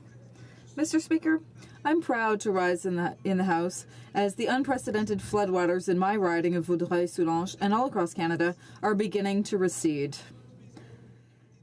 Many houses were destroyed, and I am profoundly touched by the thousands of citizens who volunteered to help their community in need. Mr. Speaker, I'd like to say thank you to all of those who volunteered to help. They are our local heroes, and today they deserve recognition in this House. I'd also like to thank the Prime Minister, who visited Terrasse-Vaudreuil during the worst of the flooding and who was able to see our community come together like never before to help those who needed it most. But, Mr. Speaker, we must now focus on the immense cleanup effort that is to come. And with that in mind, I ask all members of our community of Vaudreuil-Soulanges to regularly check my updates and those of their municipalities in the coming days for updates on where help is needed most. Monsieur le Président, je suis fier. Mr. Speaker, I'm proud of the extraordinary citizens who worked so hard. I will be honored to work with them as we help our community rebuild. Thank you. The Honourable Member for Dufferin-Caledon. Mr. Speaker, I rise today to thank the Orangeville Food Bank and its 70-plus volunteers for 25 years of service to our community. Founded in 1992, the Orangeville Food Bank serves upwards of 500 people a month. Its founders remain a part of the volunteer team to this day. This terrific organization operates out of a 3,600 square foot facility that allows it to share with other local organizations such as Choices Youth Shelter, Family Transition Place, the Lighthouse, and the Salvation Army. In 2016, the Orangeville Food Bank underwent major renovations that included the installation of a walk-in fridge and freezer, which now allows them to accept donations of perishable goods. I want to thank particularly the founders Nancy Rampley and Eleanor Elston, Jack and Yvonne McEwen, as well as the late June Daly for their tireless dedication. The residents of Dufferin-Caledon are grateful for their outstanding contribution to our community. Thank you. Honourable Member for Vancouver Centre. Mr. Speaker, BC Simon Fraser University is one of Canada's top innovators. They host Venture Labs, which is BC's largest business accelerator. Their unique industry partnership office gives students the tools they need to commercialize their ideas and drive economic growth. Entrepreneurship is integrated into most programs. Today, some SFU students are in Ottawa to discuss their vision for Vancouver's own innovation supercluster, taking the dreams of today to create the reality of tomorrow and solidifying Canada's position in the global innovation race. In Budget 2017, our government demonstrated it is firmly on their side. The Honourable Member for Louis-Hébert. The bank has released its report entitled Drug-Resistant Infections, a Threat to Our Economic Future. I'm proud to say that our government takes the issue of antimicrobial resistance, or AMR, seriously and has helped support the development of this report. The report notes that AMR is a complex issue that impacts health, agriculture, trade and the environment, and outlines the possible economic and development consequences of the continued global spread of antimicrobial resistance. The report indicates that it's possible to avoid these outcomes by engaging in vigorous antimicrobial resistance containment in the human health, the veterinary health, and the agriculture sectors. The Government of Canada has been recognized internationally for its One Health approach to address antimicrobial resistance across sectors. And last November, our government announced $9 million contribution to the World Health Organization to support the implementation of a global action plan on AMR. we will continue to work with the provinces and territories and key partners internationally to address AMR here in Canada and across the world. Thank you. Honourable Member for Stormont, Dundas, South Glengarry. Mr. Speaker, commemorative medals are a tradition in Canada. This honour recognizes Canadians who have made a difference in their communities. Canada has issued commemorative medals at important anniversaries in the past. Unfortunately, the Liberal government has decided to eliminate this tradition despite public enthusiasm for its contribution. Therefore, to mark the 150th anniversary of Confederation, I am honoured to announce the creation of the Stormont Dundas South Glengarry Service Award. This award, a commemoration medal, will honour and recognise residents in SD and SG who have made outstanding contributions to our community. We all know these everyday heroes, teachers, first responders, community volunteers, local Little League coaches, and so on. Please consider nominating them for this award. Nominations will be reviewed by an independent volunteer panel, and the number of recipients will be limited to 150 in recognition of Canada's 150th anniversary. To learn more about this award, I would encourage residents to visit my website. Thank you, Mr. Honourable Member for Labrador. Thank you, Mr. Speaker. Today I'm wearing seal in honour of National Seal Day. The bill has just passed in the House of Commons and is expected to receive royal assent shortly, making this an annual celebration. Inuit and coastal communities of Atlantic Canada and Quebec have relied on the land and the sea for their food security and their clothing for millennia and continue to do so today. Seal Day is about honouring the historical and modern contributions that seal represents, an integral cultural, economic and sustainable industry for thousands of people in our country. So please join us today as we join the Speaker to sample gourmet seal canopy, discover seal skin fashion, and learn more about the industry and the products that are made from seal oil, skin, and meats, and the Indigenous culture that surrounds it. And I also invite you to join the seal industry tomorrow evening for a dinner at the National Arts Centre. The Honourable Member for Toronto Danforth. This year, our first female Member of Parliament, Agnes MacPhail, will be featured on the commemorative Canada 150 $10 bill. Agnes MacPhail was elected in 1921, and she was the only woman in this place until 1935 when she was joined by Martha Black. She was a feminist, an advocate for social justice, and she was a groundbreaker who paved the way for the 92 women who take their seats in this place. She once said, "I do not want to be an angel of any home. I want for myself what I want for other women, absolute equality. After that is secured, then men and women can take turns being angels." And perhaps a hint to her success lies in this quote of hers: "Never apologize, never explain, just get the thing done and let them howl." I rise today to celebrate her role in our history as a famous East Yorker and to announce the new East York Hall of Fame is open for nominations. Make your nominations now. The Honourable Member for Sherwood Park, Fort Saskatchewan. Mr. Speaker, this week we mark 8 years since the end of Sri Lanka's civil war. During that war, Canada rightly listed the Tamil Tigers as a terrorist organization. But unfortunately, the fight against terrorism was and continues to be used by Sri Lanka's government as a basis on which to violate the fundamental human rights of the Tamil community. Estimates are that over 40,000 Tamil civilians were killed during the final phase of the civil war, as the government shelled civilians, no-fire zones, and hospitals. Subsequently, IDPs face torture, and the use of torture in Sri Lanka remains a concern. Progress in the search for justice and reconciliation is between slow and non-existent. Independent judicial mechanisms to investigate crimes committed by both sides were promised but never materialized. I was proud of the leadership showed by Prime Minister Stephen Harper when he announced that Canada would boycott the 2013 Commonwealth Summit in Sri Lanka over human rights abuses. This government must maintain and increase that pressure. This week, we mourn those who lost their lives and renew our calls for justice and accountability. L'honorable député. Honourable Member for Ville-Marie, le Sud-Ouest Île des Sœurs.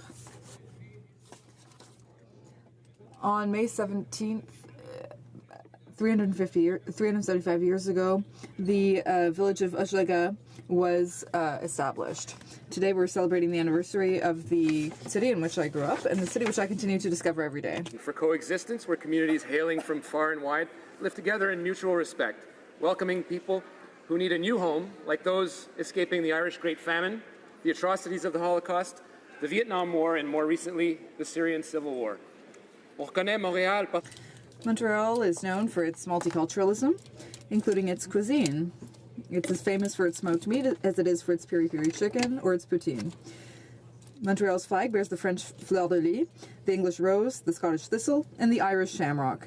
For its 375th anniversary, the city plans to add an Aboriginal symbol, a laudable idea. 75th birthday, the future is bright. Bravo. The Honourable Member for Berthier-Masquinongé. Mr. Speaker, for several weeks, the citizens of Berthier-Masquinongé have been facing flooding, which will inevitably cause significant damage and have major long-term consequences. However, I'd like to take some time today to mention the many initiatives set up to help those affected in my riding of Berthier-Masquinongé. Solidarity and cooperation have been evident in this difficult period in my riding and all across Quebec. For example, there's the group SOS Inondation Mauricie, which now has over 100 volunteers. And there's the North Shore Poultry Farmers Association that bought water bottles and distributed them to volunteers. Many restaurants have also chipped in by giving volunteers hot drinks and food. Thank you so much. To conclude, even as the waters recede, I'm convinced that this show of solidarity will continue. Rest assured that my team and myself will be with you on the ground. Thank you, Mr. Speaker.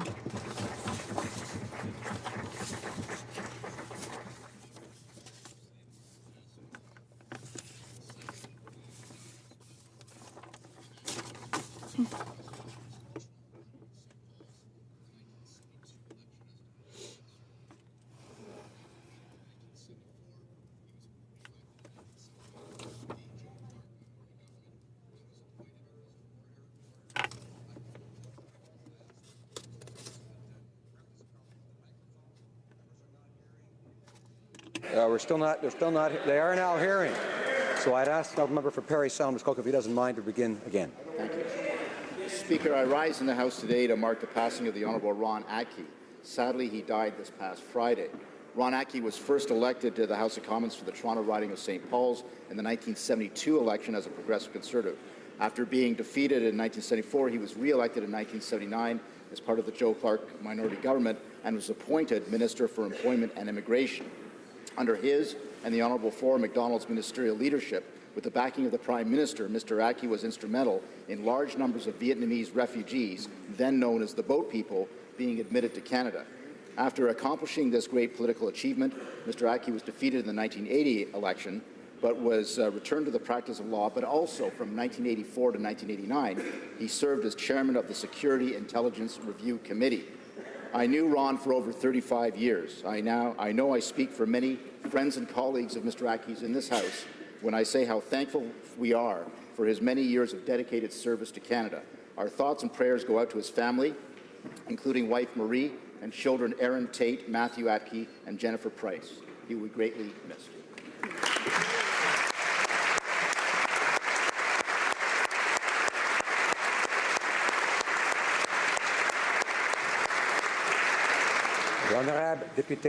The Honourable Member for Ottawa-Vanier. Mr. Speaker, I'm thrilled to speak today to pay tribute to all the mothers who are working so hard in Ottawa-Vanier and across the country. Today was Mother's Day, a day to pause and acknowledge the critically important role mothers play in our lives.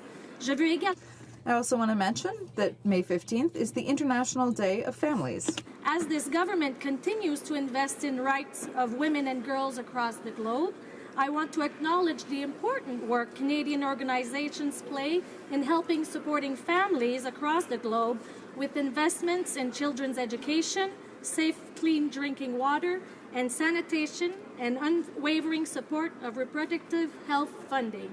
Mr. Speaker, I ask all members of this House to join me in celebrating Mother's Day, as well as the International Day of Families. Thank you.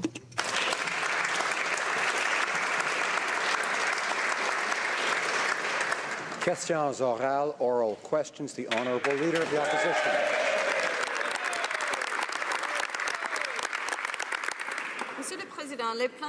Mr. Speaker, the Liberal plan to transform the defense policy is taking too much time, and it leads to uncertainty for our national safety and our soldiers. We've just learned that the Trump administration is going to see the new defense policy before Canadians see it, or worse yet, even before soldiers. When will we be able to discuss the defense plans with President Trump before? Why is he talking with President Trump before discussing it with the Canadian soldiers? Mr. Speaker, defense policy was done by and for Canadians, and we consulted them extensively. And that is why we want to release our new defense policy to them first. All along our defense policy review, we had a range of discussions with our allies, including the U.S. We learned a lot from them, particularly from those who engaged in the same reviews process in the most recent years. Our defense policy, Mr. Speaker, will be costed and fully funded. Thank you, Mr. Speaker. Honourable Leader of the Opposition. Mr. Speaker, I have a hard time believing that this defense minister actually designed and devised this defense policy himself. I know the Chamber has not seen this, members of Parliament have not seen it, and the military has not seen it. And now the Prime Minister is meeting in secret with the Americans to get their okay. They know our defense plans before Canadians know them. Why do Washington insiders get privileged access to Canadian defense policies before the Canadian public does and before the Canadian military does? The Honourable Minister of National Defence. Mr. Speaker, Canadians across Canada, as well as members of Parliament, were involved with the consultations all across Canada, Mr. Speaker. We have spoken with our allies. We've spoken with experts on this, Mr. Speaker, done a thorough process that is fully costed and also that is fully funded, Mr. Speaker. Thank you. The Honourable Leader of the Opposition. Mr. Speaker, Wynn's Law could have literally saved the life of Constable Wynn. When an accused criminal is already facing over 12 other charges and a judge releases him on bail, we have a problem. The system failed and we need to fix it. This is a common sense fix. When will the Prime Minister start supporting Wynn's Law and start putting the safety of Canadians first? Honourable Minister of Justice. Well, thank you, Mr. Speaker. I would like to say again that we have the deepest sympathies for Ms. McGuinness Wynn and her family of the constable. We are working diligently in terms of doing an overview of the criminal justice system, including bail reform. That is why when I met with the provinces and territories, we agreed that one of the priorities in terms of how we move forward in criminal justice is to actually concretely and collaboratively look at bail reform. We agree with the principle of Wynn's Law, or the bill, in terms of ensuring that all relevant information is available at bail hearings. Chef de l'Opposition. Mr. Speaker, once again, the Prime Minister is putting the needs of criminals and lawyers ahead of the needs of victims. But gutting Wynn's Law is a new low. Wynn's Law is not controversial. It's a common-sense, simple answer to a real loophole in our system. If an accused wants to be released at a bail hearing, a judge should know whether or not this individual has a history of being dangerous to Canadians. So my question to the Prime Minister is this: why won't he start standing up for victims instead of criminals?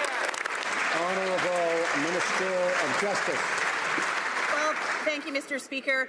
And again, we're undertaking a comprehensive review of the criminal justice system, including bail reform. That is why when I met with my colleagues in the provinces and territories, we talked about what we could do to increase the confidence in the criminal justice system, protecting victims and increasing public safety.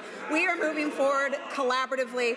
When the province of Alberta, after the unfortunate and tragic death of Constable Wynn, put together a report, the report did not, when it came back, provide recommendations that are contained within Bill C-217. The Honourable Leader of the Opposition. Thank you, Mr. Speaker. Mr. Speaker, I'm proud to announce that my bill to protect victims of sexual assault passed a committee with all party support, and it was reported.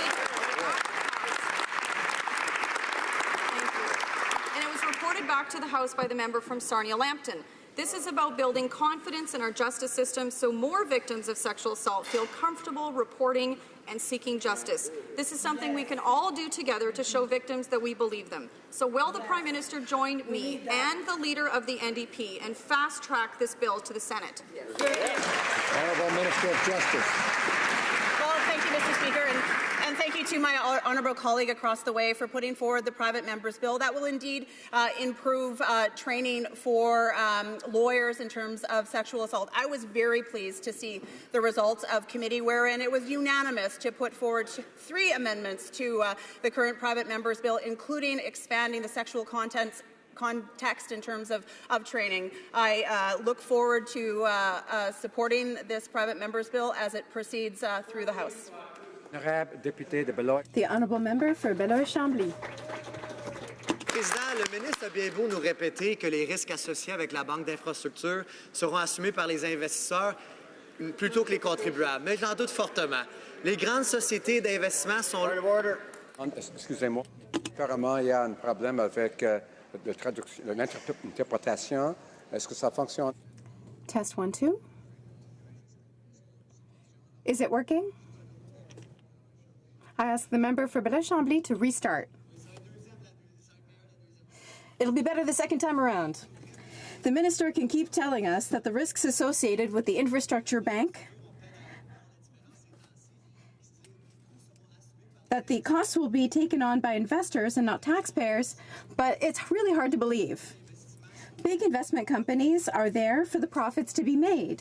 With this bank, Canadians are the ones who are going to pay the price for new tolls and new service fees. How is spending $35 billion for tolls and service fees to benefit the private sector an advantage for taxpayers? Structure and communities. Well, Mr. Speaker, we are proud to put forward a very ambitious plan to build and rebuild Canadian infrastructure to grow our economy, create jobs for the middle class. And we're very proud that Infrastructure Bank will allow us to build more infrastructure that our communities need, as well as free of government resources, so we can build more social housing, we can build more shelters, we can build more recreational and cultural facilities to help those who struggle each and every day to be part of the middle class. Thank you, Mr. Speaker. Honourable member for North Island Powell River.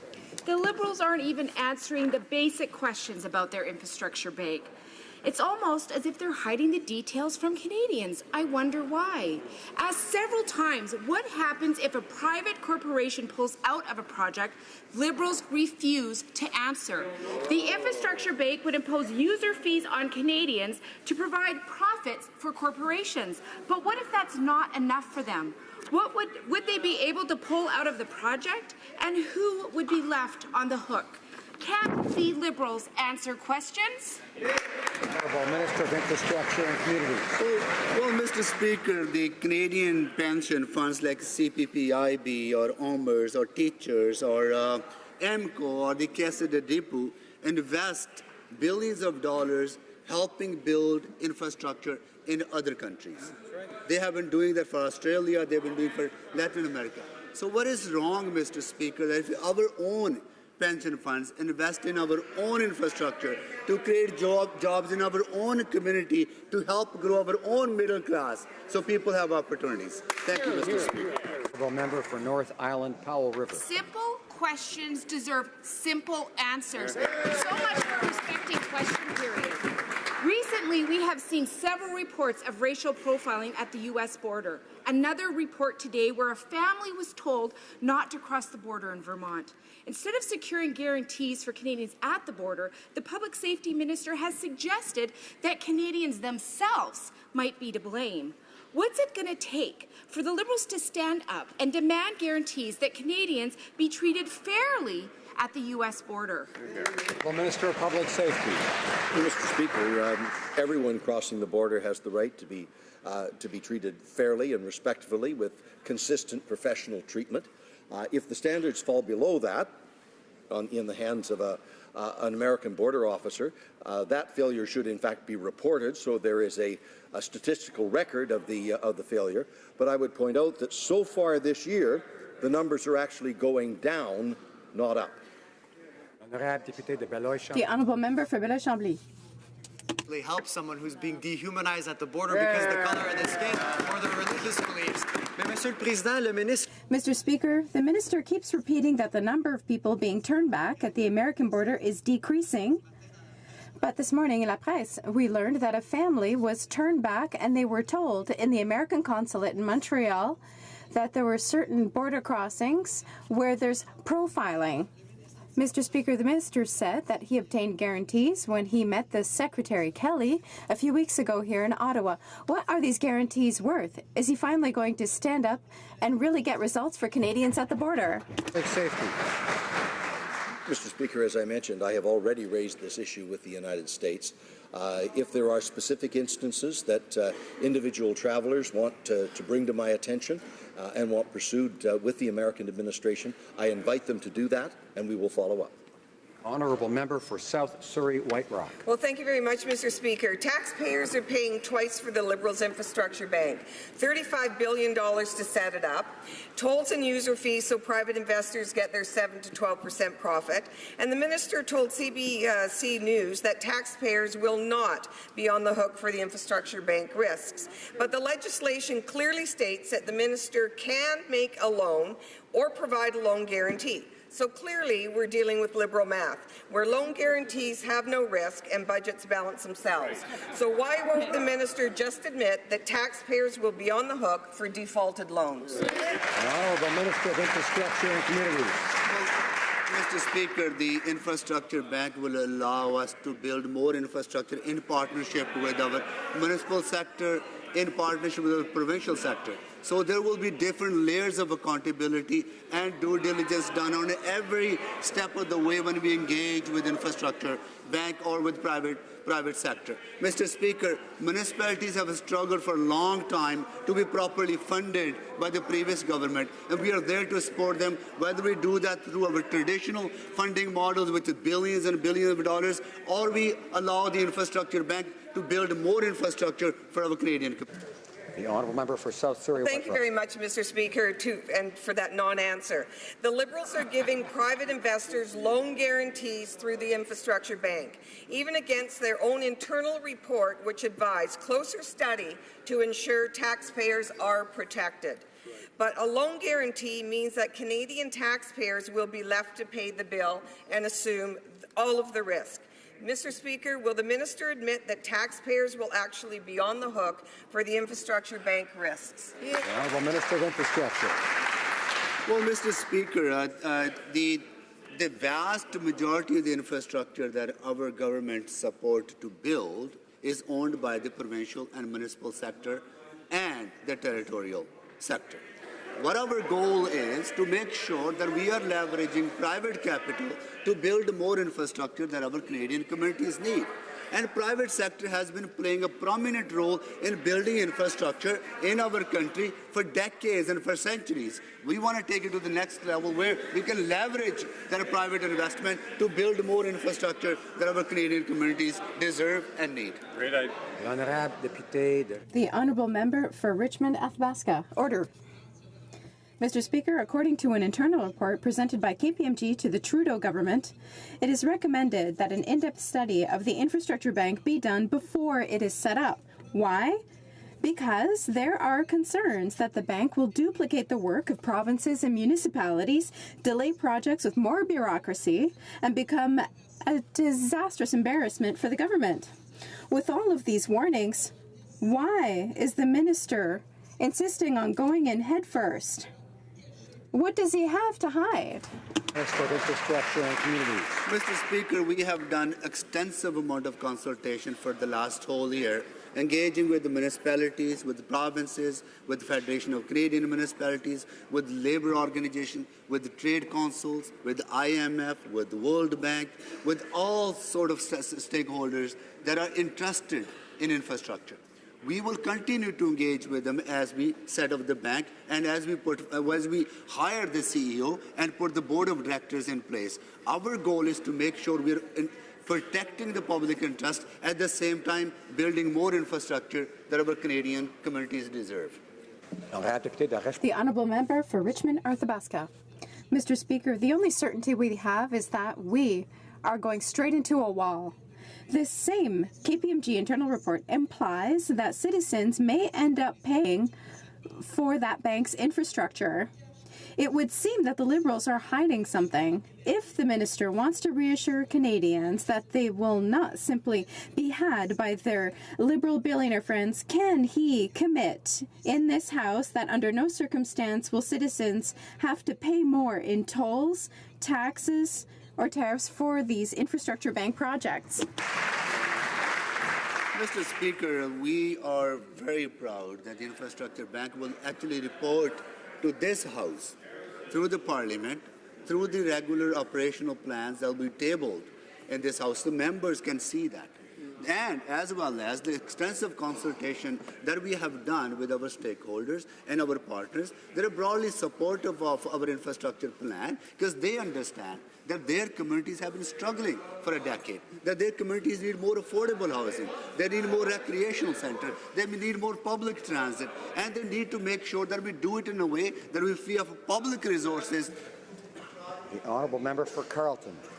The budget bill empowers the finance minister to lend investors tens of billions of tax dollars to build infrastructure. I asked him 10 times in committee today, who will repay taxpayers if those builders go bankrupt? 10 times he refused to answer. If the minister who is responsible for making these risky taxpayer-funded loans doesn't know how they will be repaid, who does? Honourable Minister of Infrastructure and Communities. Mr. Speaker, under the previous government, our communities have suffered greatly, that the infrastructure they need have...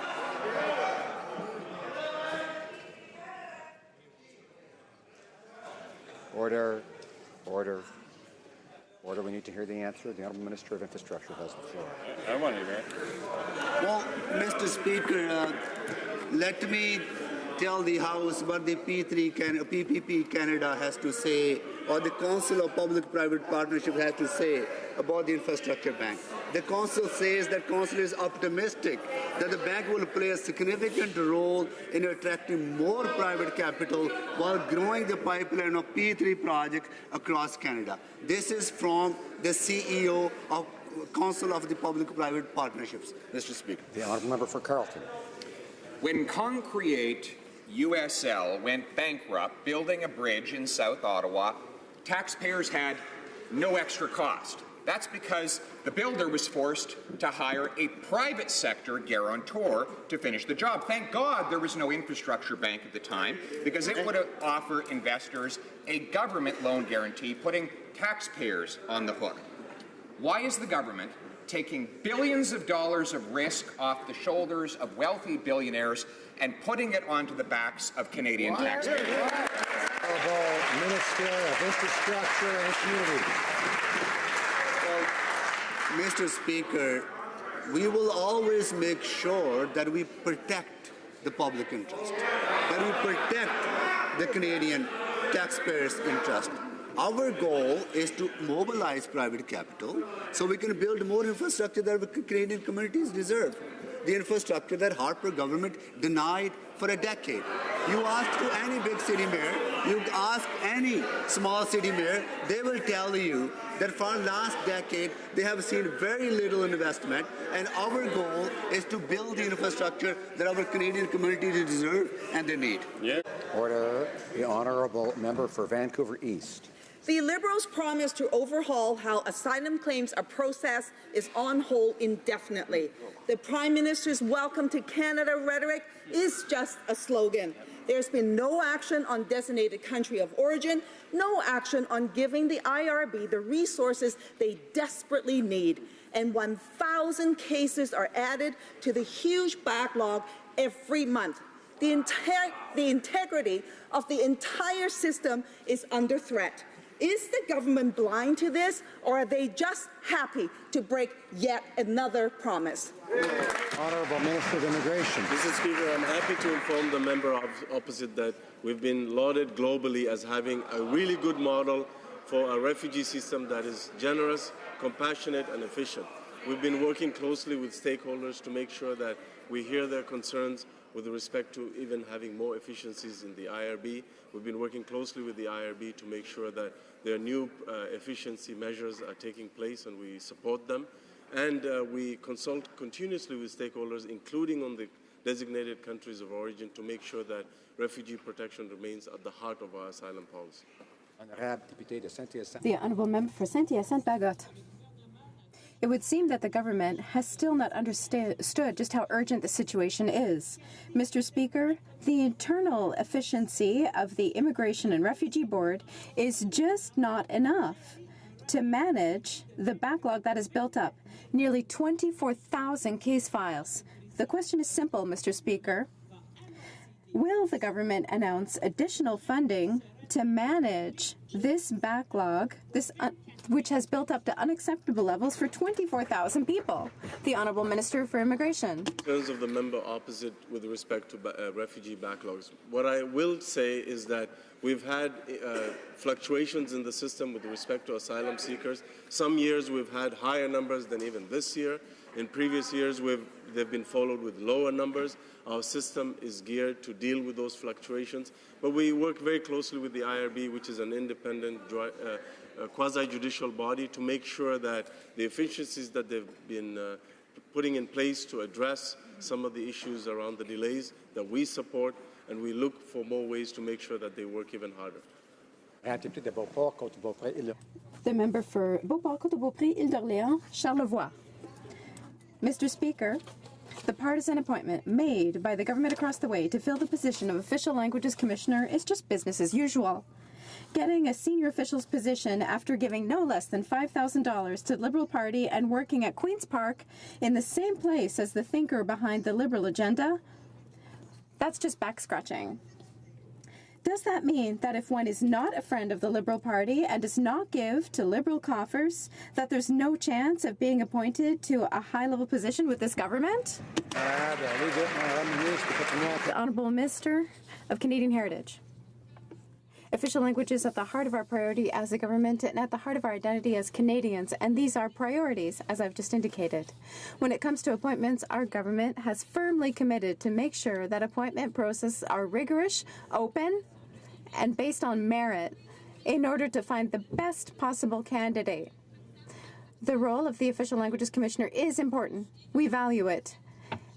An announcement will be made shortly. Red Deer Lacombe. Mr. Speaker, the Prime Minister is set to appoint a former Ontario Liberal Cabinet Minister as the new Commissioner of Official Languages. Now, what's next, Mr. Speaker? Maybe Dalton McGuinty as the Ethics Commissioner or Kathleen Wynne as the Lobbying Commissioner? I mean, what could possibly go wrong? The Prime Minister promised a new merit-based appointments process. Sadly, what we're getting is yet another broken promise with this Liberal patronage appointment. So will the Prime Minister restore some integrity to this place and cancel this appointment? Hear, hear. Honourable Minister of Canadian Heritage. Mr. Speaker, two official languages are at the heart of who we are as Canadians. Our government is firmly committed to a rigorous, open and merit-based process for public appointments. The Official Languages Commissioner is a very important role, one, of course, that we value, and we want to ensure that the recommended person is highly qualified. We will make sure that we make an announcement soon on this regard. Thank you. Honourable Member for Barrie Innisfil. Mr. Speaker, the Liberal Party Human Resource Office has moved from Queen's Park to Parliament Hill, and just as it is under Kathleen Wynne, every federal appointment should come with the disclaimer, only the Liberals need apply, and moving expenses will be paid unless you're caught. Clearly, the Liberals are ignoring their election pledge of merit-based appointments, openness and transparency, with the Liberal Party cronyism continuing to be business as usual. So, Mr. Speaker, whose name will be called next from the Liberal donor Rolodex, and what's the going rate these days for a plum Liberal appointment? The Honourable Government House Leader.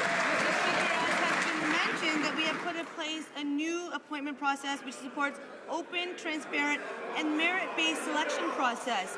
Under our new process, we have made 122 appointments, of which 60% are women, 13% are visible minorities, 10% are Indigenous, and all positions to apply are available online.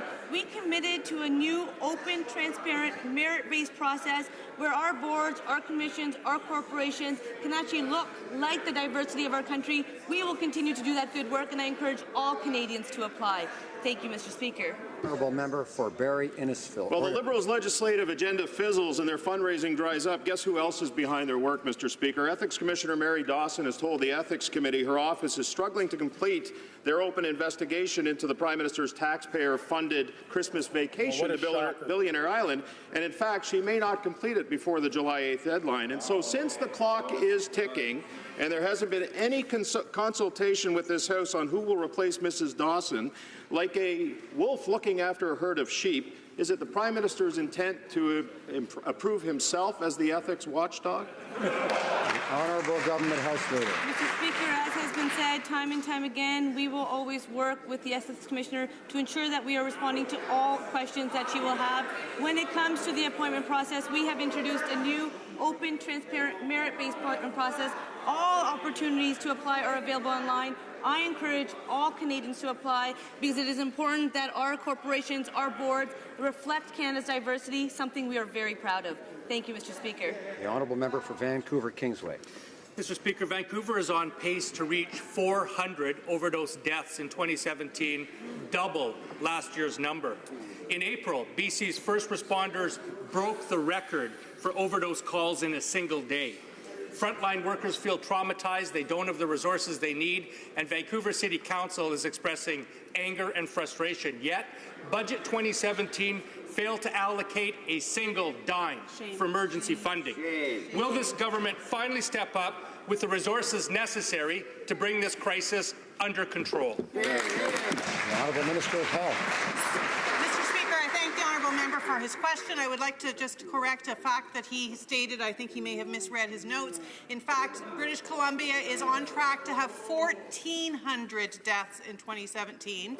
This is a significant increase over last year, and we continue to see this overdose crisis spread across the country. I thank all members of this House for their urgent attention to this with the passage of Bill C-37, hopefully later today. We put $100 million into the Canadian Drugs and Substances Strategy in Budget 2017, $16 million in emergency funding to British Columbia and Alberta. We will make sure we put the resources behind this and that we act with the urgency it deserves.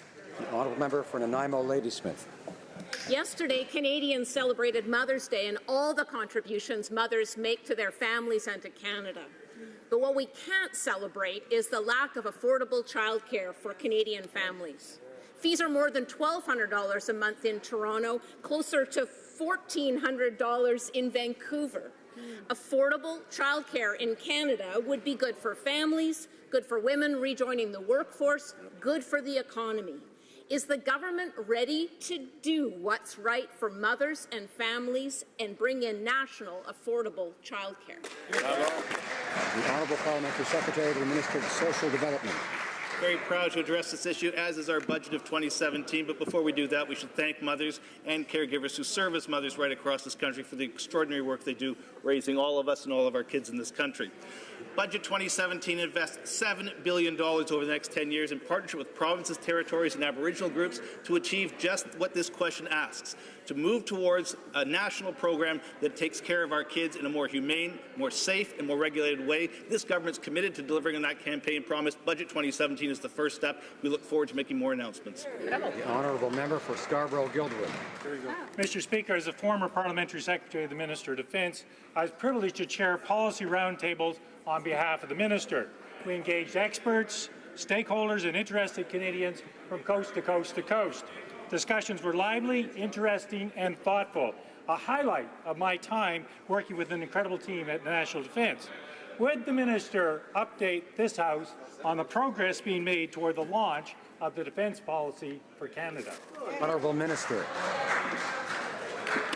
Mr. Speaker, I'd like to thank the member for his question. Also like to thank him for his considerable contributions to the Defence Policy Review. Mr. Speaker, our work on Canada's new defence policy is done. The next step is to share it with Canadians. But first, my colleague, the Minister of Foreign Affairs, is going to be saying more about Canada's Foreign Policy Foundation. And then on June 7th, I will have the honour of releasing the new defence policy on behalf of Canada. Thank you, Mr. Speaker. The member for Selkirk, Interlake, Eastman. Well, Mr. Speaker, that's unfortunate. He's waiting until June 7th because the Liberals have continued to dither and delay on releasing their defence policy review, which is already 6 months behind schedule. But instead of rolling out his beleaguered defence policy here, the defence minister went to Washington and showed it to the U.S. administration first. What was the point of delaying this announcement after the Liberals' so-called consultation with Canadians if in the end the Americans have a veto over our defence policy? Why are the Liberals showing the defence policy review to President Trump first before he shows Canadians? Minister of Defence. Mr. Speaker, our defence policy consultation, we consulted case. We had actually over approximately 5,000 contributors online, over 20,000 submissions, 18,000 social media submissions, 7 full-day roundtable discussions, Mr. Speaker, over 95 experts from academia, industry, and military Indigenous leaders. And of course, Mr. Speaker, we consulted our allies to be able to listen to their viewpoints because multilateralism is extremely important to Canada, Mr. Speaker. And I'll be very proud on June 7th to announce the defence policy on behalf of the Government of Canada. Thank you, Mr. Speaker. Député. Honourable Member for Charlebourg, Haute-Saint-Charles. Mr. Speaker, the Defence Policy Review was supposed to be made public last December. The Minister used significant resources, a firm and a consultants group in order to hold consultations across the country. But now we find out that President Trump will have the last word on our defence policy. Now the Minister of Defense and the Minister of Foreign Affairs are going to Washington to get the blessing of the Americans to have our defense policy approved. Why did the Americans have the last word? Mr. Speaker, I'd like to thank thousands of Canadians and our allies and partners around the world and members of this House and the Senate who contributed to the defense policy review, Mr. Speaker. And I look forward to announcing this on June 7th to all Canadians on behalf of the Government of Canada. Thank you, Mr. Speaker. Honourable Member for Kamloops, Thompson Caribou. Mr. Speaker, 2 Labrador chiefs are calling out their Liberal Member of Parliament for a very misleading housing announcement. She went there and she promised 40 new units, but it turns out that they're only going to get half of what was promised. So this is either an example of misleading or incompetence. Will she stand up and apologize to the 20 families who are going to be severely disappointed by the Parliamentary Secretary? The Honourable Parliamentary Secretary of the Ministry of Indigenous and Northern Affairs. Thank you, Mr. Speaker, and I did apologize on the weekend to Chief Hart and to Chief Newey. There was a misinterpretation of the numbers that was profiled in the budget, Madam Speaker, and we've been happy to work with both communities to invest millions of dollars over the last year in both infrastructure and housing, in roads, in water systems, in shelters, and all the other infrastructure that have been required, and we're going to continue to work with them to help them meet the demands in their communities. Honourable Member for Kamloops, Thompson Caribou. Mr. Speaker, the Liberals consistently misinterpret, they don't calculate things properly, and they don't know how to explain things. They're leaving confusion in their midst, whether it's unable to explain what a nation-to-nation is, a missing and murdered inquiry going off the track. The file is a mess. What are they going to do to get things back on track and keep Indigenous communities, give them clarity that they deserve instead of the misleading information? Honourable Minister of Indigenous and Northern Affairs. Mr. Speaker, we're very proud of the record in the ability of us to implement all of the investments in Budget 2016, in us improving the relationship from adversary to a true partner in the way that we deal with First Nations, Inuit, and Métis partners as we go forward. We are proud to look forward to this new relationship based on the recognition of rights, respect, cooperation, and partnership, and I am proud to stand in this House with our record. Member for Essex. Mr. Speaker, while Liberals claimed that softwood lumber is a top priority, they have failed to secure a new deal, and they've neglected to make a real plan to support forestry workers and communities. This week, hundreds of Quebec forestry workers will have their hours cut and their paychecks slashed. Instead of more empty words from this government, workers deserve action. Where are the loan guarantees? Where's the direct support? When will the Liberals stop watching from the sidelines and finally do something about this jobs crisis? Honourable Minister of Natural Resources. We have been working across the Government of Canada and during those months with our counterparts right across the country to talk about these punitive duties that have been posed by the Department of Commerce in the United States. And we are determined with our provincial partners to look at both the short term to ease the burden that inevitably will fall upon workers who will be affected, by communities and by producers who will go through some hardship, and also the long term to diversify markets internationally and to help the industry in this transition. We are working hard for the workers, the communities, and the businesses. The Honourable Member for Jonquière. Today, the softwood lumber conflict has all too real consequences for workers. Right now, as we speak, throughout Saguenay-Lac-Saint-Jean, plants in Jonquière, Dolbeau-Mistassini, Saint-Félicien, Girardville, Saint-Thomas, and others have slowed down considerably. 1,285 workers will lose hours, not to mention income, and we're not counting families living with this anxiety. This is due to the Liberal government's inaction. When will the government make decisions that are concrete and immediate and implement a loan guarantee program to defend our forestry jobs? The Honourable Minister of Natural Resources. Forestry jobs are essential to our communities, to Canadian workers throughout the country. We are taking immediate action to help companies, workers, and local communities affected by the punitive and unfair tariffs. We will vigorously defend our industry and our workers following the decision made by the U.S. Department of Commerce. St. Albert, Edmonton. Mr. Speaker, in opposing Wynn's Law, the Liberals have argued that presenting the criminal history of bail applicants will make bail hearings less efficient. The bail hearing of Constable Wynn's killer was very efficient, but it had fatal consequences.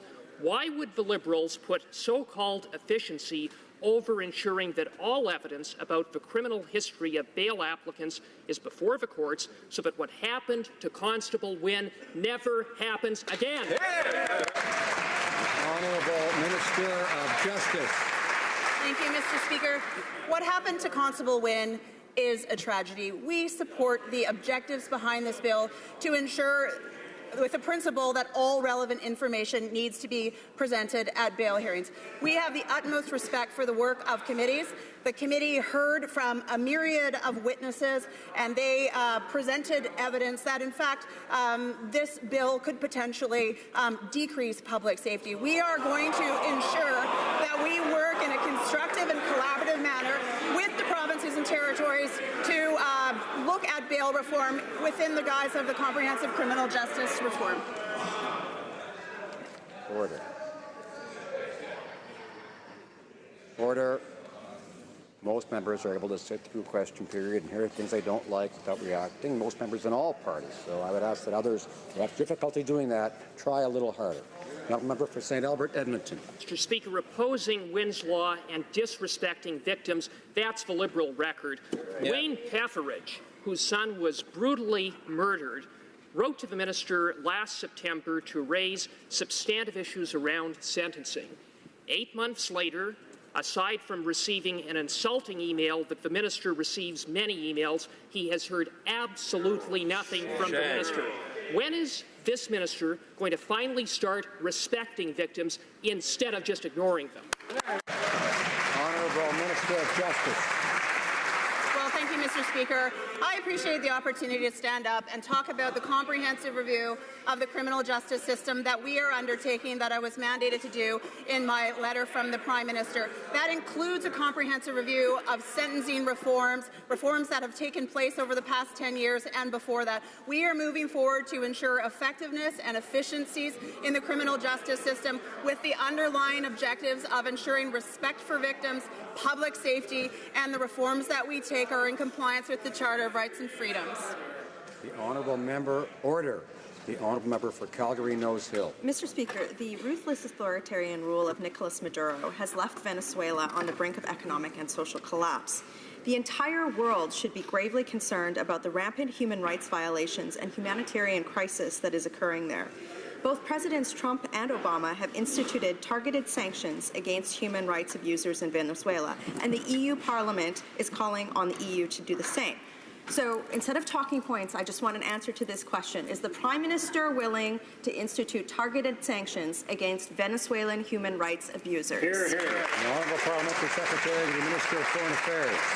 Mr. Speaker, I appreciate the question because this government understands that the situation is rapidly deteriorating in Venezuela. That's why Canada has been strongly critical of the Venezuelan government at the OAS, at the Commission on Human Rights, through our public statements and in bilateral meetings. Our embassy in Caracas is supporting the work of Venezuelan NGOs and activists who are active on the human rights effort in Venezuela. We continue to call on the government of Venezuela to respect its international commitments to democracy and human rights, and will continue to work with partners in the region to achieve just that. The Honourable Member for Saint Laurent. Mr. Speaker, tourists from all over the country and all over the world come to my riding in Saint Laurent, come to Montreal and Quebec, from the Old Port of Montreal, with its European charm, to a museum in my riding. There's so many things to do. The tourism industry supports over 1.7 million jobs throughout the country, including 7,000 in my riding.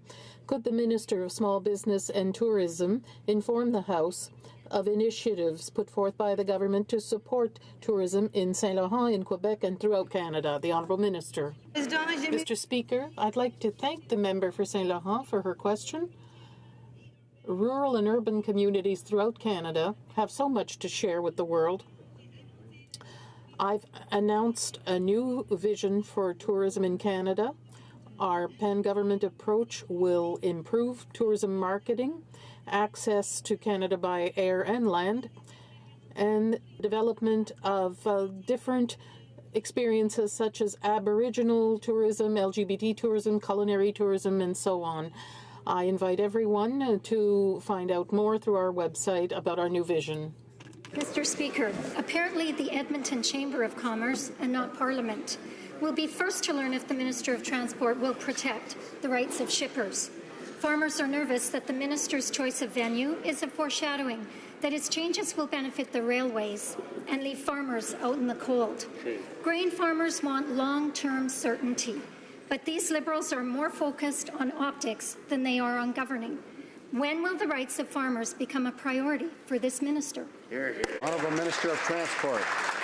Speaker, the rights of farmers have always been a priority with this government, and I look forward to going to the great city of Edmonton on Wednesday to talk about some very important issues which I am sure will be of great interest to them. Stand by for more details, and we'll see how that goes. The Honourable Member for Laurier-Sainte-Marie. Mr. Speaker, last Thursday, the Minister himself admitted what we already know, that trespassing on railways caused more danger than protected crossings.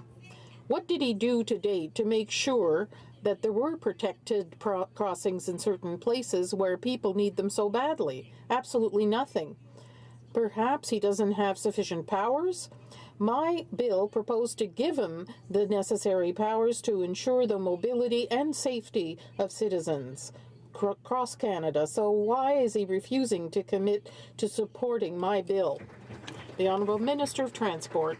Mr. Speaker, I must correct my colleague concerning our investment in railway safety. As you know, in 2016, we allocated $143 million to improve railway safety. I made an announcement last fall about $55 million, $20 million announced recently for 130 different projects that involve level crossings in order to improve safety for Canadians at our level crossings. We're quite proud of that.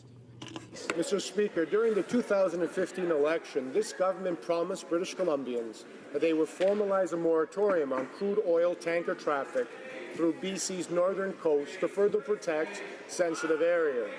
British Columbians were reassured by the fact that this commitment was reiterated in the Minister of Transport's mandate letter by the Prime Minister. Can the Minister please update British Columbians and all Canadians on the progress he and the government have made on this matter? The Honourable Minister of Transport. Order. Mr. Speaker, I want to thank the member from Steveston, Richmond East, for his excellent question. As you know, we made a promise that we would formalize an oil tanker ban for the north coast of British Columbia, and we're delivering on that promise. Last Friday, we tabled legislation that will mean that large oil tankers carrying crude oil and other persistent oils will not be able to unload or load in ports along the north coast of British Columbia. This is delivering on a promise that we made for the people of British Columbia. On order, I have to ask the honourable members for Caribou Prince George and Calgary Signal Hill to try to restrain themselves when someone else has the floor. The honourable member for Peace River Westlock. It's a badge of honor. Thank you, Mr. Speaker. Mr. Speaker, companies like Miller Western in my riding will be subject to 20% tariff on all lumber exports to the United States. Truck drivers, skidder operators, mechanics, and millwrights in communities like Whitecourt, Peace River, Slave Lake, High Prairie, and Lacrete are worried about that their jobs are at risk. The Prime Minister has claimed that securing a new softwood lumber deal is a priority, yet 328 days ago, the Prime Minister promised he'd have a softwood lumber deal in 100 days. How many more days will forestry workers have to wait for this Prime Minister to get the job done? Honourable Secretary for Canada-U.S. Relations. Mr. Speaker, I'd like to remind all watching that it was the previous Conservative government that allowed the agreement to expire. We disagree strongly with the U.S. Department of Commerce decision to impose an unfair and punitive duty. The accusations are baseless and unfounded. We continue to raise this important issue with the President, as the Prime Minister has done on every single occasion they've interacted. We're looking for a good deal, not just any deal, Mr. Speaker. The honourable member for Pierre Boucher, Les Patriotes, Verchères. Mr. Speaker, these past few weeks, terrible floods have affected thousands of families throughout Quebec. Imagine now these same floods, but a nuclear waste site upstream. That's the project being proposed by this government. 1 million cubic meters of radioactive waste in Chalk River with all the risks that involves for Quebecers. Does the Minister of the Environment agree with this nuclear waste facility on the shores of the Ottawa River?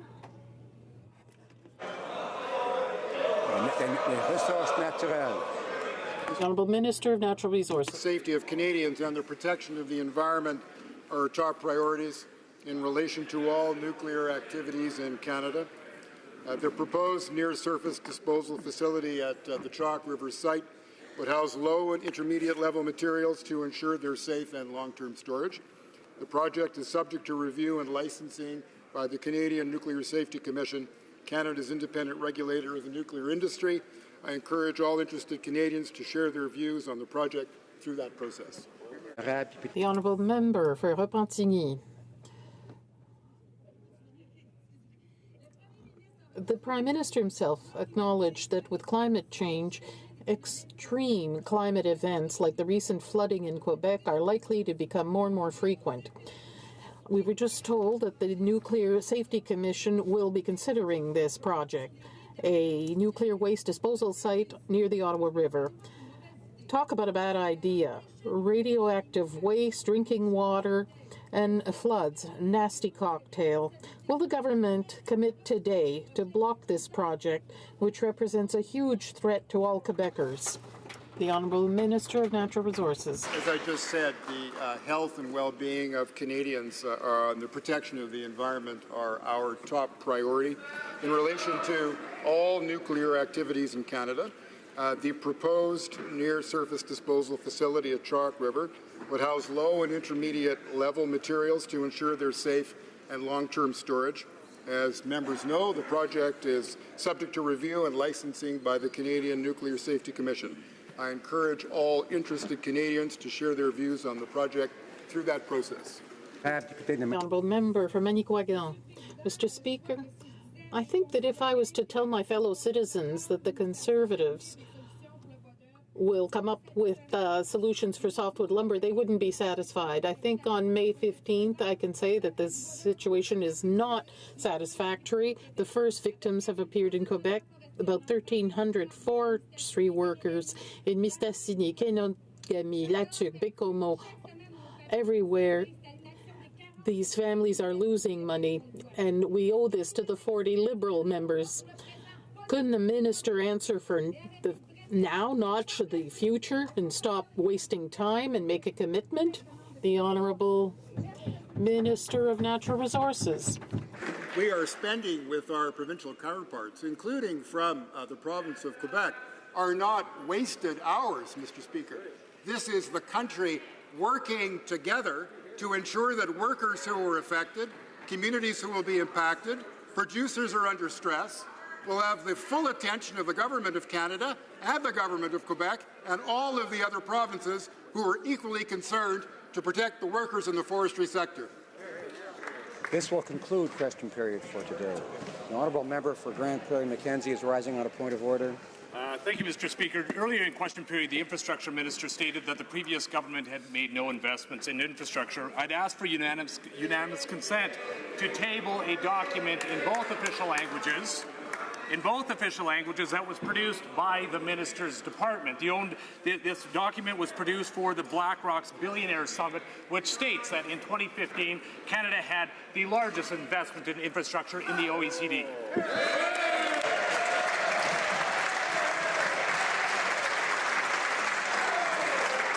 Does the honourable member have unanimous consent of the House to table the document? There is no unanimous consent. Tabling of documents.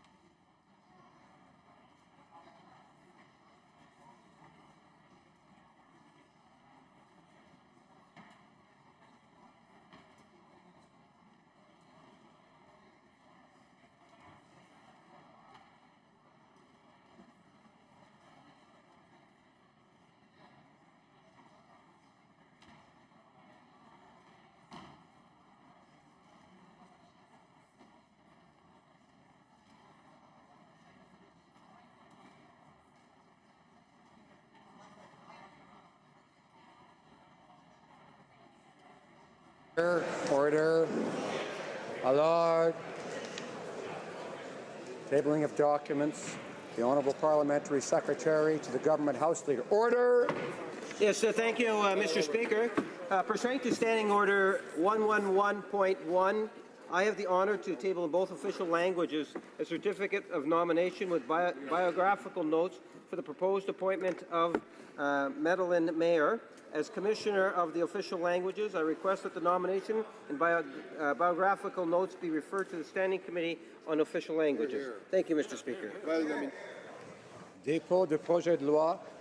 Tabling of documents. Introduction of government bills. Statements by ministers. Reports from interparliamentary delegations. The Honourable Member for Pierre Fond-de-L'Art. Pursuant to Standing Order 34.1, I have the honour to present to the House, in both official languages, the report of the Canadian delegation of the Canada-United Kingdom Interparliamentary Association and the Canada-Europe Parliamentary Association respecting its bilateral visit to London, United Kingdom and Edinburgh, Scotland from March 13th to March 17th, 2017. Presenting reports from committees, the Honourable Member for Battle River Crowfoot. Well, thank you very much, Mr. Speaker.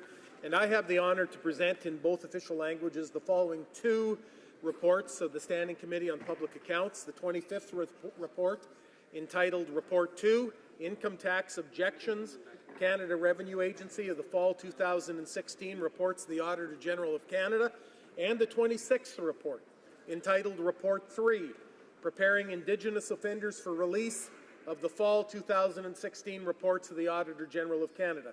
Pursuant to Standing Order 109, the committee requests that the government table a comprehensive response to each of these two reports. Thank you, Mr. Speaker. Honourable Member for Mount Royal. Thank you, Mr. Speaker. Mr. Speaker, I have the honor to present in both official languages the 12th report of the Standing Committee on Justice and Human Rights, entitled Main Estimates 2017-18, Vote 1 under Administrative Tribunal Support Service of Canada, Vote 1 under Canadian Human Rights Commission, Vote 1 under Courts Administration Service, Votes 1 and 5 under Department of Justice, Votes 1 and 5 under the Office of the Commissioner for Federal Judicial Affairs, Vote 1 under Office of the Director of Public Prosecutions, and Vote 1 under Registrar of the Supreme Court of Canada. Thanks, Mr. Speaker. Introduction of private members' bills. First reading of Senate public bills. Motions. Ms. Chager, seconded by Ms. Joly, moves that in accordance with subsection 4(5) of the Public Service Employment Act and SC 2003, Chapter 22, and pursuant to Standing Order 111.1, this House approved the appointment of Patrick Borby as President of the Public Service Commission for a term of 7 years.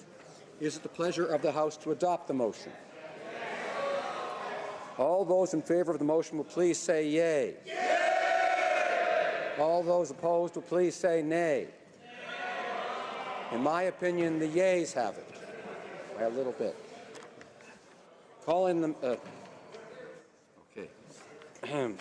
call in the members.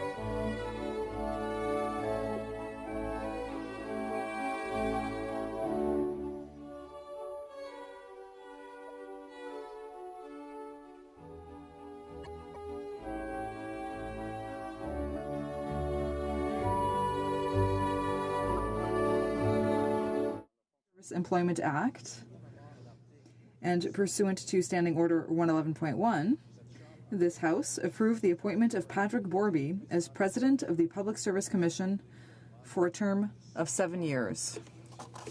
All those in favor of the motion, please rise. Ms. Chager. Ms. Chager. Mr. Hare. Mr. Hare. Ms. Qualtrough. Ms. Qualtrough. Mr. Sajjan. Mr. Sajjan. Mrs. Philpott. Mrs. Philpott. Mr. Goodale. Mr. Goodale. Madame Joly. Madame Joly. Mr. Champagne. Mr. Champagne. Mr. Morneau. Mr. Morneau. Mr. Bryson. Mr. Bryson. Ms. Wilson-Raybould. Ms. Wilson-Raybould. Mr. Macaulay Cardigan. Mr. Macaulay Cardigan. Madame Le Boutillier. Madame Le Boutillier. Madame Bibeau. Madame Bibeau. Mr. Hussain. Mr. Hussain. Ms. McKenna. Ms. McKenna. Mr. Baines. Mr. Baines. Ms. Haidu. Ms. Haidu. Ms. Ms. Bennett. Bennett. Ms. Mahichuk. Ms. Mr. Mahichuk. Casey Cumberland Colchester. Mr. Casey Cumberland Colchester. Mr. Easter. Mr. Easter. Ms. Fry. Ms. Fry. Mr. McKay. Mr. McKay. Mr. Knoll. Mr. Knoll. Ms. Gros. Ms. Gros. Mrs. Romanado. Mrs. Romanado. Monsieur Lauzon, Argenteuil, La Petite Nation. Monsieur Lauzon, Argenteuil, La Petite Nation. Monsieur Rioux. Monsieur Rioux. Monsieur Lightbound. Monsieur Lightbound. Mr. Casey Charlottetown. Mr. Casey Charlottetown. Mr. Leslie. Mr. Leslie. Ms. Gould. Ms. Gould. Mr. Carr. Mr. Carr. Ms. Monsef. Ms. Monsef. Monsieur Rodriguez. Monsieur Rodriguez. Mr. Sohi. Mr. Sohi. Monsieur Garneau. Monsieur Garneau. Ms. Duncan Etobicoke North. Ms. Duncan Etobicoke North. Ms. Murray. Ms. Murray. Ms. Kira. Ms. Kira. Mrs. Cesar Chavan. Mrs. Cesar Chavan. Monsieur Lemaitre. Monsieur Lemaitre. Mr. Cosner. Mr. Cosner. Ms. Jones. Ms. Jones. Monsieur Paradis. Monsieur Paradis. Mr. McGuinty. Mr. McGuinty.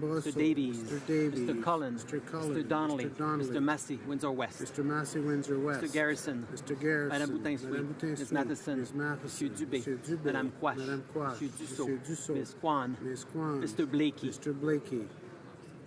Mr. Duval. Mr. Duval. Monsieur Aubin. Monsieur Aubin. Monsieur Nantel. Monsieur Nantel. Ms. Malcolmson. Ms. Malcolmson. Ms. Ramsey. Ms. Ramsey. Madame Sansouci. Madame Sansouci. Monsieur Choquette. Monsieur Choquette. Madame Trudel. Madame Trudel. Ms. Benson. Ms. Benson. Mr. Weir. Mr. Weir. Mr. Cannings. Mr. Cannings. Mr. Johns. Mr. Johns. Mr. McGregor. Mr. McGregor. Ms. Blaney, North Island, Powell Ms. River. Blaney, North Island, Powell River. Ms. Hardcastle. Ms. Hardcastle.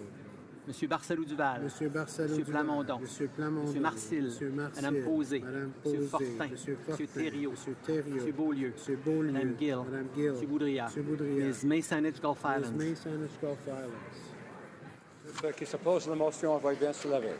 Those against the motion will please rise.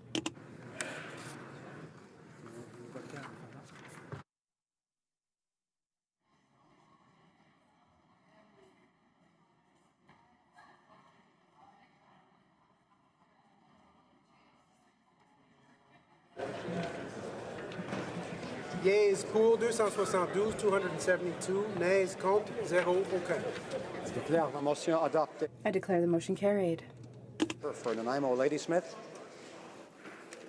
Thank you, Mr. Speaker. In a moment, I'm going to propose a unanimous consent motion. It's in relation to Bill C-337, a private member's bill, to provide for sexual assault training for judges, to prevent any more of the terrible headlines we've seen in this country around how victims of sexual assault might be treated in the courts.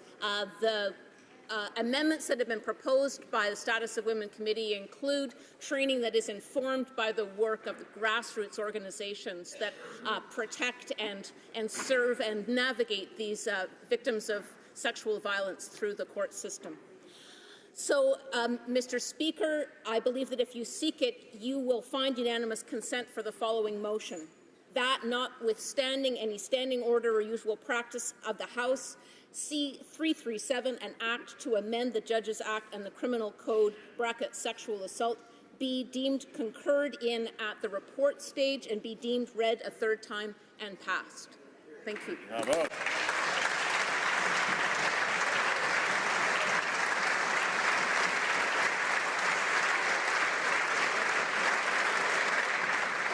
Does the honourable member have unanimous consent of the House to propose the motion? Yes. Agreed. The House has heard the terms of the motion. Is it the pleasure of the House to adopt the motion? Yes. Carried.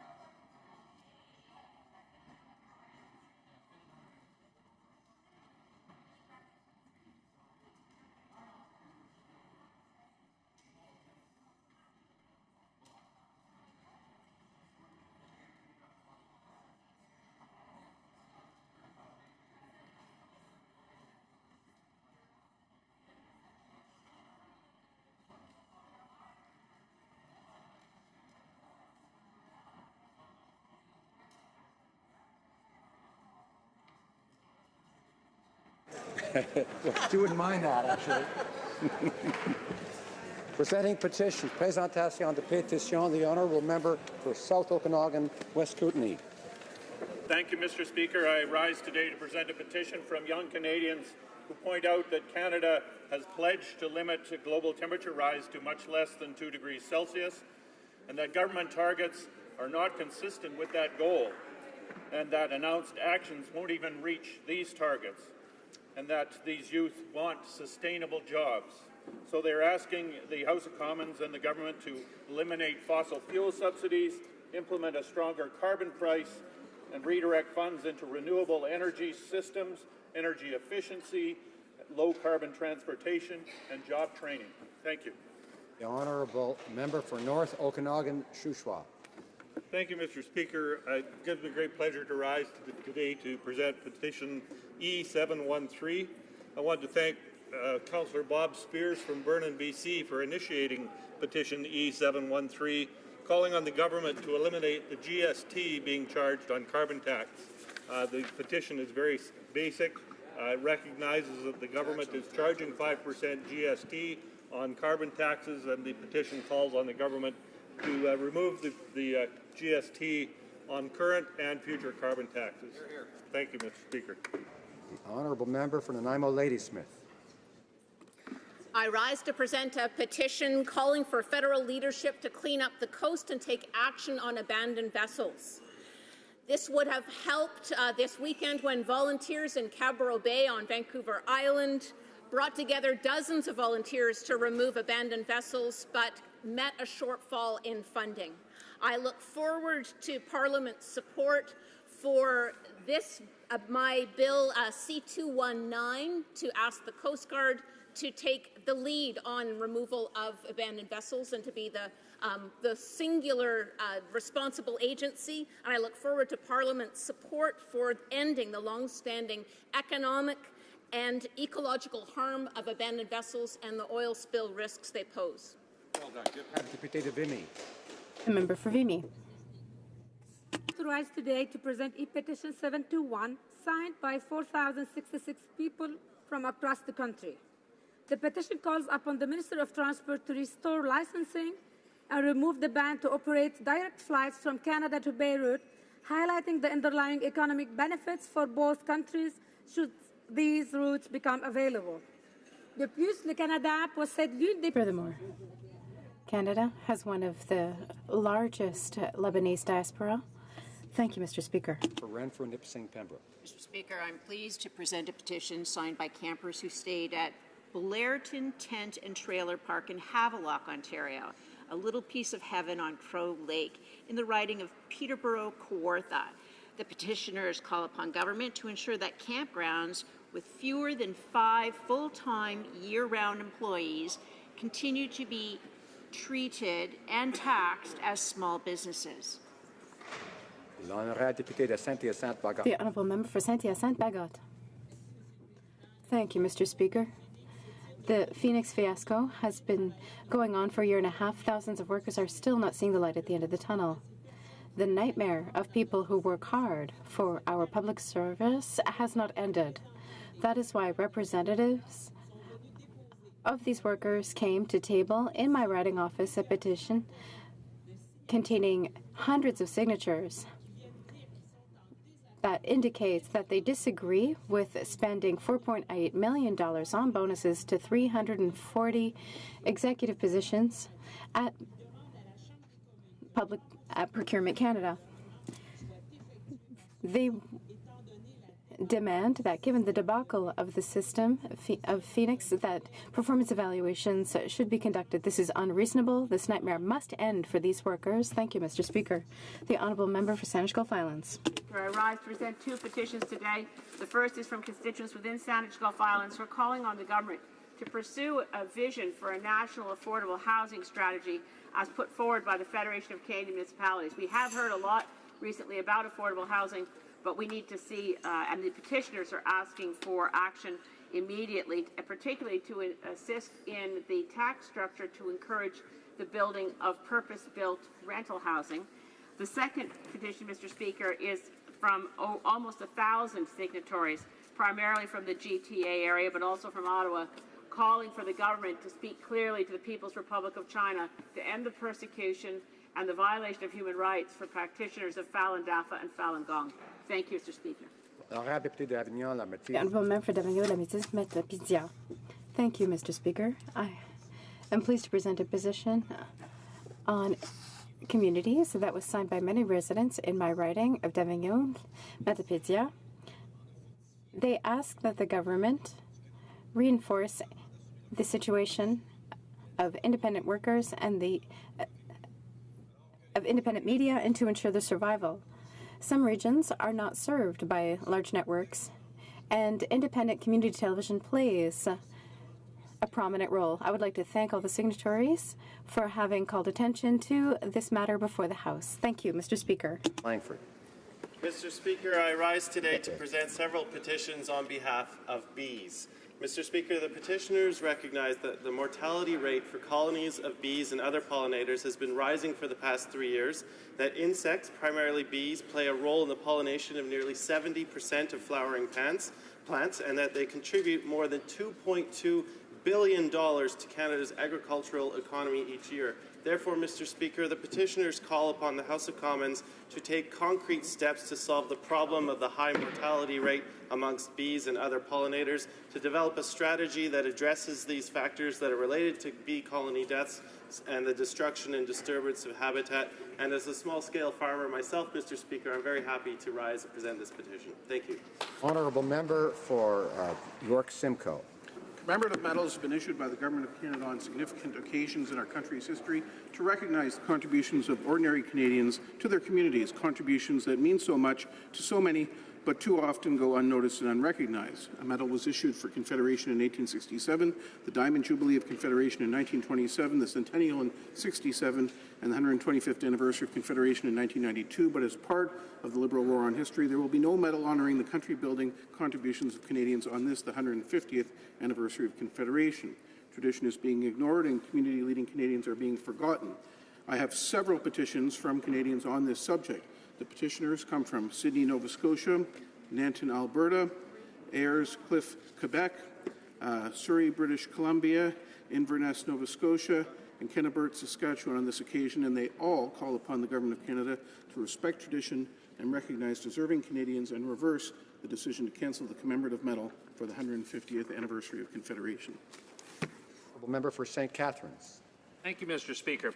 I'm pleased to rise today and present a petition signed by constituents in our riding of St. Catharines. This particular petition is in relation to palliative care in Canada. The availability of palliative care in Canada is an important issue facing our healthcare system. I'm pleased that the Minister of Health has indicated that this is a key matter to be addressed. I'd like to thank the residents who signed this petition and for their engagement on this matter. Thank you, Mr. Speaker. Presenting petitions. Présentation de pétitions. Questions on the order paper. The Honourable Parliamentary Secretary to the Government House Leader. Yes, thank you, Mr. Speaker. I would ask that all questions be allowed to stand at this time, please. Is it agreed? Agreed, and so ordered, pardon me. Orders of the day. Government Orders, Government Bills Commons. Consideration of a motion respecting Senate amendments on Bill C-37, an act to amend the Controlled Drugs and Substances Act and to make related amendments to other acts. This is resuming debate. Resuming debate. The Honourable Parliamentary Secretary to, or rather, pardon me, I believe that are 6 minutes remaining for questions and comments, and then we will move on to speeches. The member for Oshawa. The Liberals are selling these injection sites and billing it as a way to reintroduce health care and treatment to addicts. But by voting against the Senate amendment to offer a legal alternative to an addict goes against the basic standards for delivering health care. Liberals aren't telling Canadians that addicts show up not with a legal substance, but it's actually an illegal substance made in a basement. It's a poison made by a criminal organization. This puts the addict in danger, the public in danger, and if they really want to help an addict start on the road to recovery, they should be offering addicts legal alternative to these illegal substances. This would help develop a medical relationship between the addict and the clinic instead of with the addict and the drug dealer. The addict won't have to commit crimes. They won't have to worry about overdoses from an illegal poison being shot into their arms. The public would not have to worry about being the victim of a crime committed by the addict in order to support their habit. This Senate amendment would place the options of care between the addict and a medical practitioner, not between the addict and his dealer.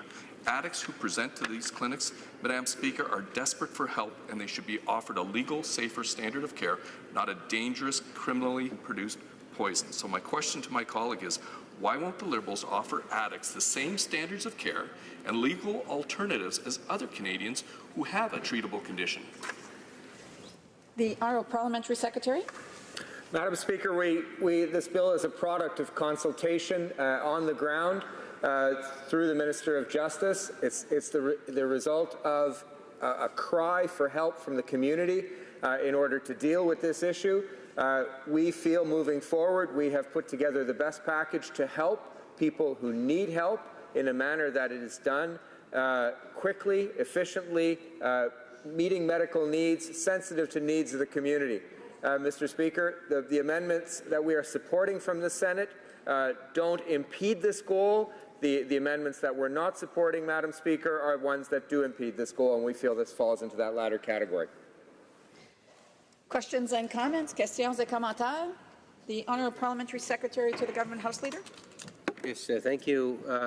Madam Speaker, I'm wondering if my colleague can just talk about the importance of having, the legislation is great, and we're trying to push this thing through as quickly as possible because we understand the national crisis that is there. But I wanted to highlight in the form of a comment, and maybe my colleague can provide his thoughts on it, is the importance of also delivering on the ground where, for example, we have committed literally, I believe it's right around $10 million in emergency funding for BC, several millions of dollars also for the province of Alberta, that we recognize that this is just one part of a very complicated issue that will hopefully help remedy the problems going forward.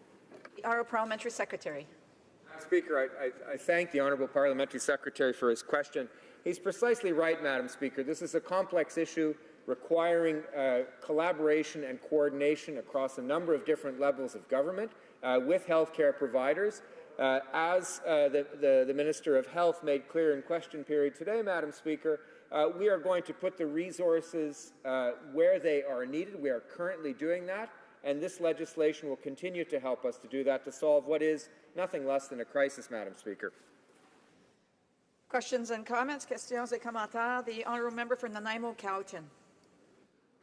Thank you, Madam Speaker. In my riding of Nanaimo Ladysmith, in Nanaimo itself, we've lost 13 people to fentanyl overdoses in just the first 3 months of this year. We lost 28 people last year. We have people dying from this crisis at the same rate as Vancouver, although, of course, our population is much smaller. I'm interested in the members' comments about this input from our Chief Medical Officer for Central Vancouver Island, Paul Hasselbach. He said legislating unproven care, such as required through the offering of an alternate pharmaceutical therapy on every visit, may be a barrier to the unfettered use of the site and compromise the establishment of a trusting and therapeutic relationship that will increase the likelihood of sustained recovery treatment. As the Supreme Court indicated, these are health services and should be treated with the same oversight as other health services and not legislated in relation to how care is provided. End quote. In light of that that statement from someone who's on the front line of this crisis in my region, does the member agree with the Senate's recommendation that such therapies be part of this bill? L'Honorable Secrétaire Parlementaire. Thank you, Madam Speaker. I thank the honourable member for her question. I certainly send out all of my sympathies for the crisis that is happening in British Columbia and in her riding in particular. Madam Speaker, we are not supporting the amendment as proposed by the Senate in its current form. We would like to see as an amendment to the amendment that the word may be inserted instead of shall, so that where the local community or local experts may be in a position to suggest alternative therapies, that could happen, but we don't believe that it should be in any way mandated, in part because of the reasons that she raised in her citation, but also because it adds additional weight to the system, and we need to be reacting quickly. Resuming debate. The Honourable Member for Mégantic-Lérable. Thank you very much, Madam Speaker. It's my turn to rise to speak to Bill C-37. This is a second time during a gag order. The first time I had prepared a speech that I delivered to my colleague on C-37, but I ran out of time because the government deemed it necessary to impose time allocation again. C-37 went through all kinds of things since it was tabled by the government. The official opposition completely agrees with the need to act quickly on the opioid file. we do, for the most part, share many of the opinions and things that are contained in the bill, but there are some things that we do call into question. The consultation of communities involved. We had offered to split the bill so that we could act quickly and adopt the bill, the most important parts of the bill, unanimously here in the Commons. Unfortunately, that proposal was rejected by the government. So I don't think that we should be blamed for the delay and the numerous instances of time allocation or gag that are imposed here. I have many things to say about Bill C-37, but I think that the viewpoint that I will express sheds new light on the whole matter. The problem we have in Canada is one in major centres. I'm from a rural community, a rural riding, and we don't have the demand for injection sites in our communities. During my presentation, I'll have an opportunity to explain why this kind of request is not one that occurs in rural areas, more in major urban centres. And it has to be brought forth to help Canadians throughout the country, both in rural areas and urban ones. Bill C-37, as I mentioned, contains some positive things. There are also things in it that are negative. For instance, a few comments about C-37. It weakens the legislation on respect for communities to make sure that consultations take place before an injection site is opened. Under this bill, there was a supervised injection site that would be open if there were 5 criteria met, compared to 26 in the past. It also transforms the consultation period from 90 days into a discretionary period of 45 days maximum. So that means that doesn't necessarily have to be consultation compared to what we had before. These are things that could have been discussed in a second bill. We would have had time in each party to express our views on that possibility. I must say, though, that C-37 does contain positive provisions. It gives the Customs Agency the right to open any international cargo, regardless of weight. It used to have to need permission to open anything under 30 grams. With exchanges by mail, I think that this is a necessary change, and that's a change that is most welcome. It also gives the Customs Agency the right to keep any pill manufacturing devices. They are sold on the black market and can cause great harm throughout Canada.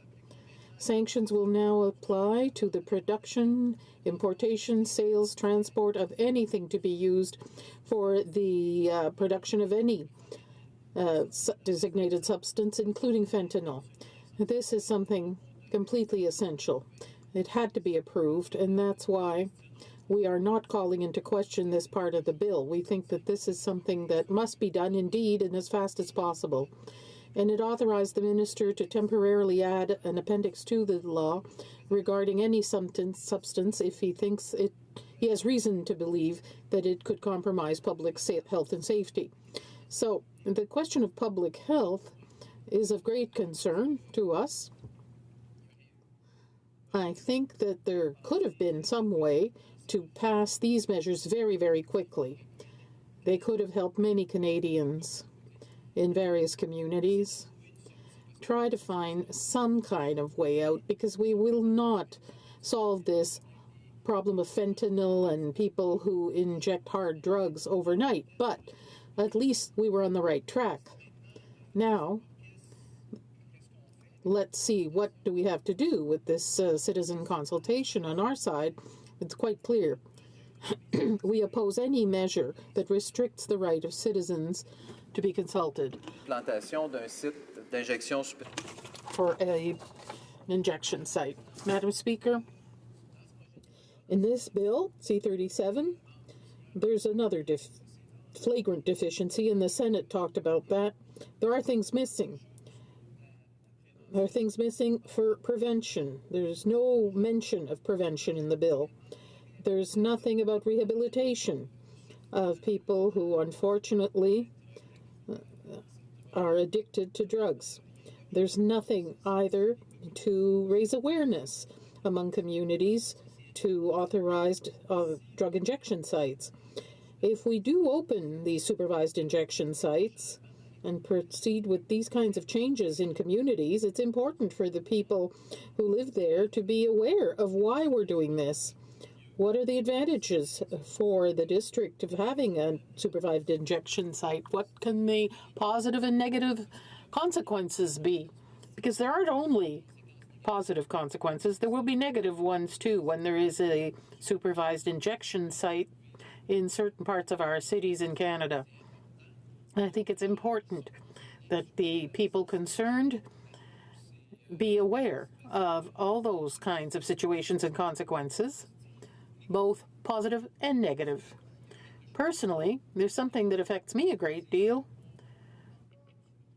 There's no mention whatsoever of the loved ones of drug users, these hard drug users and addicts who also must experience horrible times, terrifying times when they see young people or less young people completely abandoned in our major cities and be completely addicted to these kinds of drugs. Over the past few years, and I was listening to my colleague when she asked a question. I think it was my colleague from Nanaimo, Ladysmith, who said that in her riding, people are dying because of the use of these drugs. It's absolutely terrifying. It's horrible. Imagine the families of these victims, how they feel, because at some point, when you're the loved one of someone who abuses drugs, you feel so helpless. You can't do anything. You're completely left to your own devices. And I think one of the solutions to this problem is not just help people inject drugs safely, it's also providing help to their loved ones, to their families who may in some way help the addict, but they are so helpless. Faced with the magnitude of the problem, this personal situation experienced by drug addicts, hard drugs addicts who cannot give it up by themselves. They don't know what to do. Madam Speaker, there's nothing in here about access to legal drugs. These centers are not forced to offer an alternative to people who use the facility. I'm not saying these people must be forced into treatment. I'm not asking that in order to be able to use an injection site, they have to answer a 25-page questionnaire, not even 25 lines or a word. But as long as there's somebody who can offer help on site, so the day that addict wants to give it up and gets a flash and says, I want help, there should be help available. I think these injection sites are a place where the people who care enough about their health to even go to a supervised injection site might be those who have the greatest chance of leaving drug use behind. So why stubbornly refuse to make those centers offer an alternative, a completely voluntary alternative? Because if people are forced to do this or that, they won't go to the centers, and the problem will continue. So I think it would have been important to think about those questions. In the opposition, we'd proposed amendments to that effect. Unfortunately, they were defeated. The Senate proposed measures in this vein, and the government wants to defeat them. We'll get back to that. I have another point, Madam Speaker. In C-37, they talked about supervised or legalized injection sites. And as I was saying in my opening remarks, that this is a problem in major cities for most Canadians.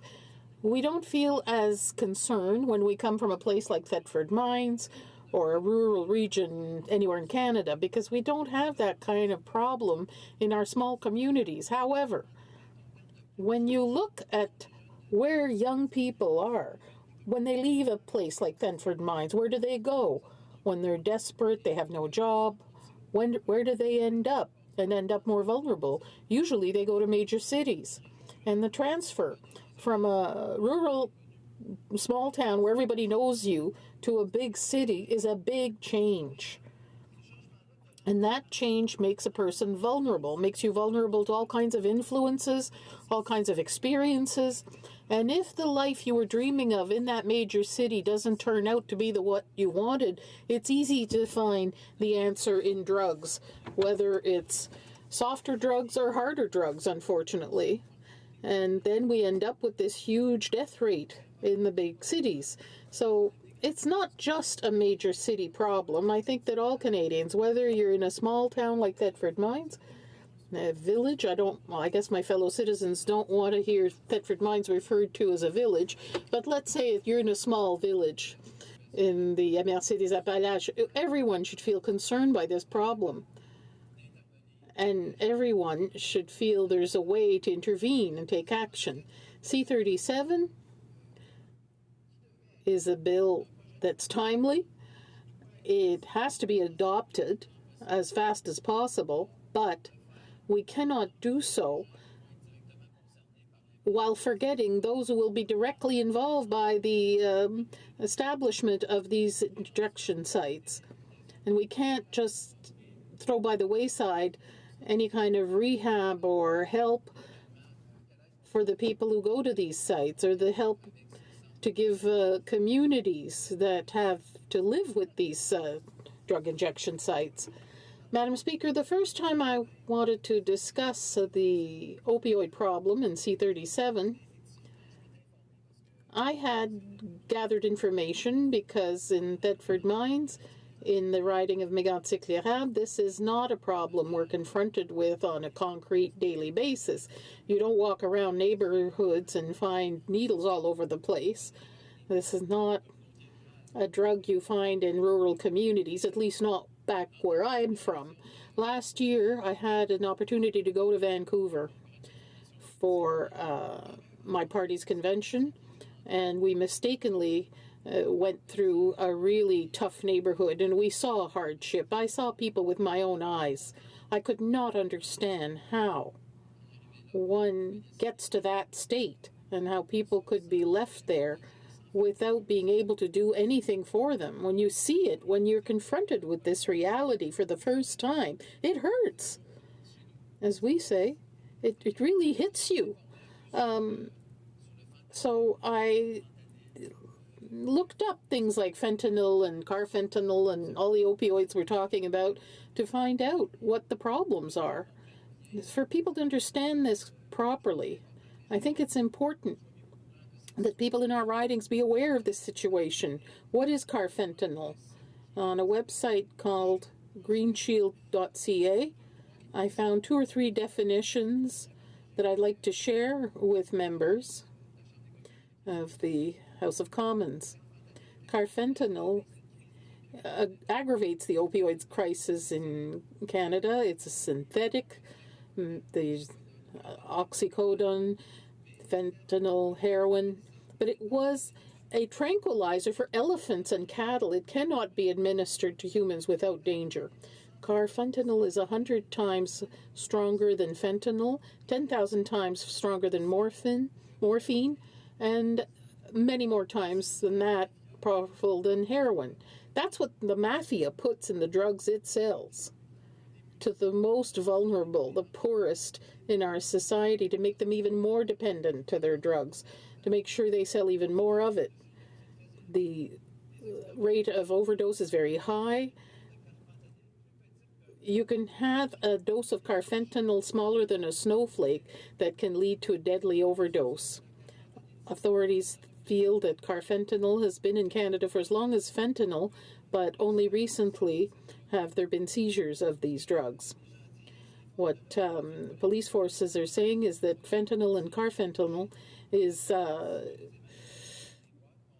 produced in China and hidden in bottles of generic vitamin supplements or in urine test strips. It's very easy to have vitamins delivered to you and buy fentanyl over the internet on the international market. After having traveled from China to the U.S., they go up north to Canada. Many states, many provinces deplore these overdoses and deaths. And what's worrisome, Madam Speaker, is that in June, a 1 kilo package of carfentanil was seized in Vancouver. It was destined for Calgary. That's millions of deadly doses. So, Madam Speaker, I think this is a real problem. Once again, I rose today, and why? Because I wanted to raise awareness among members who are not from major cities, and so they understand the importance of this situation.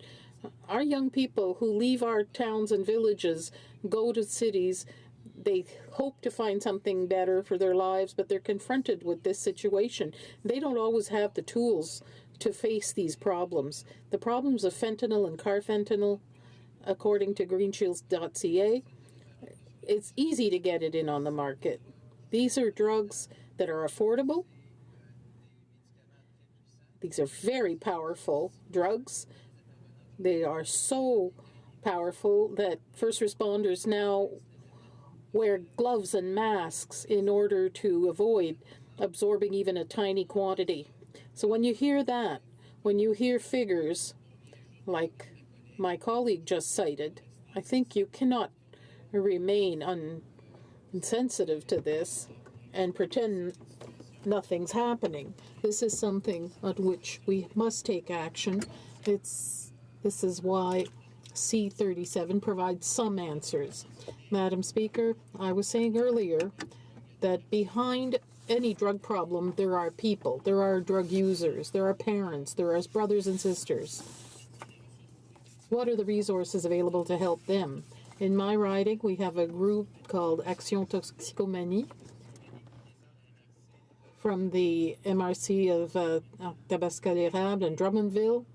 And this association, and I will create a link with the bill on legalizing marijuana here. Not all marijuana users end up using hard drugs, of course, Madam Speaker. It's a fact that cannot be denied, though. Right now, it's not just because the profits of marijuana will be withdrawn from organized crime that organized crime will stop wanting profits. It will continue to exist. Marijuana will continue to exist. Where are they going to make a profit? I hope it's not with hard drugs like they are doing with fentanyl and carfentanil. That's why we must be very cautious, Madam Speaker.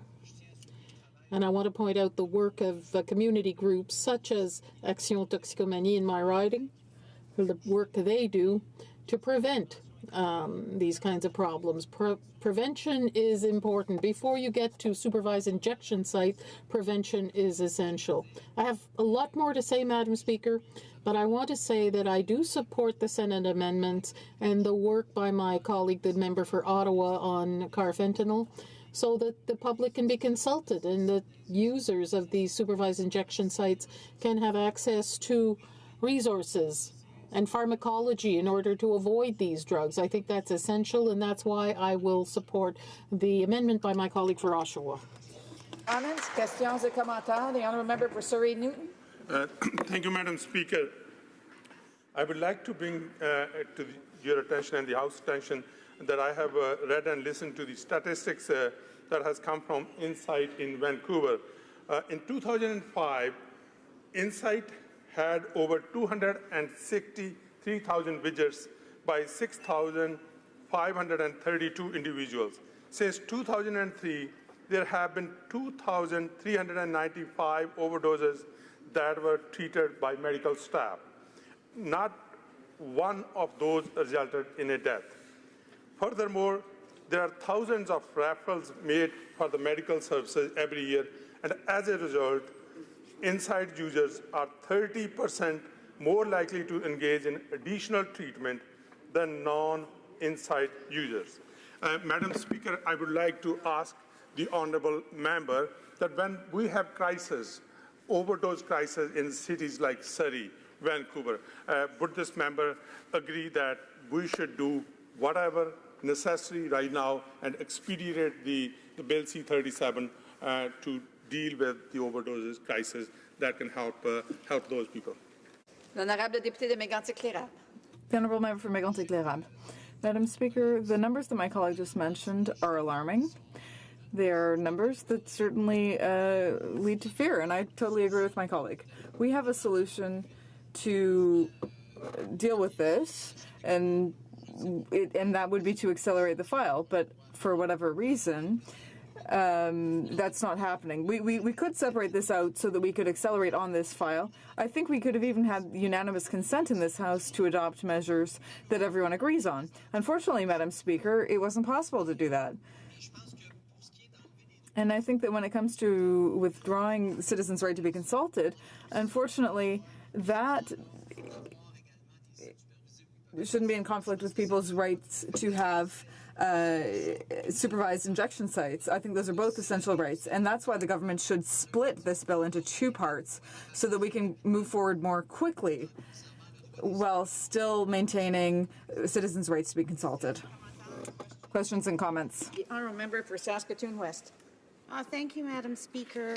And I want to thank my honourable colleague for his speech, and I could hear in his words how concerned he is about the issue and the sincerity which you brought those forward, and I really appreciate that.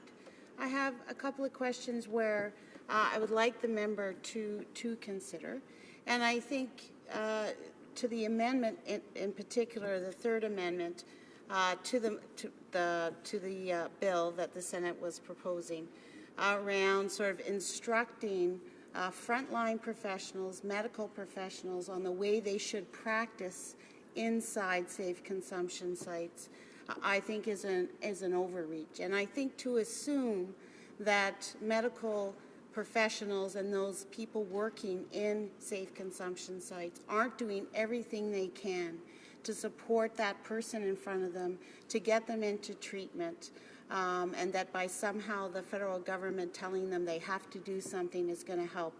I feel personally, just from the evidence, isn't a good way to go, and so I disagree with you on that part. But I also want you to acknowledge, and I'll get to my third question. Remind the member to address the questions to the chair and not to the individual member. And if she could get to her question, time is of the essence. Thank you.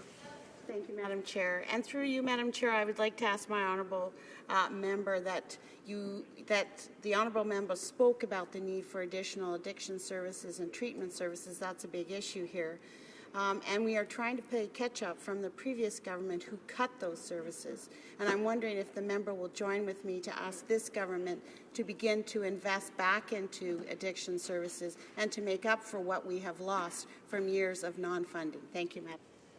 The honourable member for Mégantic-Lérable. Well, Madam Speaker, I understand my colleague's observations about the last 10 years. I understand that sometimes it's easy to draw a link between policy and consequences, but I think that this is a place where we shouldn't be talking about politics. There are things that we agree on here, and I think that we should focus on the things that we agree on so that we can solve this crisis as quickly as possible. And if she's asking whether we should have more resources, well, yes, Madam Speaker, there should be more resources for families. There should be more resources for addicts, more resources for everyone, because it's not simply by regulating things that people will inject less. So how do we avoid the whole problem in the first place? Madam Speaker, I've always defended the idea of helping people who are victims of drug addiction. And over the last 10 years, I defended that, and I will continue to do so.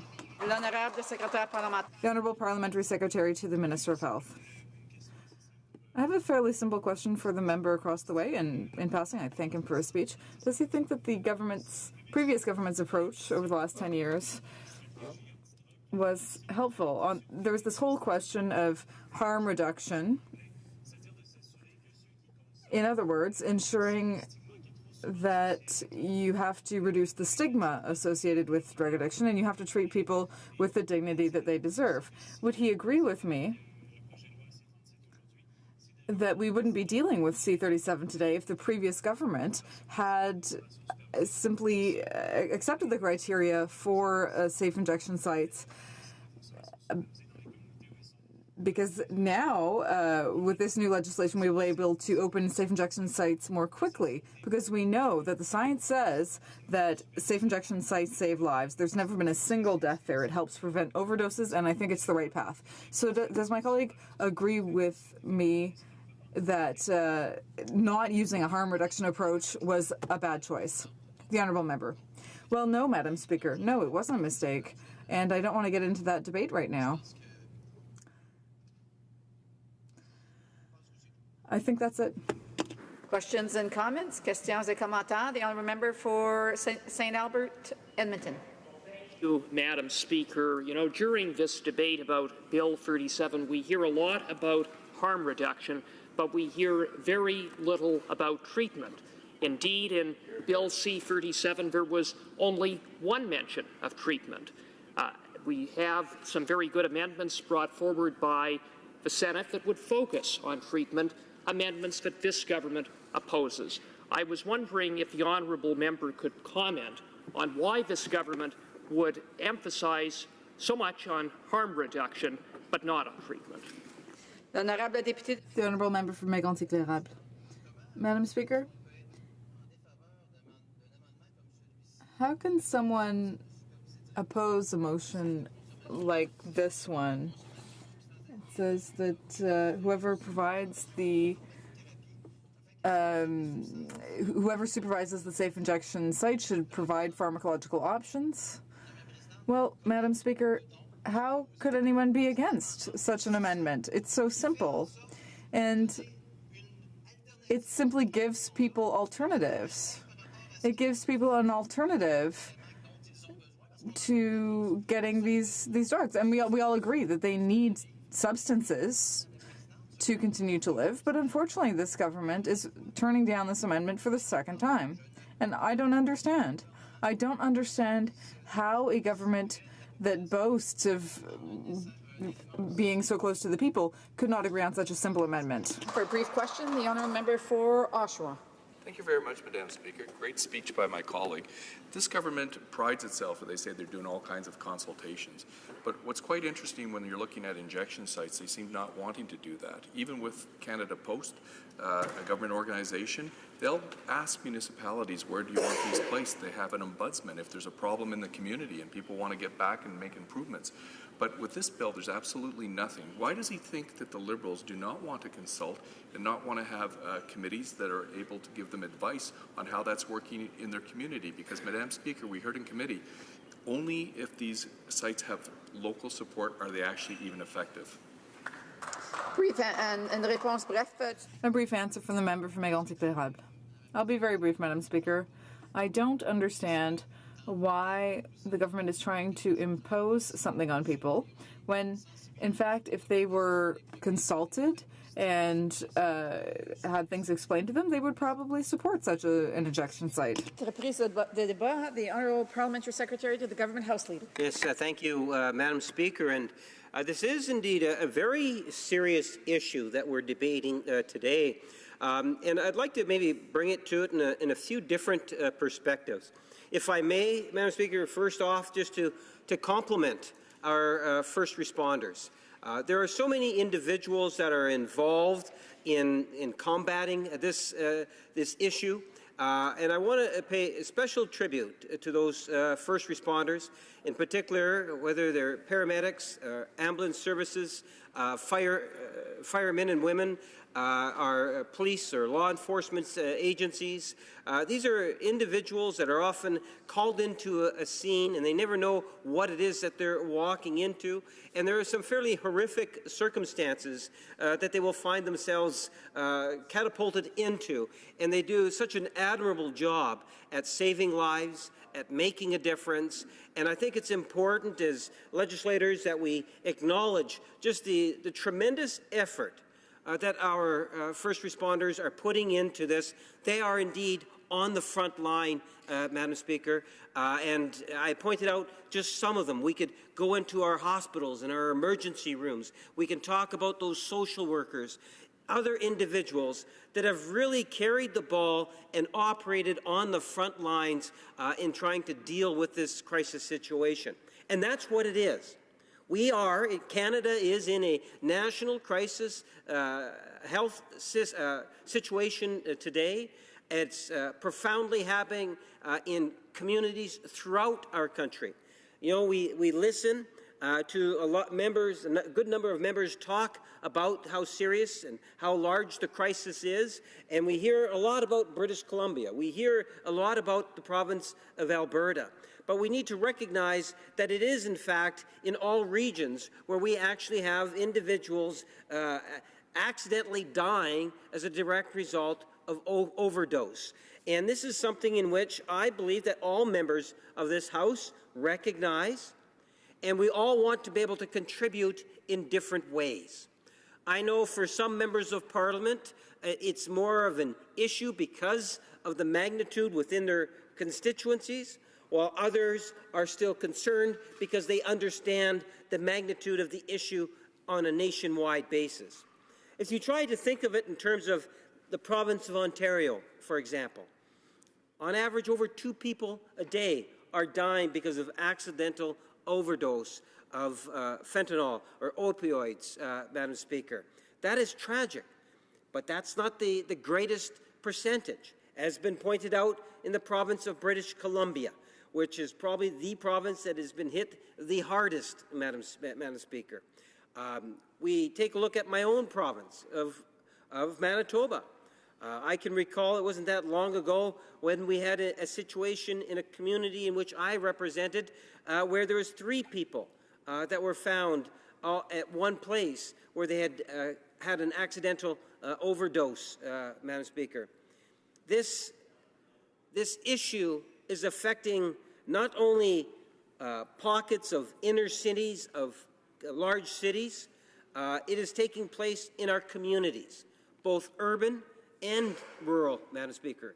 In urban centres, it's not just the poorer areas, Madam Speaker, it's also our suburbs. This is an issue that has touched all of the different social and economic stratas in one way or another. And that's why I am very pleased with this government's approach. Virtually since taking office, we've had a Minister of Health that has recognized the magnitude of this crisis and has taken a number of actions that have really gone a long way in terms of better educating people about it and ultimately saving lives, Madam Speaker. And I want to talk about that in a bit, but for now I want to give a little bit of a backgrounder. It wasn't that long ago in which I was sitting on the other side of the House and I was talking about the Vancouver injection site, Madam Speaker. A site that was actually put in back in, I believe it was 2003, 2004, a site that over the years has saved thousands of lives because of its very existence. And I think it's important that we recognize how it is that it came into being, Madam Speaker. This wasn't something that was just a flash in the pan of a thought, and then it's brought forward, and then presto, here's this InSite location. In fact, Madam Speaker, there was a great deal of dialogue that occurred. And it occurred at all different levels of government. It occurred in terms of the community itself getting engaged by many of the different professionals that had to deal with overdoses, Madam Speaker. accidental overdoses, if I can use that term, came together. There's a great deal of brainstorming that had occurred, a lot of community outreach that occurred, and there was a need for the different levels of government to cooperate in order to see it happen. So I can recall, not that long ago, as I say, a couple of years back, sitting on the other side, saying that here we have a situation in a community in Canada that we're wanting to develop the idea of having a safe injection site in order to assist in preventing accidental overdoses of, I believe, heroin and other potential life-threatening drugs, Madam Speaker. The problem is that there was nothing in place that would allow for that injection site to exist in a legal framework. So that what happened was that, and this would have been in the days of the Paul Martin, Jean Chrétien era, where there was working with the province of British Columbia and civic politicians, working with some of the community members, where they developed the idea, where Ottawa ultimately gave the insight, the opportunity to open its doors, recognizing that it was, in fact, in violation of one of our laws in terms of injection of illegal drugs. But the exemption ultimately was put in place or allowed to take place in order for this injection site to, in fact, be put where it was going to be located in the east side, Vancouver. Now, Madam Speaker, what happened was that for years it was operational. It was doing quite well. In fact, you know, it emphasized issues such as harm reduction, prevention, treatment, and enforcement. Those were the types of things in which it was advocating for, and it opened its doors in an unprejudiced way against individuals that felt the need to be able to use the facility. I would argue, Madam Speaker, had that facility not been opened back in 2003, 2004, there would have been thousands of other lives that would have ultimately been lost as a direct result. And what we found over the years in its existence is that it was exceptionally well utilized. That, in fact, if you take a look and you were to do a bit of research on it, you will find that there were actually thousands of referrals that ultimately went to other types of agencies, nonprofit agencies, government agencies, as referrals. I believe that it assisted in changing the direction of many lives that ultimately would never have been able to have continued if, in fact, that site was not in existence. And this is something that I think has been somewhat lost in the debate thus far. You know, we talk about the today and how we can look at the possibility of helping more, when in fact we have one injection site that has had such a profound positive impact in a community that was in real need. And what we had was the Stephen Harper government made a policy decision to discourage these safe injection sites from taking place. And the member across the way claps. And I would like to challenge the Conservative Party to why it is that they have such an adamant way opposed what has been something that has been so successful for Canadians as a whole. It has been. If you do the research and you check with our medical professionals and you check with the social workers and you get a sense in terms of what it is that the one site in Vancouver and the results that it has had, how can you possibly say that that was a bad thing?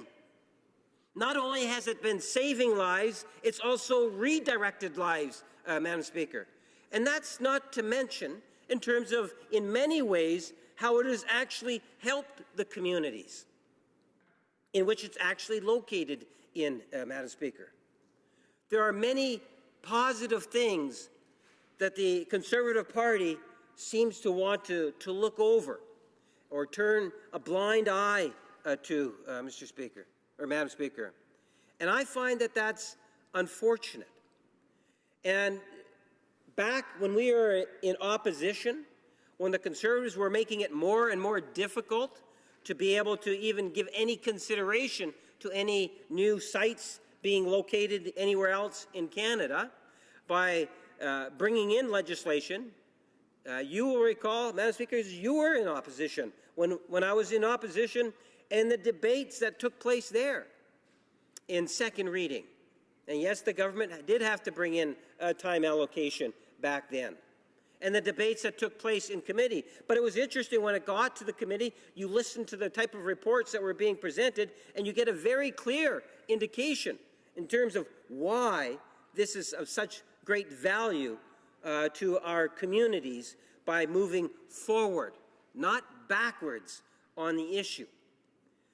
But true to form, the Conservative Party pushed the issue to the degree in which the legislation ultimately passed, Madam Speaker.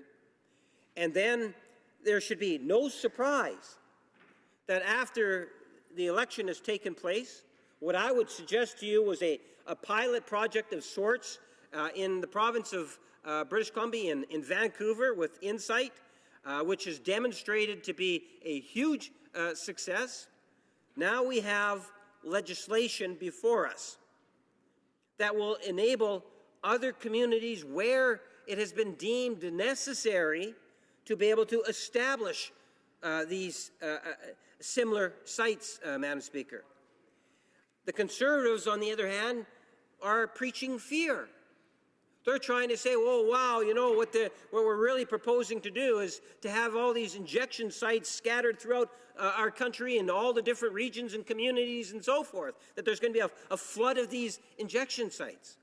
Well, that has not been the experience that we've had to date, Madam Speaker, and they know that that is not going to be the reality of the situation.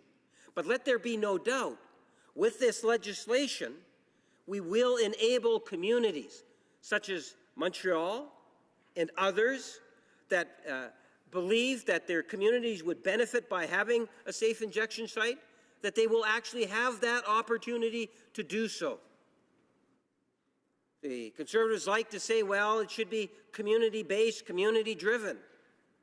Well, that is a given, Madam Speaker. That is, in fact, what does take place. Communities do work together. There are stakeholders throughout the different communities, and where there is a justified need, you will see that there will be one that could possibly appear. But you're not talking about, you know, the hundreds that the Conservatives tried to give an impression of, Madam Speaker. It's based in terms of the desires and the need of the different stakeholders in the communities. I suspect, Madam Speaker, that it will be well thought out before you'll see an injection site put into place. This is something that is not determined overnight. There is a great deal of experts that do get engaged on issues of this nature. Now, as I was indicating, when we were in opposition, there was a great debate over it, lengthy debates. Ultimately, it even went to the Senate, Madam Speaker, and the Harper government was able to make it law. But no one should be surprised now that with a new government, that we are taking an approach that is based on science, that is based in terms of what's healthy for our communities. And it's just not, you know, the Liberal Party within the House of Commons. As I indicated, we have a Minister of Health virtually since day one has recognized the very serious nature of this issue, has worked with caucus colleagues, and I would venture to say with members of both sides of this House, in order to come to grips as to what it is that we can do as a national government. And I think the single biggest thing that we can do, beyond the legislation in itself, is to demonstrate national leadership on the issue. And we've done that, Madam Speaker. We have worked with the different provinces and the municipalities. We've come up with some special funding arrangements where the crisis is so great. In particular, you know, as I say, I believe it's about $10 million for the province of British Columbia, several millions of dollars for the province of Alberta. These types of monies will go a long way in terms of saving lives. The Minister of Health has had national conferences of sorts, many different meetings, whether it's one-on-one, different stakeholders, large or provincial counterparts. There's been a great deal of dialogue on this issue, Madam Speaker. And what I find interesting is the only group or the entity that I'm aware of that has taken the position that this is a bad thing and we have to prevent from passing is, in fact, the Conservative Party of Canada. Yet other provinces and their regimes seem to recognize the value of what it is that's actually being done here, Madam Speaker. And I would ask my colleagues, Conservative colleagues from across the way, that they look into the issue in more depth, get a better understanding in terms of what it is that I believe my constituents would want, and that is a proactive approach at dealing with what I believe is a health issue, Madam Speaker. It is a health issue, and that is something that is best dealt with by working with others in order to try to make a difference. And if we are successful, we will ultimately be saving lives. You know, there's more people that die from fentanyl and opioid in the province of Ontario, from what I understand, that die from fatal vehicle accidents. 3 or more people will die on average every day in the province of British Columbia. I believe it's almost 2 people a day in the province of Alberta. But there's people that are dying across this country, Madam Speaker, every day. It's not the passage of this legislation is going to prevent people from dying, but it is a part of a more comprehensive package that will make a difference. And I will give my New Democratic colleagues credit here in the fact that they've recognized how important it is that we take this action. It's not very often you will get the type of cooperation in wanting to see legislation pass out of the House.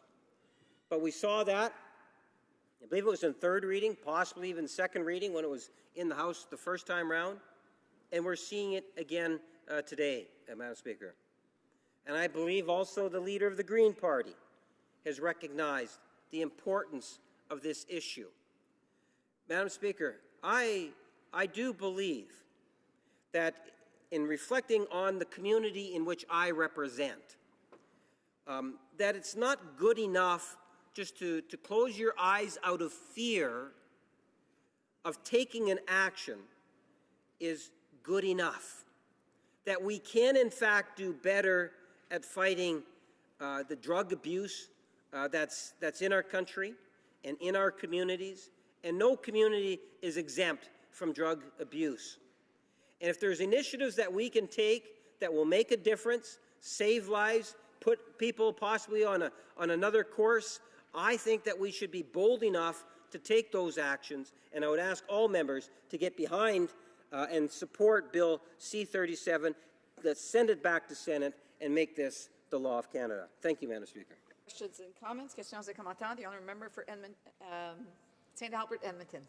Thank you, Madam Speaker. I thank the Parliamentary Secretary to Government House Leader for his speech. It was said by some of the witnesses who appeared before the Senate Legal and Constitutional Affairs Committee that when you're wealthy and you have an addiction, you get treatment, when you're poor and victimized, you get a supervised injection site. The fact of the matter is, Madam Speaker, that downtown Eastside has had a supervised injection site for 14 years, and 14 years later, it has the highest rates of addiction, the highest rates of HIV, the highest rates of hepatitis C. At best, supervised injection sites are a stopgap measure. In Bill C-37, there was a lot of focus around harm reduction, but no mention, other than one mention, of treatment. Where is the government's strategy when it comes to treatment and prevention? It seems that it has been lost in Bill C-37. The Honourable Parliamentary Secretary to the Government House Leader. Madam Speaker, I would have to disagree with my colleague from across the way. If you take a look at the one safe injection site that we have today in Vancouver, and I know my colleague is very much familiar with it, he'll also be aware of the fact that there have been literally thousands of referrals. And those referrals go to a wide spectrum of different agencies, both government, nonprofit, and I would suggest you even possibly private. And there, as a result, Madam Speaker, I believe that there has been a significant amount of those referrals ultimately end up into a treatment. At the very least, Madam Speaker, I believe that we are saving lives by having the sites, and where we can actually continue to provide that treatment through our referral programs, if there's a need for the province and the federal government to work closer to ensure that there are some additional treatment programs, our minister is doing everything possible in order to deal with this crisis situation, and we haven't been lost on the issue of the importance of treatment. We recognize that, Madam Speaker. Comments, the Honourable Member for Courtenay Alberni. I want to thank the member for his speech. It's not often that the member from Winnipeg North and I agree on something. In this case, certainly when it comes to saving lives, this is critical. In my riding, Madam Speaker, in Courtenay Alberni in particular, as a result of 20 deaths last year in our small community and the finding of carfentanil, the deadly carfentanil, Inspector Brian Hunter from the RCMP brought the community together. He brought the City of Port Alberni, Mayor and Council, and Island Health and Frontline Resources to have a conversation about how we could move forward. And the Island Medical Health Officer, Dr. Paul Hasselbeck, said the need for an overdose prevention site, he cannot legally call it a safe injection site, is as great a need in the Alberni Valley as it is in any other British Columbia community. He says, we are now in a crisis, a state of emergency or a public health emergency in the state of British Columbia. Madam Speaker, they reacted in the most positive way in what they could do. The Port Alberni Shelter Society and Island Health, with the support of City Council, have implemented an overdose prevention site in Port Alberni in response to Vancouver Island's public health emergency of fentanyl. But the medical health officer did raise concerns around the two of the Senate amendments in this bill to impose an unnecessary administrative duty on the operation of the site. And we know that Amendment 3, offering a person using the supervised consumption site alternative pharmaceutical therapy before that person consumes a controlled substance, is key. We know that's important, but we know it's first likely not constitutional. It's unnecessary, as we know these sites already offer treatment options that are part of harm reduction facilities. So, Madam Speaker, my question to the member is, does he support these amendments, or does he want to move forward with what we have in place right now? The Honourable Parliamentary Secretary to the Government House Leader. Yes, thank you, Madam Speaker. I know that the Minister of Health and her department has actually been going through the amendments that have been proposed by the Senate. There is a sense of urgency in terms of that we pass this legislation. We've had the opportunity in the House of Commons to have it go into one of our standing committees. Most issues, if not virtually all issues raised by the Senate, the Ministry of Health was already familiar with. And at the end of the day, if there is something that can still ultimately improve it and not impede the passage of the legislation, at least the Minister of Health or the government is at least open to it. Thank you, Madam Speaker. Questions and comments, Honourable Député de Montcalm. The Honourable Member from Montcalm. Thank you, Madam Speaker. When it comes to a crisis as unprecedented and serious as the fentanyl crisis, the harm reduction approach has demonstrated efficiency that is better. And we're no longer just talking about prevention. My colleague from Mégantic-L'Érable raised some sincere questions. I think the leader, or rather the parliamentary secretary, could perhaps respond to the incomprehension of my colleague from Mégantic-L'Érable. He's asking the question, why is it we would not offer drug-based therapy on site? Could the parliamentary secretary explain the problem that is raised by this amendment? Secretary? Yes, one of the things that I think is important to recognize is, as much as I will do whatever research I can in terms of looking at legislation and try to provide comments and thoughts on it, that we need to recognize there are individuals that have a better sense of what is the best way to move forward on issues. And I have full confidence in the Minister of Health and the department's ability in working with the different stakeholders to make sure that if, in fact, we can move forward on a particular amendment, that we would at least, at the very least, be open to the idea. But let's not lose the importance of the urgency of the factor. And if, in fact, it can be improved upon, I'm sure that we will be hearing that in the coming hours. Questions and comments? The honourable member for Surrey Newton. Thank you, Madam Speaker. I'd like to thank the honourable member from Winnipeg North for the great work that he does. Madam Speaker, I'm certain that the honourable member is aware of the crisis, opiate crisis in Surrey, where my riding of Surrey Newton is. And I would like to ask the honourable member what has been done so far and what is the strategy moving forward. The honourable parliamentary secretary. Thank you, Madam Speaker. And, the member from Surrey Newton has been a very, very strong advocate on this issue, whether it's been on the floor here in the House or within the caucus. And I know firsthand in terms of the Minister of Health, as he's tried to ensure that we all understand what's taking place in Surrey. And I can tell the member across the way, it's one of the reasons why I believe that we've had the Minister of Health go into Surrey, because of the advocacy role that the member has played. But in addition, Madam Speaker, we recognize that BC is in this unique situation in terms of when we talk about a public health issue, that nowhere is it stronger than in the province of BC. I applaud the member in terms of what he's done to date, and there's always more that we can do. I know the member will continue to lobby on this particular issue. His constituents expect him to, and I know he will. And one of the things that I would maybe highlight is the fact that, as the member would know, that it's not just the legislation. The national government, the Minister of Health, has also materialized with money.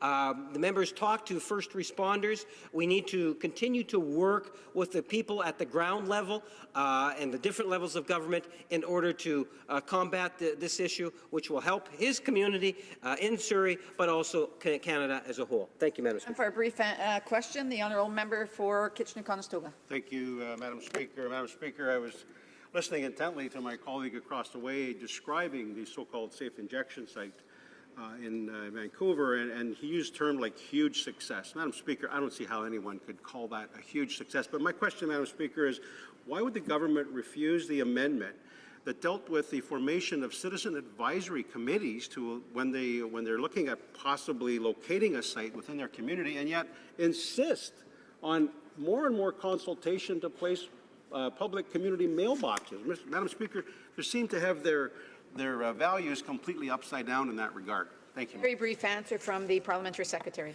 Yes, Mr. Speaker, and that's the type of debate we would have had when we were actually in opposition and Stephen Harper was the Prime Minister. And at the end of the day, what we were saying, Madam Speaker, is it's silly to believe that you're just going to have a safe injection site appear out of nowhere. There is going to be consultation. We all know that, Madam Speaker. There was that. All you need to do is take a look at the very first one that was created in Canada, and it was done without having to be legally mandated. I just want to remind the member for Kitchener-Conestoga that he was afforded the opportunity to ask the question without disturbing anybody, and therefore, without being disturbed, should I say, and I would anticipate that he would like to hear the answer, and if he has a follow-up question, he could always get up on that as well. Pursuant to Standing Order 38, it is my duty to inform the House of the question to be raised tonight at the time of adjournment. Ladysmith, the status of women, the honourable member for Essex, health, and the honourable member for Calgary-Nose Hill, public safety. Reprise au débat, resuming debate, the honourable member for Foothills. Thank you very much, Madam Speaker, and I wanted to say that I'll be sharing my time with the member from South Surrey White Rock. Thank you very much, and I look. I have to admit that this speaking on Bill C-37 is difficult, and the one thing that I want to try and clear the air, and I remember listening to this debate initially when it first came up in the House, and certainly sitting through much of the debate today. And the one thing that I really want to address is this misinformation or this misperception that because we are speaking out on this as a Conservative members, is somehow that we do not believe that this fentanyl crisis is a crisis, that we don't think it is an issue. Madam Speaker, the numbers are staggering. You look at 340 accidental fentanyl overdoses in Alberta last year, 650 in BC. We heard from the Minister of Health that it could very well be 1,400 in 2017. We are in a crisis when it comes to the opioid abuse that's happening, especially in Western Canada, but is definitely sweeping to other parts of the country as well. Now, we've spoken today about the numbers, but I think most of us in this House, or many of us in this House, understand this is more than just numbers. My colleague from Surrey, obviously, has been fighting very hard about this.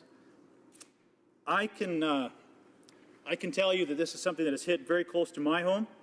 I have a rural Alberta riding, and I know many people don't assume that such an issue like this is a rural issue, that is more of an urban issue, something that is affecting our big cities, but that is simply not the case.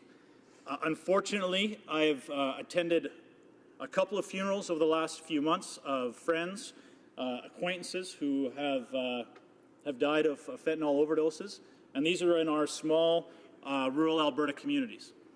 Kainai First Nation in southern Alberta had 18 overdoses over just a month earlier or later last year. This has hit very close to my community.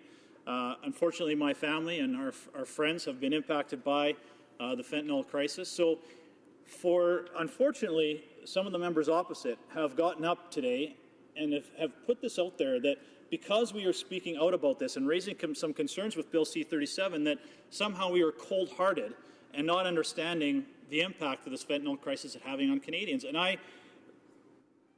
that makes me extremely frustrated and angry, because all of us understand what is going on and how serious this issue is.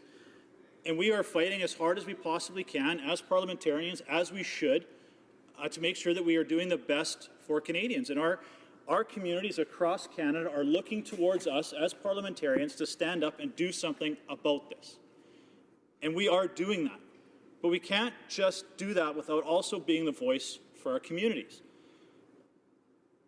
My rural communities understand that the fentanyl crisis is impacting all of us in southern Alberta. But my communities also are saying that we want you to ensure that we have a voice at the table. When it comes to selecting safe injection sites, none of my communities, and that's, I have to admit, I was really surprised when communities from as small as Stavely, Alberta, their councils are writing me letters and saying, it's not that we disagree with the safe injection site. What our concern is we want to have ensure that we have consultation, that yes, our community does want it or doesn't, and if we do, we want input on where it goes. Here, here. And I don't think that's out of line.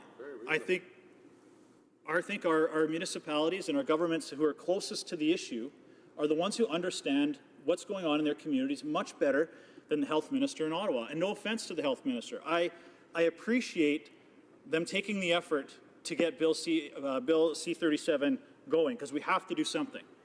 And as I said, Canadians are expecting us to do something. And I think Canadians are frustrated in the fact that they don't think that we have done enough, and I have to agree with them. This is not something that is going away. And unfortunately, we're having this debate here today when, in February, this could have been moved that much quicker.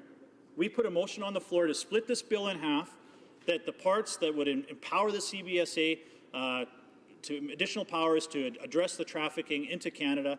We know the bulk of fentanyl and carfentanil comes from China. To give CBSA the tools to better enforce our borders, to give the health minister additional tools to address new and dangerous drugs. Those are the things that we wanted to move quickly. We wanted to try and start saving lives immediately. All we asked was that the portion of Bill C-37 which dealt with safe injection sites was split off so we can have further discussions about that. I was extremely frustrated to see the Liberals and NDP vote against that motion. Not once, but twice. I'm a father of 3. I have seen what fentanyl does to the kids in my communities. My kids' friends, they have come home and told me about the issues that they have at their schools and in their friendship groups. We need to do something, not later, but now. And I appreciate that Bill C-37 is a first step, but we had an opportunity as parliamentarians to do the right thing in February, and we failed. And now to see when we have an opportunity to further discuss what our communities are asking us to discuss, and that's safe injection sites, today the Liberals, supported by the NDP, pass a time allocation motion to cut off debate on this issue. The debate has been cut off now in the House of Commons, and has been cut off at committee stage. So really, they're the ones that are telling us as Conservatives that we don't care. But really the message is, unfortunately, Liberal and NDP do not care about what our communities think about this issue. And my communities have been especially vocal. It's not about whether they believe fentanyl is an issue. It's not about whether they believe that safe injection sites are one tool to address this. But they want to have a say. They want to have input on how this is going to look. And right now, no matter what the people opposite are saying, they don't feel that that's the case. They don't feel with the way that Bill C-37 looks that they will have genuine consultation in this process. And it's not just town councils and my village councils, but also my local RCMP. They also feel that they need a say in how this is going to work. And my feeling is, if you want safe injection sites to be successful, you must have community buy-in. If you don't have community buy-in, they're not going to be successful. They're not going to do what potentially they can do. But the other issue that is not included in Bill C-37, which I think is another area where we have fallen woefully short, is there's nothing in here that stipulates resources for mental health counseling and addiction counseling. That is something that has come up extremely loud and clear in my communities. It is very difficult to access those services in Southwest Alberta and rural Alberta. Certainly, and I don't want to speak for other urban centres, but certainly if you're close to Calgary, you have those opportunities. They're much closer and much more accessible. But in rural communities, it's extremely difficult.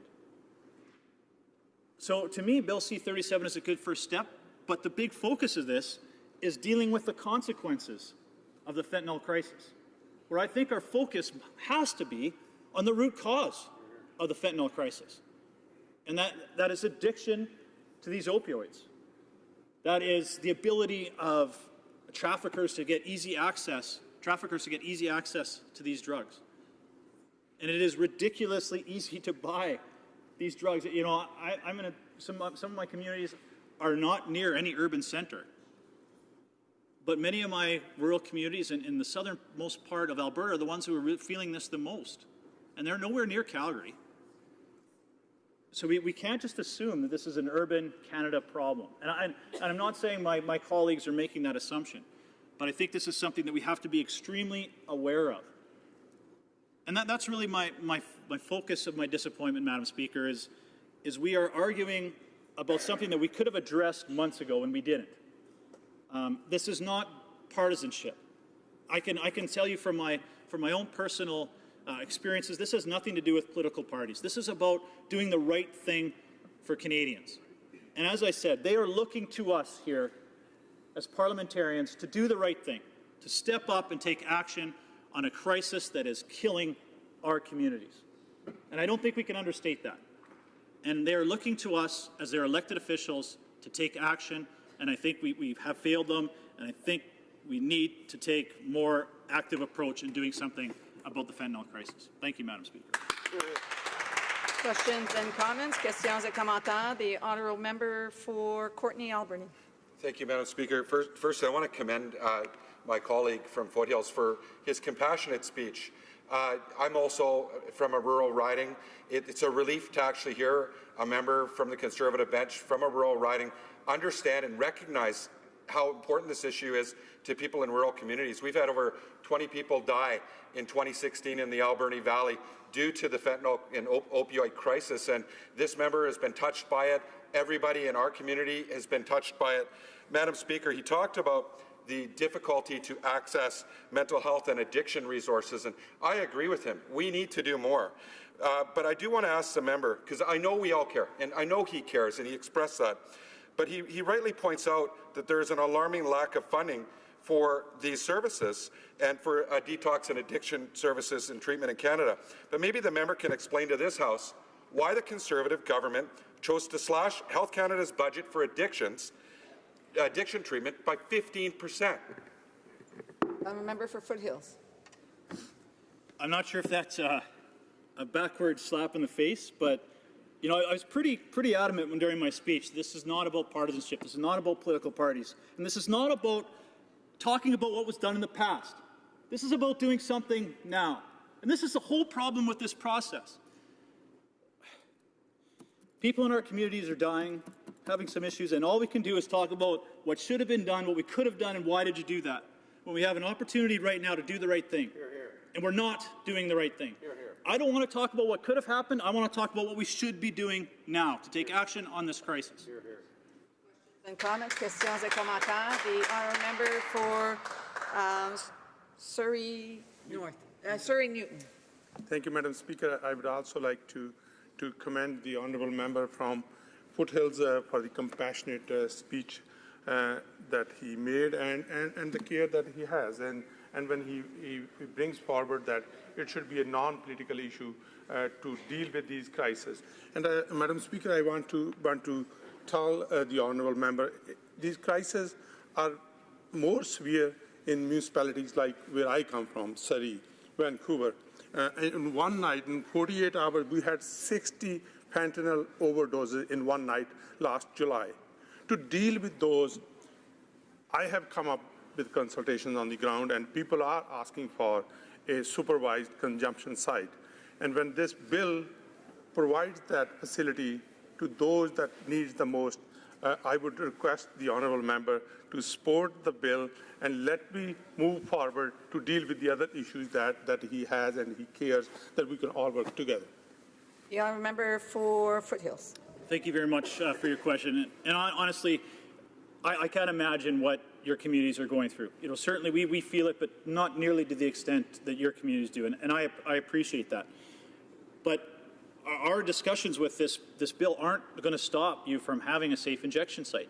But I'm speaking for my communities who are saying they are very concerned about not being consulted properly enough before one happens in their communities. And again, we're not saying that we don't want them.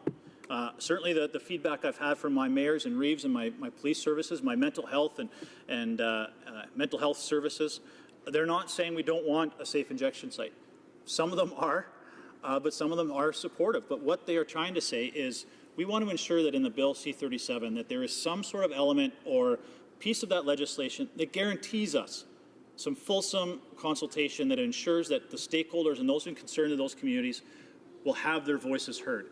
Not necessarily whether they want it or not, but if they do want it, where it's located. And we're certainly having that discussion right now in the City of Calgary, where the City of Calgary has put forward a safe injection site in a community without proper consultation with that area, and now community members are coming out speaking against that. And I think that's a very important element of this, is that we want to ensure that communities buy in to having a safe injection site, where it's located, who's going to be involved, and those types of things. Again, we're not saying we don't want them. What we're saying is we want to ensure that consultation is part of the process. I just, before I continue, I just want to remind the member when he's addressing, to address the chair as opposed to the individual members. Resuming debate, reprise de débat, the honourable member for South Surrey White Rock. Well, thank you very much, Madam Speaker. And I'll be splitting my time with the member for Foothills. I'm pleased to rise again and speak to Bill C-37, an act to amend the Controlled Drugs and Substance Act and make related amendments to other acts. As a member of Parliament from British Columbia and from the Lower Mainland, certainly, we have seen this crisis for a very long time. And I'm glad that the health minister has come forward to have a look at this issue. And I would say that the community does want more to be done. And this is an absolute epidemic. And I feel very strongly as legislators that we must do something, and anything that we can do to protect our kids, to protect our communities, and to protect the life of these individuals who are affected by this public health emergency. When there are close to 1,000 people dying from opioid overdoses in a single province in a single year, we need everyone involved to assist in mitigating that crisis. Now, when Bill C-37 came before this House back in December 2016, and it was tabled just 2 days before this House rose for Christmas. And I remember thinking that this piece of legislation should have been tabled months earlier, because there were some extremely important tools and changes in the bill that needed to be implemented immediately. And that was around the banning of the importation of unregistered pill presses, providing the CBSA officers with more powers to open suspicious packages, to stop the flow from fentanyl and carfentanil into Canada from China. Broadening the penalties to now apply to the production, the sale, the importation, or transportation of anything intended to be used in the production of a controlled substance, including fentanyl. But, Madam Speaker, there were other pieces of this legislation that were more problematic and that needed to be given more time for debate and more time for the opportunity for some amendments to come forward. And I'm talking about the legislative changes included in Bill 37, C-37, that facilitated easier access to and opening the injection and consumption sites in communities. And in particular was the lack of community, police, and municipal consultation or notice that was included in the legislation. And that's why we, as the Conservative opposition, put forward a motion to separate the bill and have two separate bills. One bill that could address all of the urgently needed measures and had unanimous support from this House.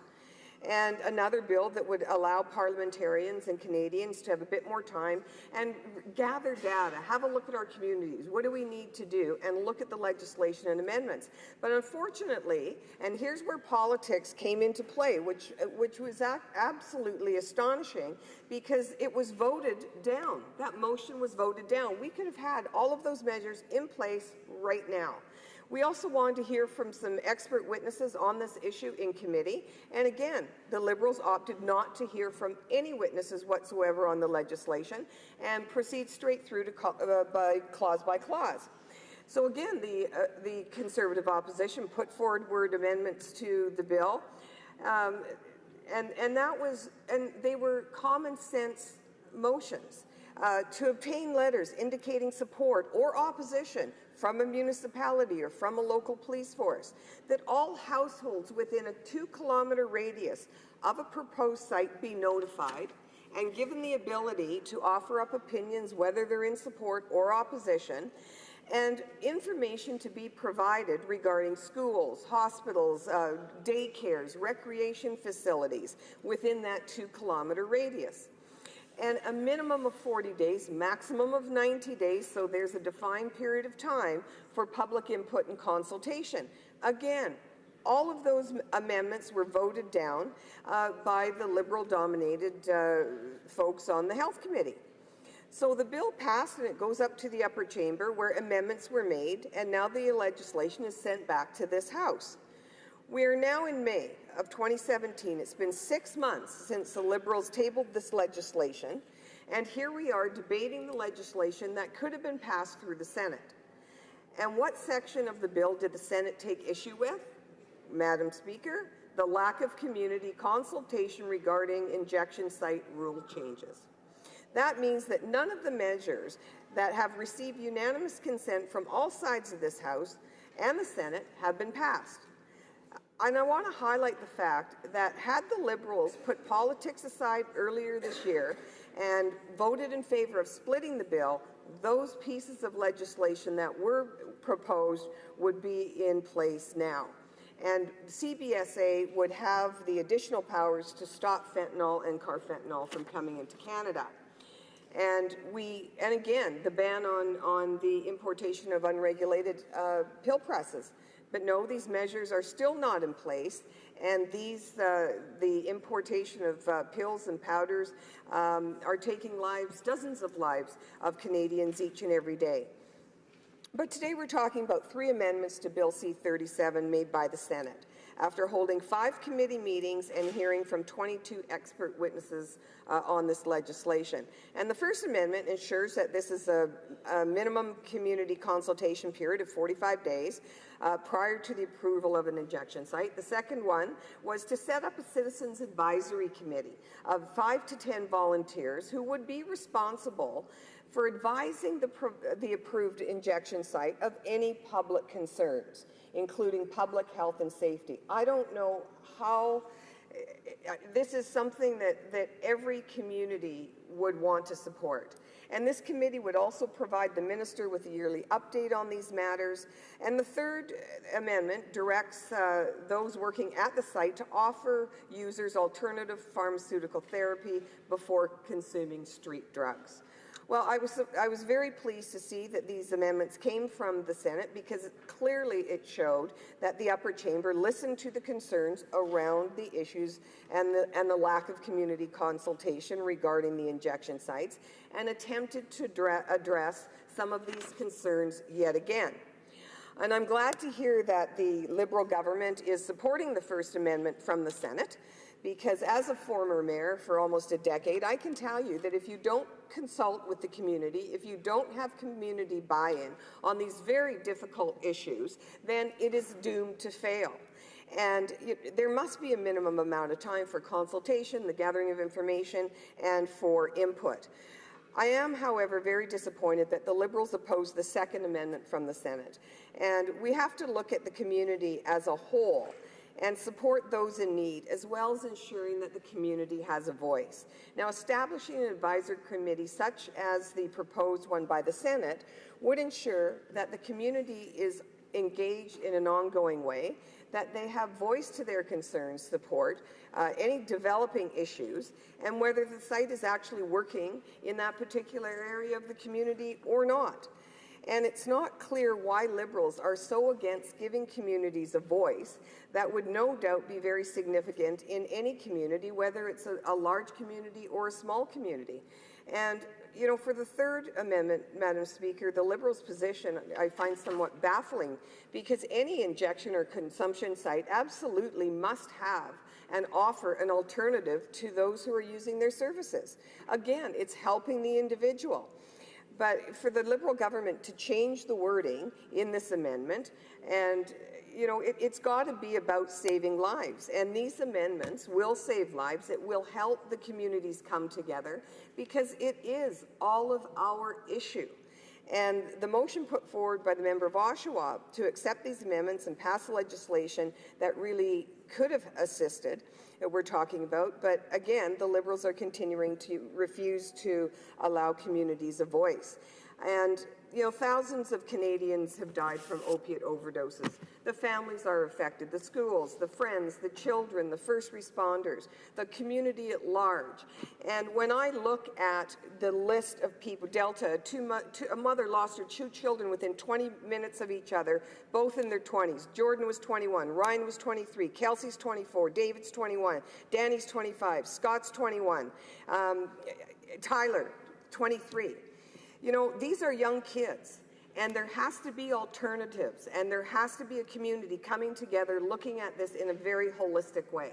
And I think on this side of the House, Madam Speaker, that is all that we want.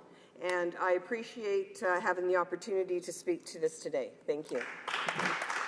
And comments, questions et commentaires. The honourable member for Surrey Newton. Thank you, Madam Speaker. I would like to thank the honourable member from South Surrey White Rock, and I also like to commend her work as a councillor and as a mayor of Surrey, helping the Wally area in Surrey, where the need for this type of establishment, the safe consumption site, is necessary, because I'm sure, Madam Speaker, the honourable member is aware of all the facilities, whether it's the keys or whether it's the front room, the work that those organizations are doing.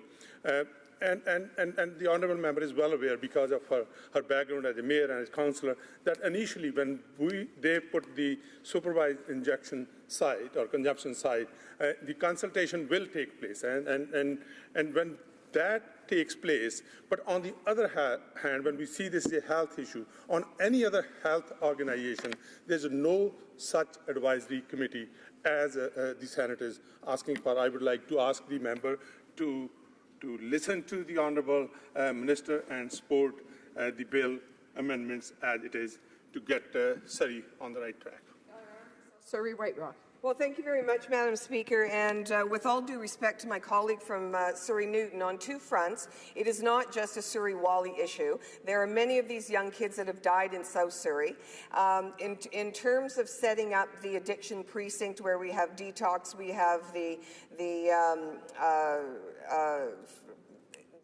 sobering center, we have right adjacent from the hospital, transitional housing, all of those things. That was purposefully done around that addictions precinct for assistance and help, and whether that is cited there, the consumption site, if that's what the community wants, if that's cited there, then it's got the supports. But I would say also that, again, if the homeless shelter does have an advisory group, it's had an advisory group since its inception, and they work together resolving the issues of the community. Every single homeless shelter has one, and that was put in place to alleviate the issues of the community. Questions and comments? Questions et commentaires. The honourable member for Saskatoon-Grasswood. Thank you, Madam Speaker. I want to thank my colleague from South Surrey White Rock, and being a former mayor for almost a decade of Surrey, I want to ask her about consultations, because every community in this country right now knows the dangers with opiates and fentanyl, but they don't know how long the consultations or how to go about the consultations. So being a former mayor of Surrey, I want to know her experience on the consultation process, how long it should take, and what are some of the topics that need to be discussed in every community in this country. Honourable member for South Surrey White Rock. Well, thank you very much, and I really do appreciate that question, because as I stated earlier, and as I read a whole list of names, you know, people that will use a consumption site and that are street entrenched, there's strategies around the supports for those individuals. Then we have young kids, and I read off the list in terms of going to a party, not knowing what they're taking, and they end up dead. I mean, I can't imagine that mother losing her 2 children in 20 minutes of each other in their early 20s. And that's a totally different strategy. And the community has to come together. There's mothers and fathers and children, and we have to deal with this as a community.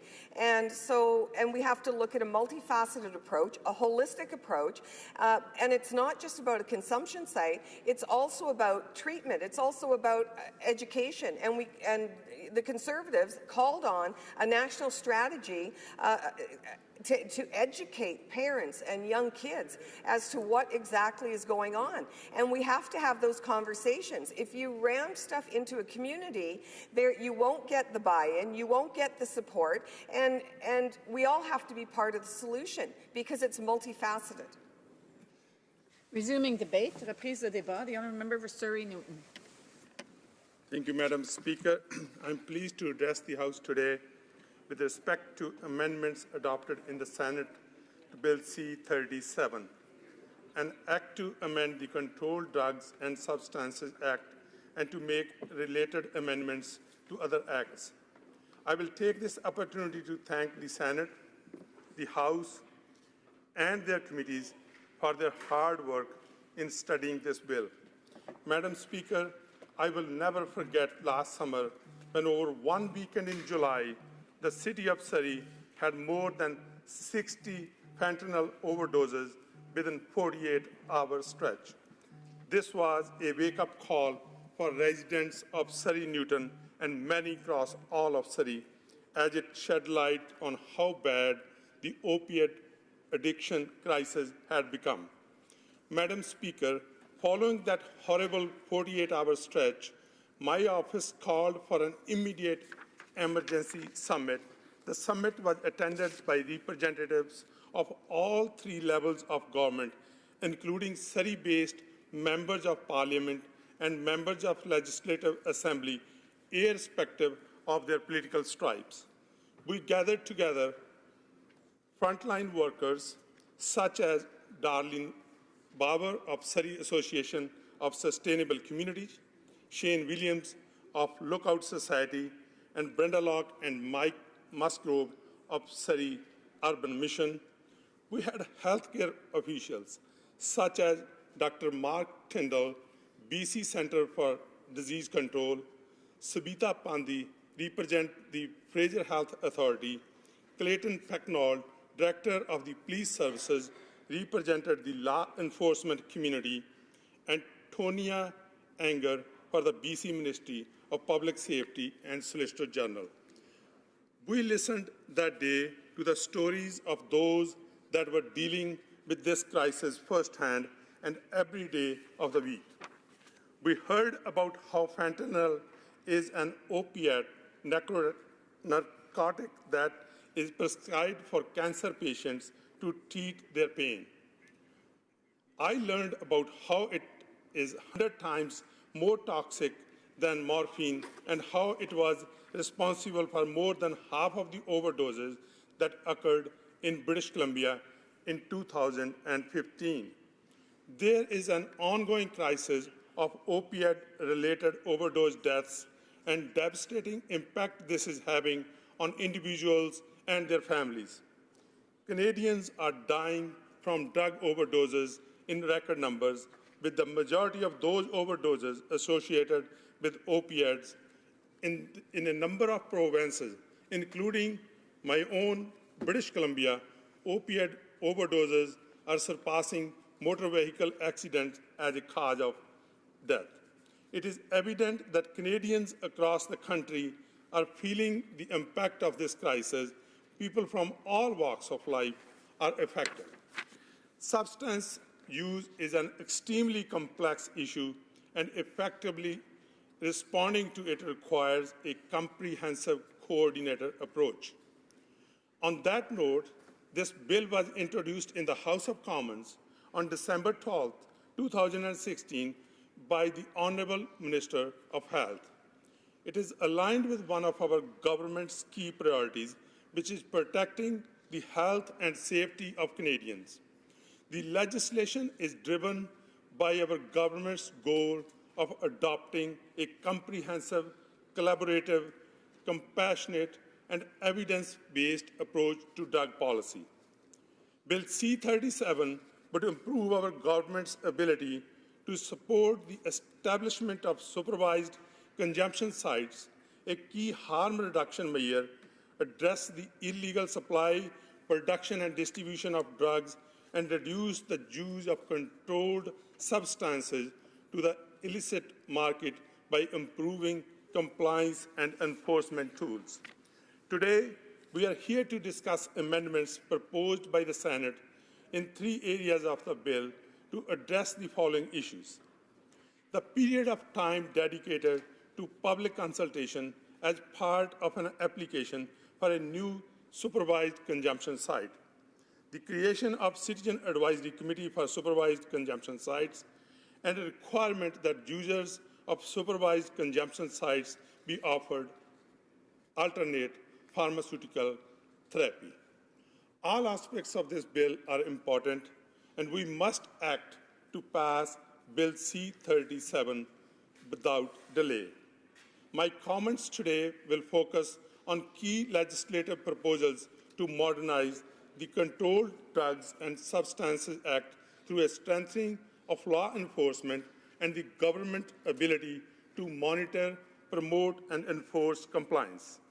These measures would reduce the risk of diversion of controlled substances used for legitimate purposes, such as prescription opiates, to the illegal market, which contributes to problematic substance use in Canada. The Controlled Drug and Substances Act has been amended over the years since it came into force in 1997. However, it has not kept pace with the changes seen in both the controlled substance industry and the illicit drug market. A specific measure this bill would employ to modernize compliance and enforce is the alignment of inspection authorities with other federal legislation. More than 600 licensed dealers are regulated under the Controlled Drugs and Substances Act, conducting activities with the controlled substances for the legitimate purposes. Health Canada inspectors are currently only able to inspect sites where authorized activities with controlled substances or precursors take place. This bill would allow Health Canada inspectors to enter places where they have reasonable grounds to believe there are activities with controlled substances.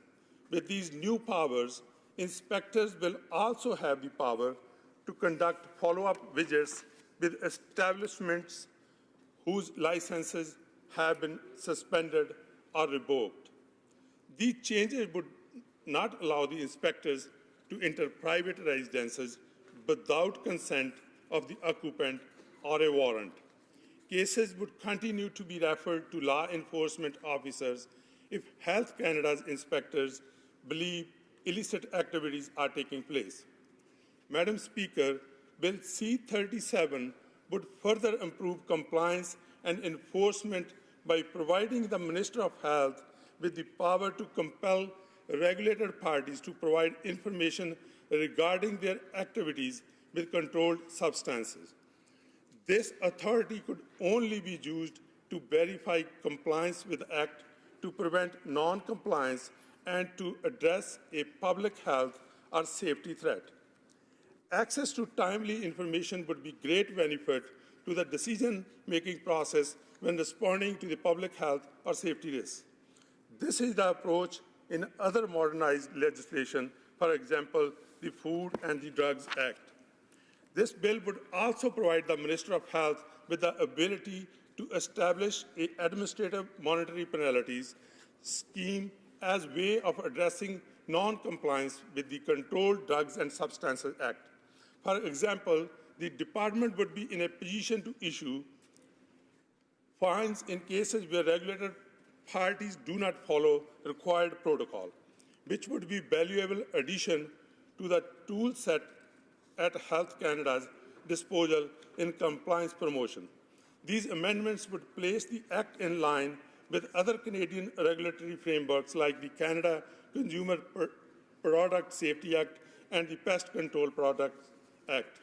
Currently, Health Canada's options for compliance promotion include the sending of warning letter, which is often ineffective, or the suspension or revocation of license, which may be too severe of a penalty since it could lead to the shortage of drugs used for the legitimate medical purposes. Madam Speaker, in addition, not all regulated parties are issued licenses under the Controlled Drugs and Substances Act. Some are simply subject to requirements established in the regulations under the Act. While this bill would allow an administrative monetary penalty scheme to be put in place, regulations would be required to exercise this power. Another aspect of Bill C-37 would be to modernize the disposal process for seized controlled substances or any chemical offense-related property. Current handling and disposition rules are cumbersome and complex. Law enforcement agencies are required to follow the time-consuming process of obtaining a court order and Health Canada approval before disposal can take place, which results in longer storage times. The storage and handling of seized materials of this type poses a risk to health and safety of Canadians and is very costly. With the increase in seizures of dangerous illicit opioids, these changes are more important now than ever before. To reduce the burden on courts, government, and law enforcement agencies, this bill introduces an expedited process for the disposal of seized materials. The proposed improvement is to eliminate the need of court order or Health Canada authorization. Bill C-37 would also allow military police to be designated as police force under the Controlled Drugs and Substances Act. This amendment would provide military police with greater set of tools to be utilized when investigating drug-related crime on the military basis. Military police currently have the authority to enforce offenses of criminal nature within the Department of National Defense jurisdiction. However, they are not covered by the Controlled Drugs and Substances Act police enforcement regulations. The later regulations allow use of a full set of techniques such as possession and trafficking of drugs as part of an investigation. Without that authority, tools and techniques at the disposal of military police in the course of an active investigation are limited. RCMP Sport currently fills this gap, which is both inefficient and costly. All of these legislative proposals would contribute to the modernization of Controlled Drugs and Substances Act, aiming to better balance the key objectives of protecting public health and maintaining public safety. This would be accomplished by better equipping health and law enforcement officials with the tools and authority needed to reduce the risk and harm linked to substance use in Canada. The ultimate goal of Bill C-37 is to decrease diversion of controlled substances to the illicit market, which is a significant contributor to Canada's opiate crisis. The problematic substance use situation we are facing as a country is an immense concern, and I stress the urgent need for the passage of this bill in order to help address it. I therefore urge all members of Parliament to support Bill C-37 and our amendments as a step towards ensuring the continued protection of the health and safety of Canadians. As Madam Speaker, when I'm out on the ground, when I'm talking to the people, when I'm talking to the health professionals, when I'm talking to the first responders, I want to thank all those individuals, the input that they have provided over the past many months.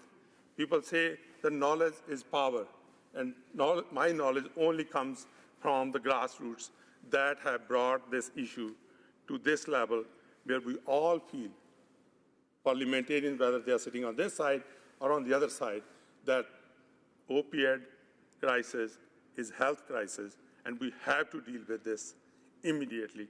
So, Madam Speaker, I request all members in this House, please support the bill and let me deal with this on a non-political basis.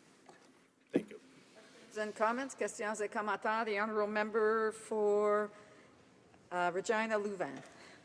Thank you, Madam Speaker. I would agree with my colleague for Surrey Newton that we urgently need this legislation to save lives. And I hope he would agree that his Liberal government's new model Senate has unnecessarily delayed this legislation by about 3 months. In terms of the specific amendments, the one that his government is accepting for a 45-day public consultation is an amendment that they rejected when it was put forward by the Conservatives in this House. So I'm wondering if the member for Surrey Newton could explain whether his government has changed its mind and decided that that amendment actually improves the legislation, or whether it's just giving a pat on the head to the Senate and trying to justify this delay and the $1 million being spent every year on this new process for Senate appointments. A member for Surrey Newton. Thank you, Madam Speaker, and I would like to thank the Honourable for a question that he asked.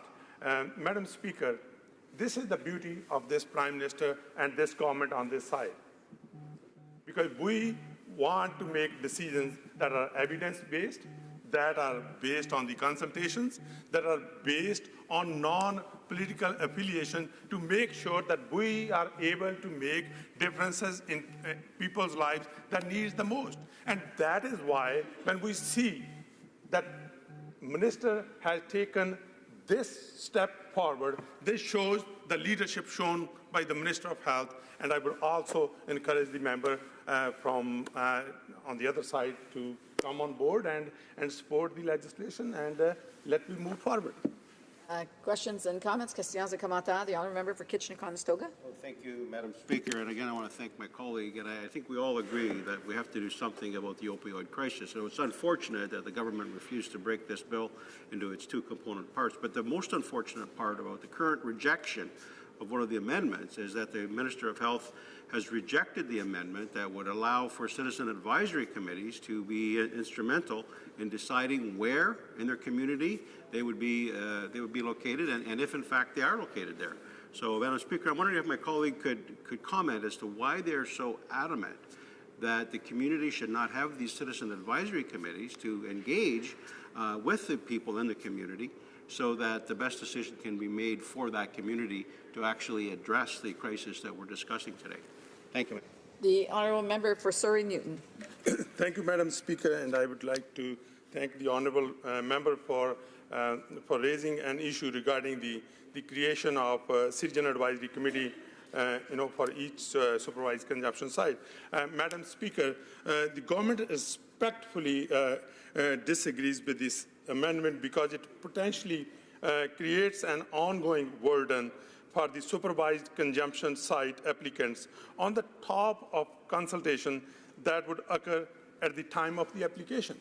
When we give a time when the application is made, when those issues are addressed, and when we look at other health authorities or other health organizations, committees like such do not exist to create an extra burden.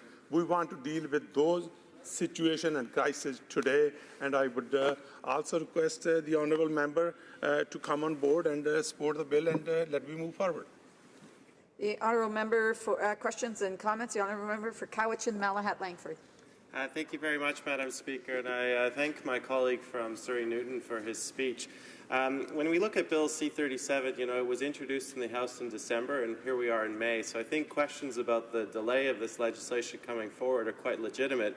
Now, my friend and colleague from Vancouver Kingsway has stood in this House as the NDP's health critic on numerous occasions and in the public, and he's asked the health minister and this Liberal government why they have not used the resources of the federal government to declare a national health emergency under the Emergencies Act. And we still haven't gotten a good answer. I mean, if we had, Madam Speaker, 40 to 50 Canadians dying a week from Ebola or the Zika virus, there would have been no hesitation in this House or by this government to mobilize the resources it has at its disposal. So, Madam Speaker, through you to the honourable member, I'd like to know why his government has not entertained the idea of enacting a national health emergency to give this crisis, he has referred to it as a crisis, to give this crisis the resources it needs and demands. Thank you. The honourable member for Surrey Newton. Thank you, Madam Speaker. I would like to thank the honourable member for raising an issue on the state of emergency.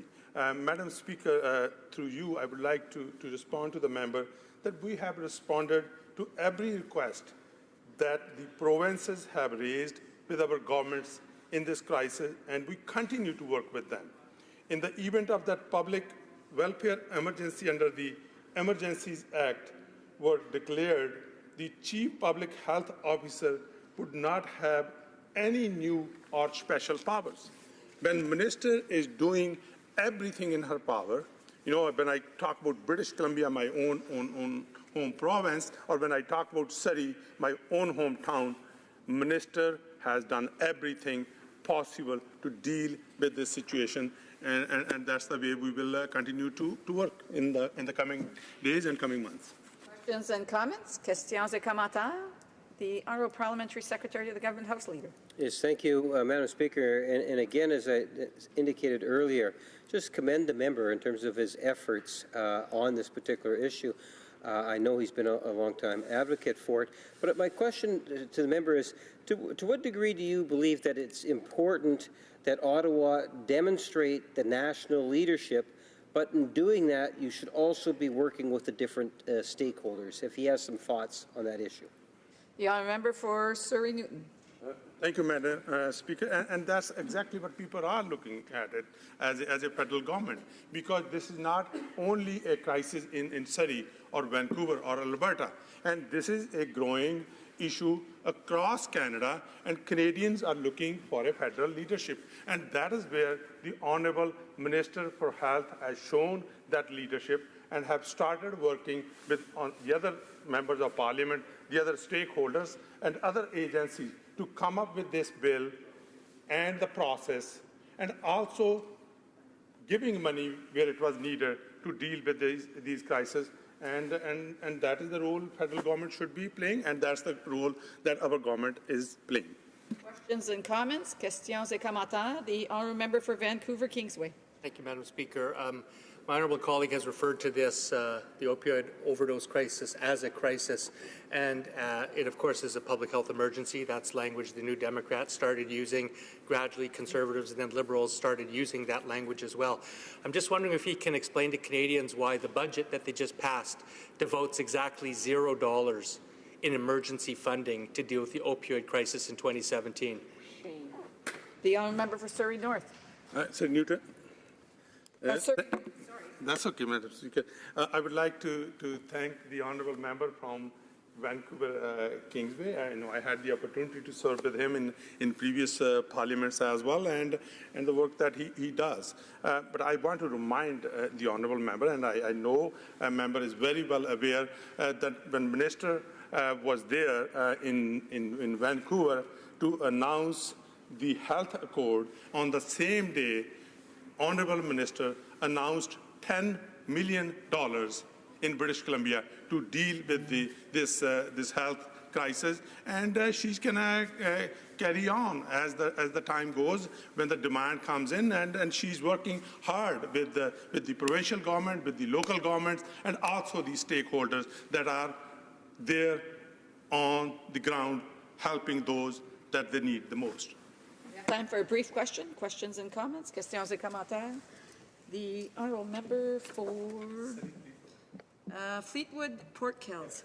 Oh, thank you, Madam Speaker, and it's a pleasure to ask a question of my next-door neighbour in Surrey Newton. It's a really simple question. You know, we've heard a lot about the fact that safe consumption sites or safe injection sites are not the whole answer, and I agree.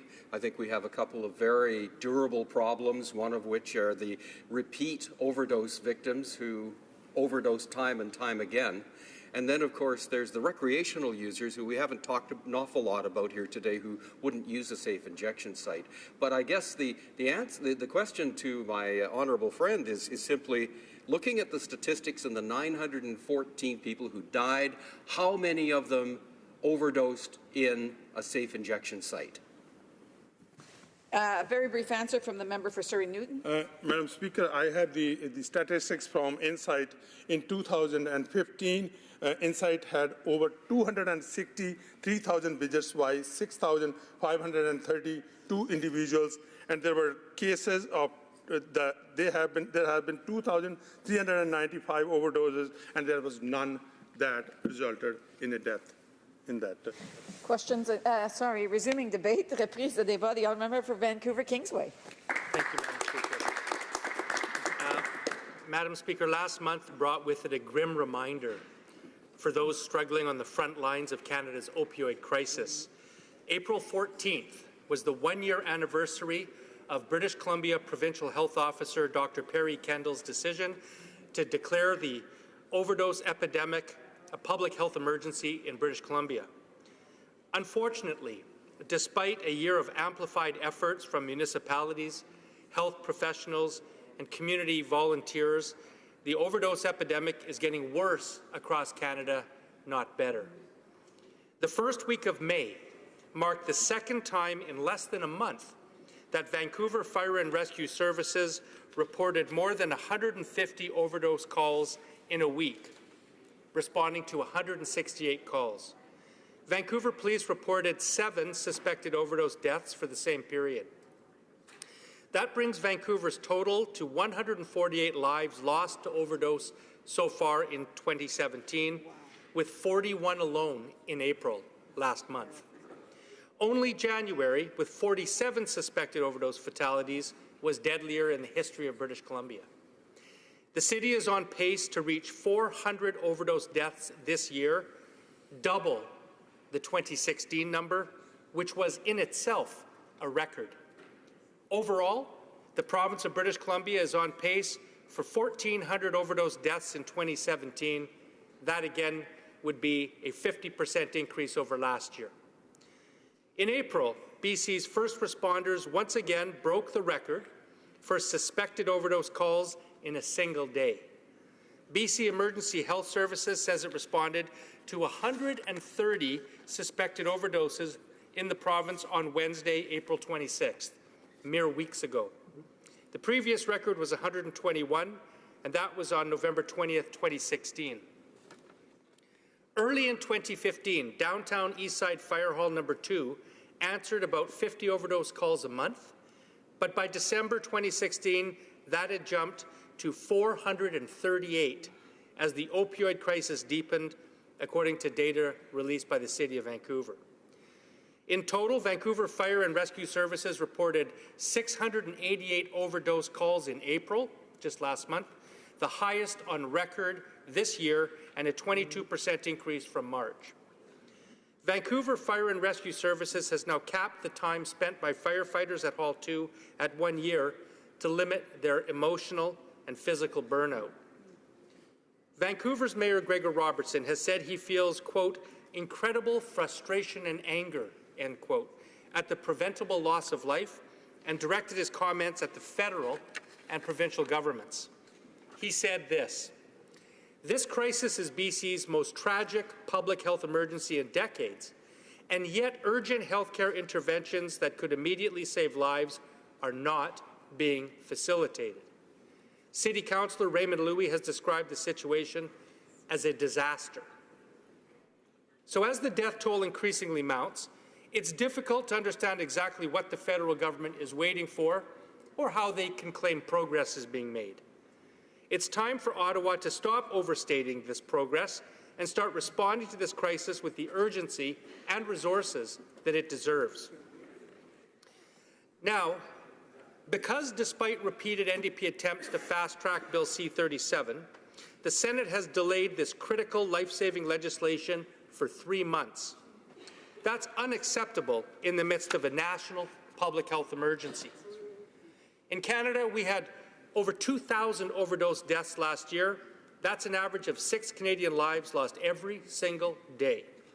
That means that in the past 3 months, while this bill has languished in the Senate, we should expect that at least 500 Canadians have died, perhaps preventable deaths, due to overdoses. However, given the escalation in fatal overdose rates so far in 2017, that number is likely even higher. Now, on the first day that the Vancouver-based facility Insight opened, they reversed 15 overdoses. Not all of those people would have died, of course, but odds are that some of them would have if those overdoses had happened out on the street. Indeed, we have over a decade of clear and overwhelming evidence that supervised consumption sites save lives. And there isn't a shred of credible evidence to substantiate the baseless fear-mongering that has shrouded this debate for too long. Today, there will be 600 supervised injections at Insight, and not one of them will result in a fatal overdose. No one has ever died of an overdose at Insight since it opened in 2003. In the immediate area around Insight, the 40-block area surrounding the facility, there's been a 35% decline in overdose deaths. And people who use Insight on a regular basis are 30% more likely to enter addiction treatment. So the 3 months that this bill unnecessarily was held up in the Senate has cost lives in this country, and that should be condemned, Mr. Speaker.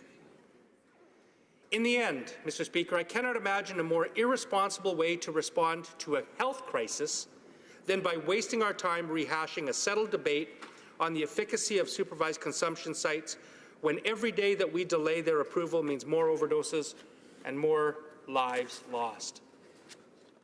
And yet, after 3 months of delay, the Senate has now returned this bill to Parliament with 3 problematic amendments motivated by those who, based on a narrow ideology, are opposed to supervised consumption sites, reject the clear evidence that they save lives, and really want to obstruct or delay their opening. These amendments and the concepts behind them were specifically raised, debated, and rejected at the House of Commons Standing Committee on Health. They are not evidence-based, they represent poor public health policy, and they are contrary to the very intent of the legislation. I'll deal with Amendment 1. The bill, before it was amended, set out at maximum 90-day consultation period with the public in order to have the public have their say on the site and location of a supervised consumption site. The amendment by the senators proposes to put in a minimum 45-day public consultation for these applications. Mr. Speaker, there's only one reason someone wants to put in a minimum time for public consultations, and that's to slow down an application for a supervised injection site. There's no doubt that that amendment, were it to pass, will slow down the approval process, and it will hinder quick action in the case of emergency, where we may have to open supervised consumption sites very quickly, as have volunteers and activists on the ground in Vancouver as we speak. There are people in Vancouver, Mr. Speaker, who have opened what are called overdose prevention clinics right now, operating courageously outside the law because they know that they're saving lives. They're risking their professional credentials. They're risking being arrested.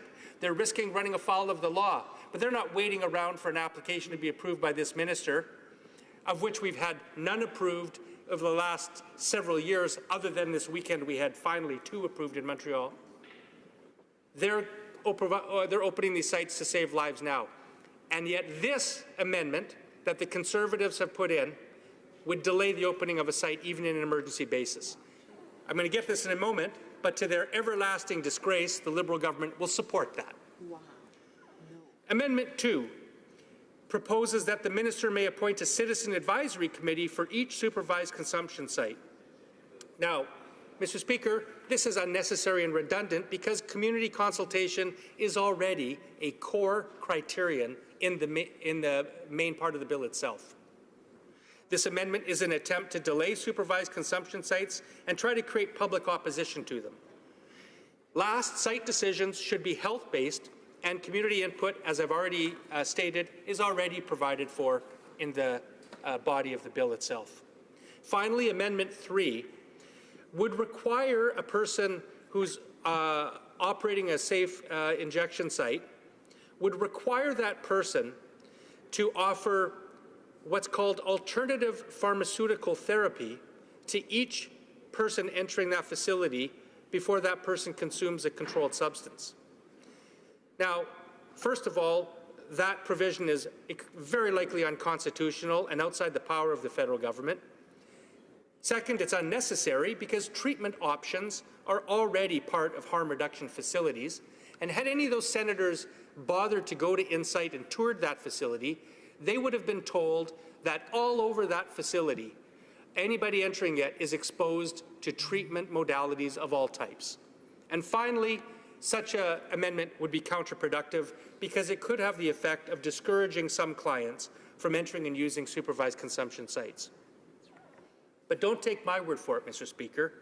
When Bill C-37 was being debated before the House of Commons Standing Committee on Health, the Liberal members of that committee said what I just said. The Liberal member for Oakville cautioned the committee that, quote, "It's really important that we remember what we're doing here. This isn't designing the treatment programs and the whole care model around people with drug addictions. That's the province's responsibility. What we're doing here is deciding who would be exempted from the Controlled Drugs and Substances Act because of medical conditions," end quote. On the 45-day minimum consultation, the Liberal member for Charleswood, St. James, Assiniboia, Headingley told the committee that, quote, "I have a very quick point to the question that was asked about what the harm would be in 45 days as a minimum consultation period and whether it would matter. The question I would ask in return is if there's an urgent enough need. The day that Insight opened, they reversed 15 overdoses. Multiply that by 45 potential deaths. Does that matter? I would say it does," end quote. And the Liberal member for Calgary Skyview reminded the committee that, quote, "Time is of the essence when we are setting up these clinics. This amendment will constrain or tie the minister's hands for 45 days in terms of taking any action. Look at all the lives that may be lost in that delay. Those are my comments," end quote. It'll be interesting to see, Mr. Speaker, if those members of the Health Committee who sat with me when we heard from witnesses about the opioid overdose crisis due to a New Democrat amendment to study that very issue, whether they will stand and vote with the New Democrats in opposing these three amendments that are contrary to the intent of the bill and actually make opening supervised consumption sites more difficult or more difficult for clients to access. Now, Mr. Speaker, those on the front lines of this crisis are unanimously opposed to these amendments because they know that they will delay the opening of critical public health facilities. Canada's New Democrats will stand with them. Because we support sound, evidence-based health policy. We support these critical public health facilities that save lives.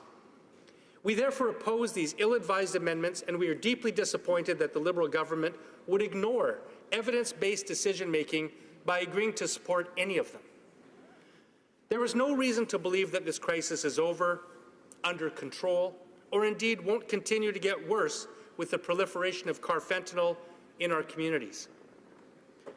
We need to fast-track the opening of supervised consumption sites and expand opioid substitution programs.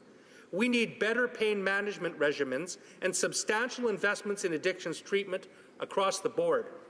These are needed to start the tectonic shift to transform how we think about addiction and to create better policies to address it after a decade of moralizing and criminalizing what is a public health issue. First, we must make long-term investments in mental health programs and addictions research. Canadian mental health experts, including the Public Health Agency of Canada, do not yet have an explicit understanding of the relationship between drug and mental health issues.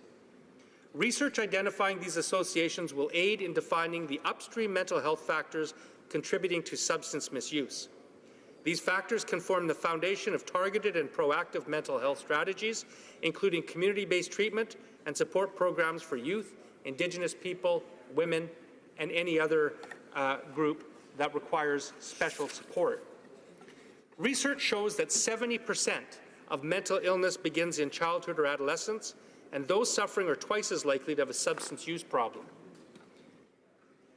In addition, national tracking of comorbidity of mental illness and drug-related fatalities, similar to those in the US and Australia, would enable faster access and a better understanding of trends for the development of targeted solutions. In short, we need to know more, we need to invest more, and we need to devote more efforts to acquire the science and knowledge to address this public health crisis. Second, we need substantial investments in addictions treatment across the board. I mean significant new funding by all levels of government in a myriad of modalities for all distinct populations. I'm going to stop and point out my Liberal colleague mentioned $10 million given by the Minister of Health to British Columbia. That was in 2016, Mr. Speaker. The current 2017 budget tabled in this House devotes $0 to address the emergency opioid overdose crisis in this country. Now, there is currently an unacceptably narrow portal for access to detox services and an appalling lack of publicly funded longer-term treatment beds.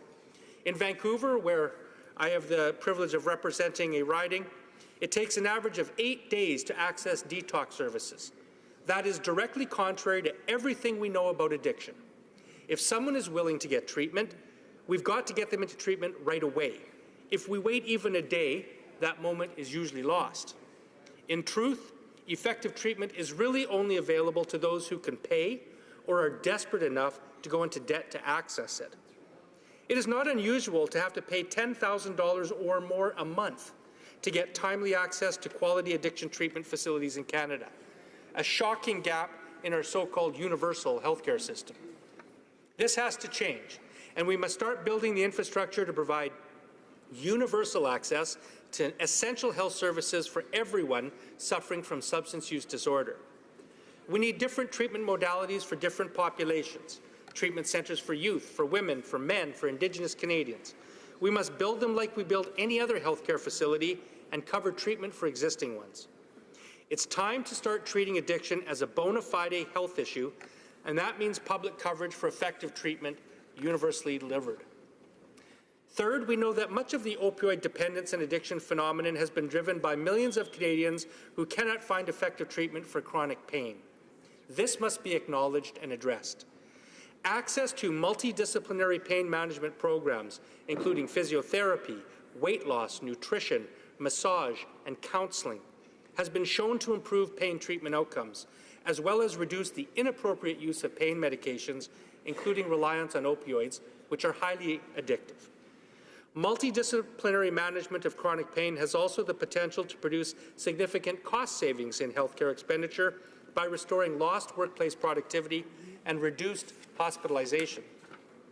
Yet, access to effective interdisciplinary chronic pain treatment currently varies widely by province and territory, is particularly lacking in rural areas, and wait times are long. The cost is often prohibitive, as visits to non-physician health professionals are paid through private sector insurance or usually out of pocket. Therefore, we must prioritize the development of these chronic pain centres by supporting provincial and territorial efforts to establish and expand these programs. Fourth, we must expand alternative treatments for people with chronic opioid addiction who are not benefiting sufficiently from available treatments such as oral methadone.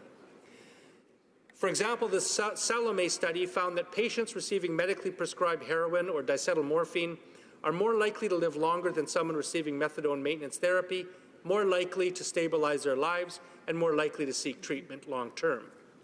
Despite this, Vancouver's Providence Crosstown Clinic remains the only harm reduction treatment centre in North America where diacetylmorphine is used for treating long-term users.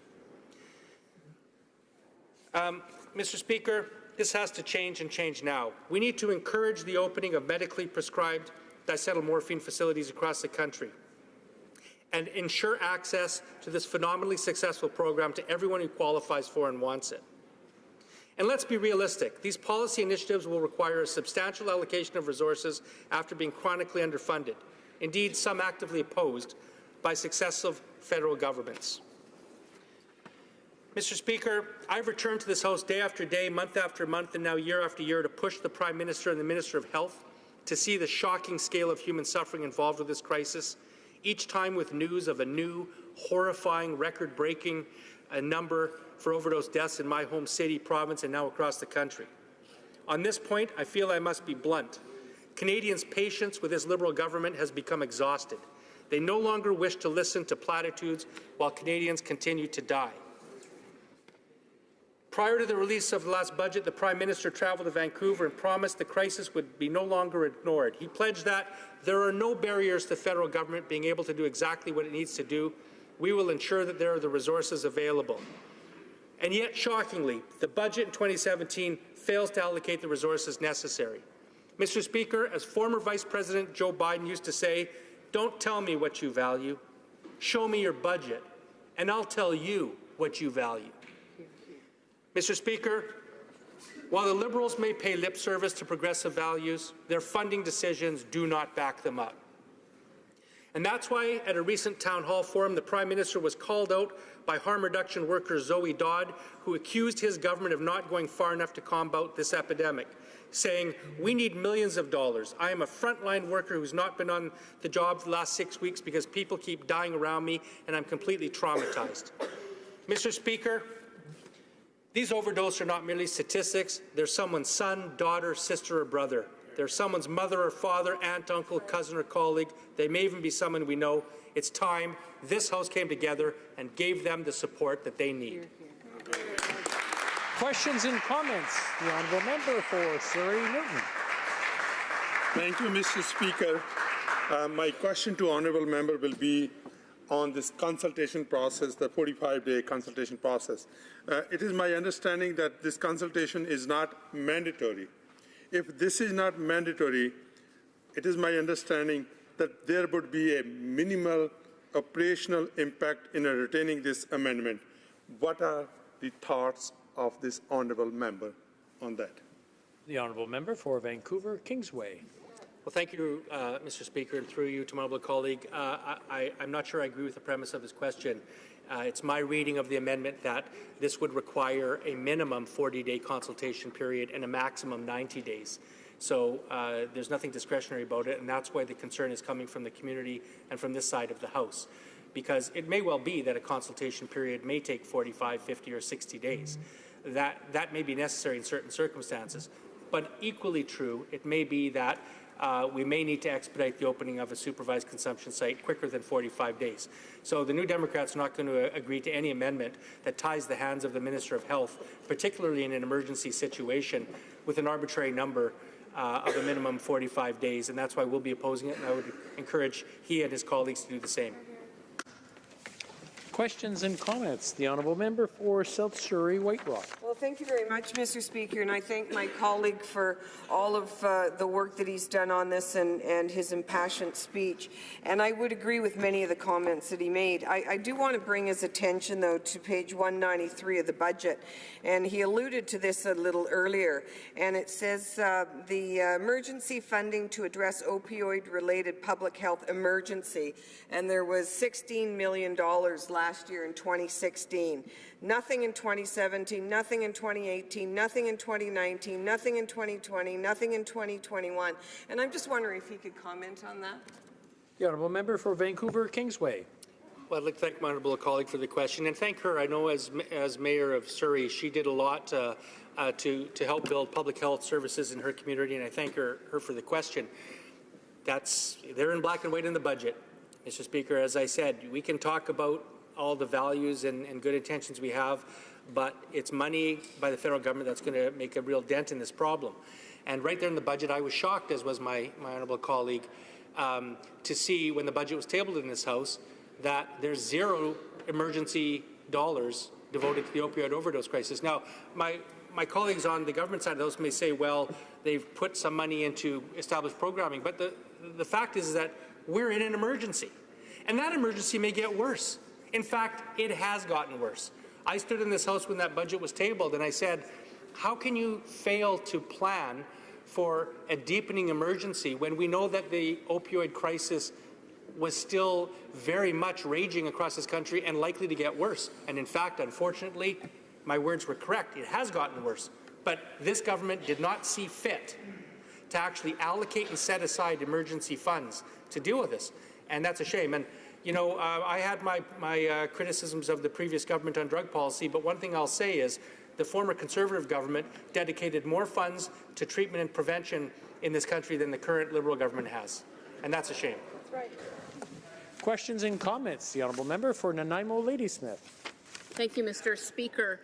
Nanaimo, the city that I am honoured to represent, has had 13 fatalities the first 3 months of this year, 28 fatalities last year, we're a smaller city, but we are having people die in this emergency at the same rate as people in Vancouver. And while this government has delayed action for a year and a half, and then the Senate delayed it for another 3 months inexcusably, the human impact has been colossal. So I'd like to ask my colleague, the member for Vancouver Kingsway, who's picking up the pieces in the meantime? Who are the frontline people that are filling the gap around the lack of inaction from the federal government? The honourable member for Vancouver Kingsway. I'd like to thank my honourable colleague for that question. It gives me a chance, and I think this is something all members of this House would join on, to think for a moment the deep debt of gratitude that we owe to the first responders of all types, the community activists of all types, who are working on the front lines of this crisis. They're the ones who are actually attending to people who are clinically dead and not breathing on the streets, not only of Vancouver, but in every major municipality and town across this country. It's the firefighters, it's the police, it's the nurses, it's the community health workers. It's in many cases, it's drug users themselves who are joining together to try to save each other. And I think once again, if I can make one plea to my colleagues in this House, it's once again to start regarding this problem as one of health. Addiction is substance use disorder. It's a recognized illness in the DSM-5. It's not an issue of morality. It's not an issue of low character. It's not an issue of criminality. It is a complex biopsychosocial disease, no different than diabetes or cardiac problems or anything else. And these are people that are worthy of our support. It's a health crisis, and those people that are dealing with it every day on the streets of our country, who are responding as health providers, need our full support and more. They need better resources. The federal government has contributed some money to this, and they should be applauded for that, but it's not enough. Until every Canadian in this country can access detox and treatment for substance use disorder on demand, publicly paid for, just like they would if they had to go to the hospital to have their fingers stitched up, we cannot rest. Questions and comments. The honourable member for Spadina, Fort York. I applaud the member opposite. He has been a strong and a clear voice and a fierce advocate for a better health policy to deal with this crisis, and I think he has earned all of our respects. But the comment I just heard was that this government is putting in less money than the previous government and has been less helpful on this crisis than the previous government, even though we're the people that are bringing forth the legislation to change the way in which safe injection sites are sited in communities. In fact, my riding is going to receive a safe injection site precisely because of our progressive action. But I'm asking the member opposite, I guess, through the chair, this question. In light of the fact that the Health Accord has specific dollars for the very first time for treatment and mental health services in situation, in other words, in supportive housing sites, in light of the fact that the National Housing Strategy, which is well over $35 billion over the next 10 years, explicitly is focused at delivering supportive housing treatment sites with addiction and mental health services and the intersectionality of those two issues, in light of the fact that those dollars are on the table as well as the Health Accord, and in light of the fact that we've built in, as you heard the health minister today in question period answer, this program so it's not an emergency, but it's a systemic approach to a crisis that just materialized on city streets right across the country. In light of all of those measures, how can the member opposite say there are fewer resources being invested into this crisis than there were under the previous government? The honourable member for Vancouver Kingsway. Well, I say that, Mr. Speaker, because I read the budgets. Mr. Speaker, what I said was that this government has put in less money, devoted less money over the next 5 years for addictions treatment than the previous government had budgeted for the same time period. That's just a fact. And I'd be happy to sit down with my colleague and we'll go through the last budget tabled by the Conservative government. We'll compare it to the government budget that was just tabled a few months ago that show their expenditures over the next 4 years. And I'll show them in black and white where it says that. I do congratulate the government on changing this legislation. It's long overdue, but I will give them a little bit of criticism for taking so long. When this is a public health emergency, we must remember that we in the New Democrats started raising this issue in February of 2016.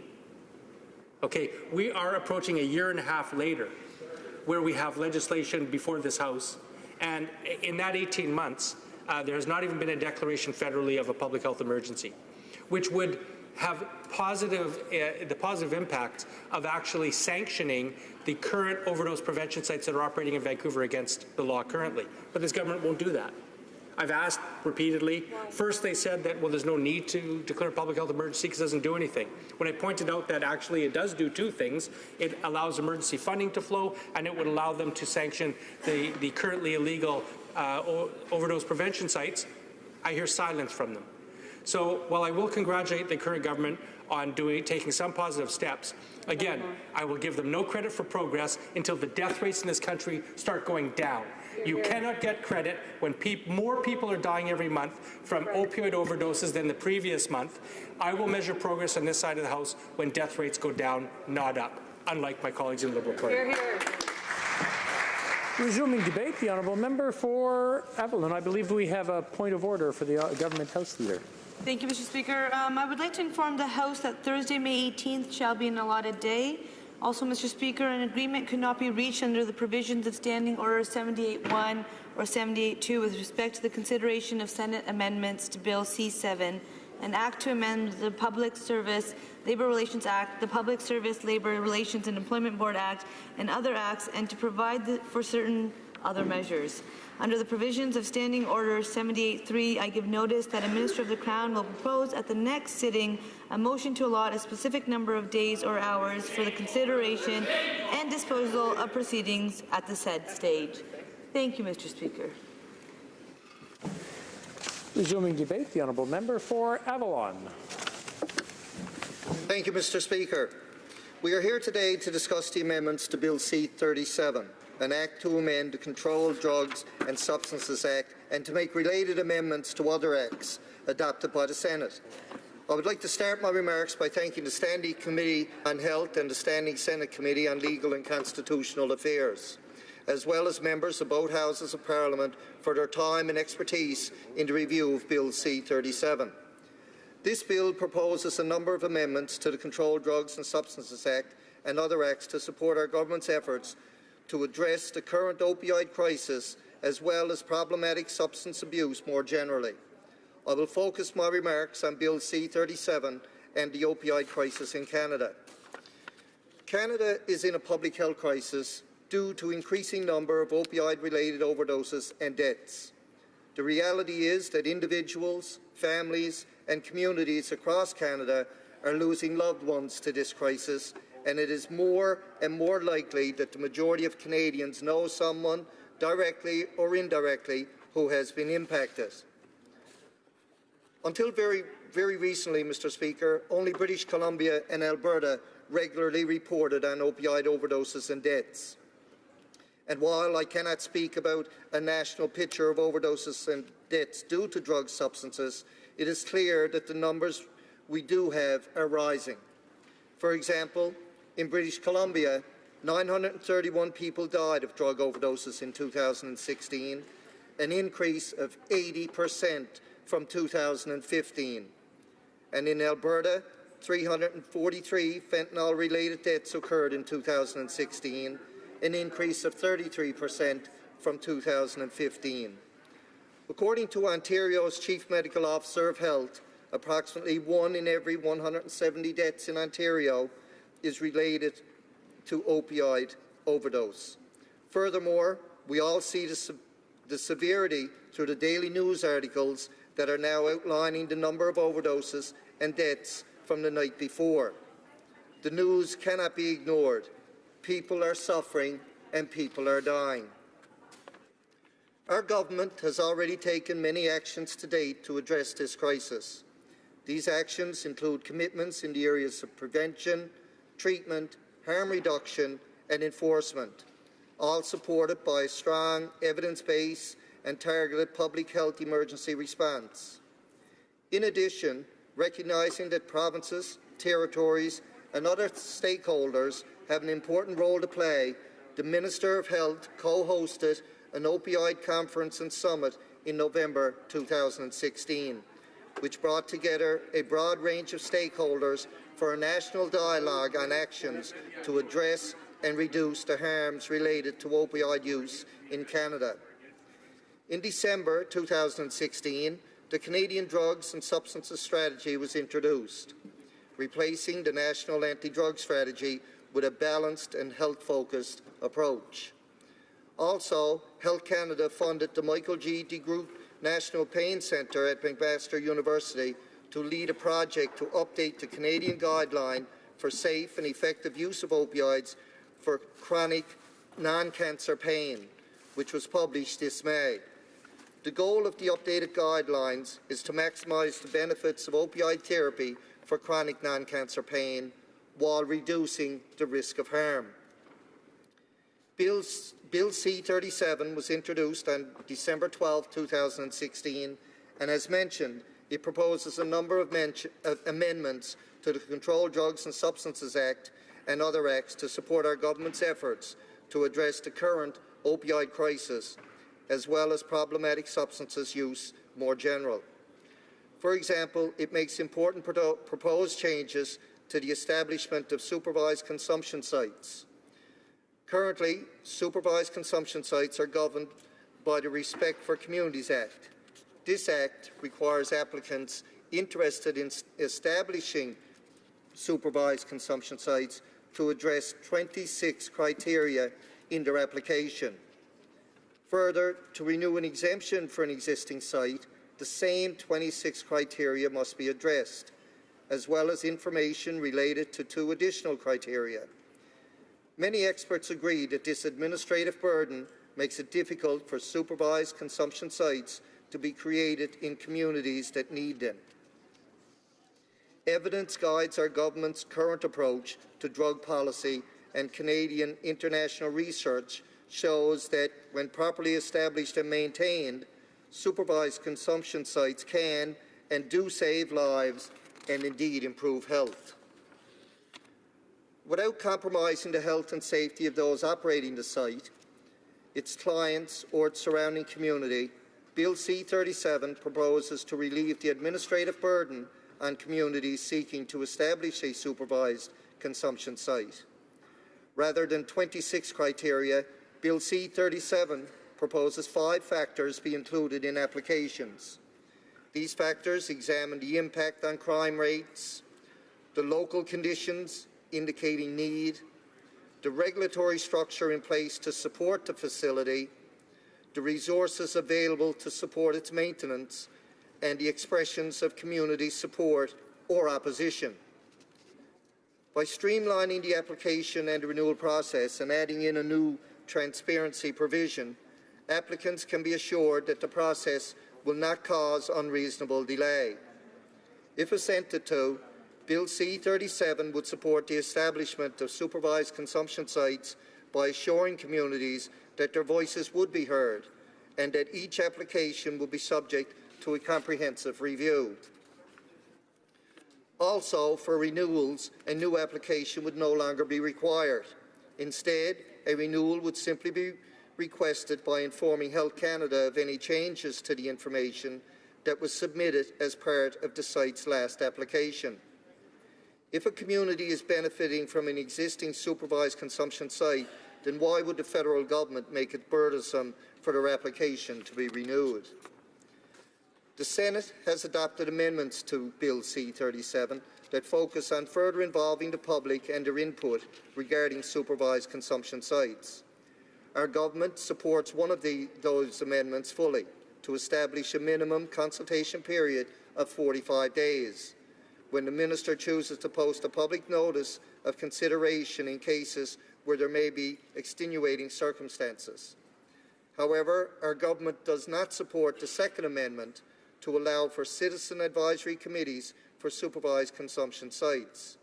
By setting out a mechanism for oversight that does not apply to any other health service, this would add stigma to the use of harm reduction services at a time when the focus needs to be on saving lives.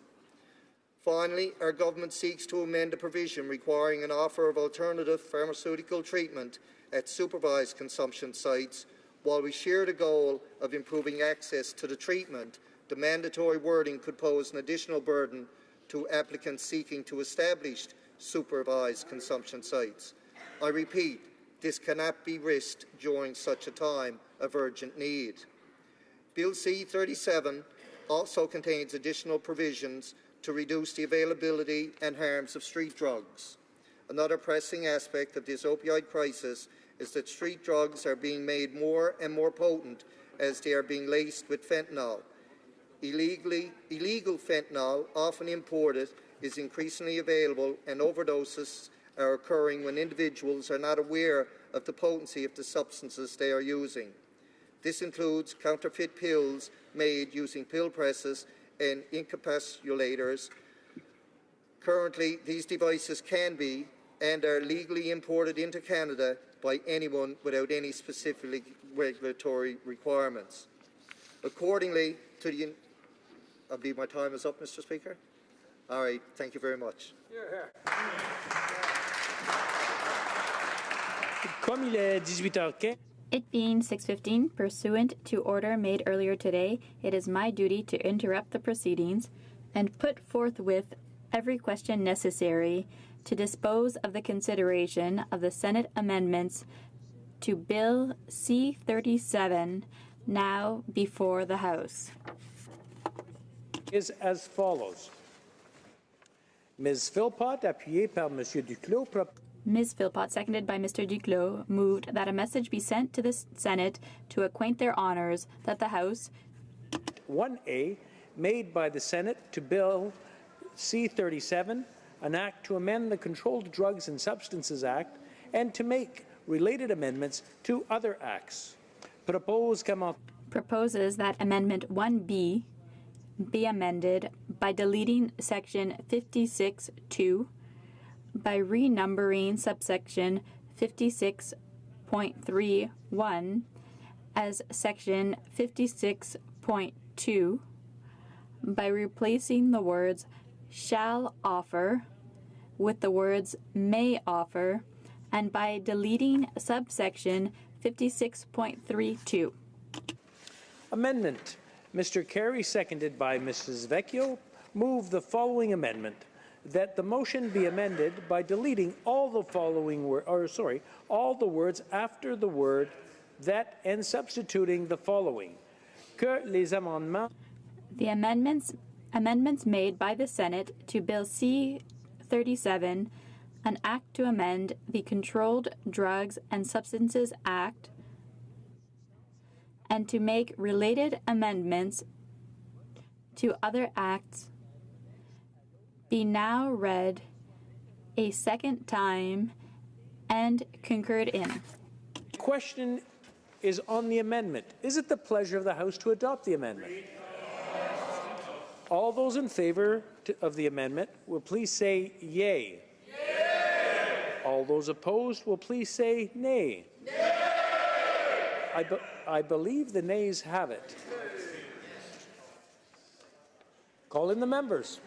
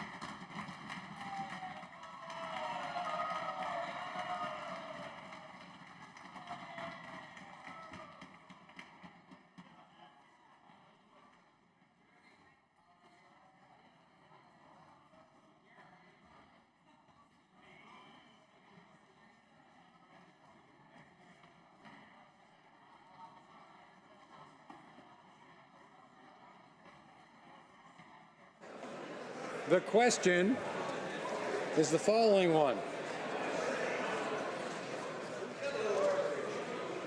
Mrs. Philpott, seconded by Mr. Duclos, moved that a message be sent to the Senate to acquaint their honors that the House agrees with Amendment 1A made by the Senate to Bill C-37, an act to amend the Controlled Drugs and Substances Act and to make related amendments to other acts.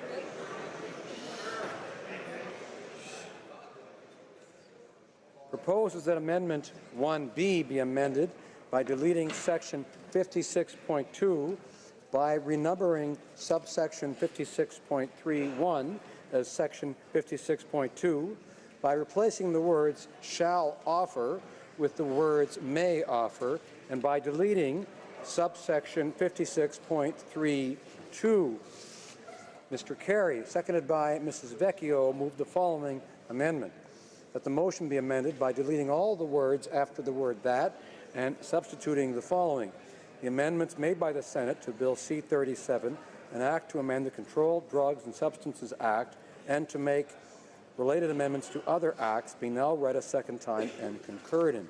The question is on the amendment. All those in favor of the amendment will please rise.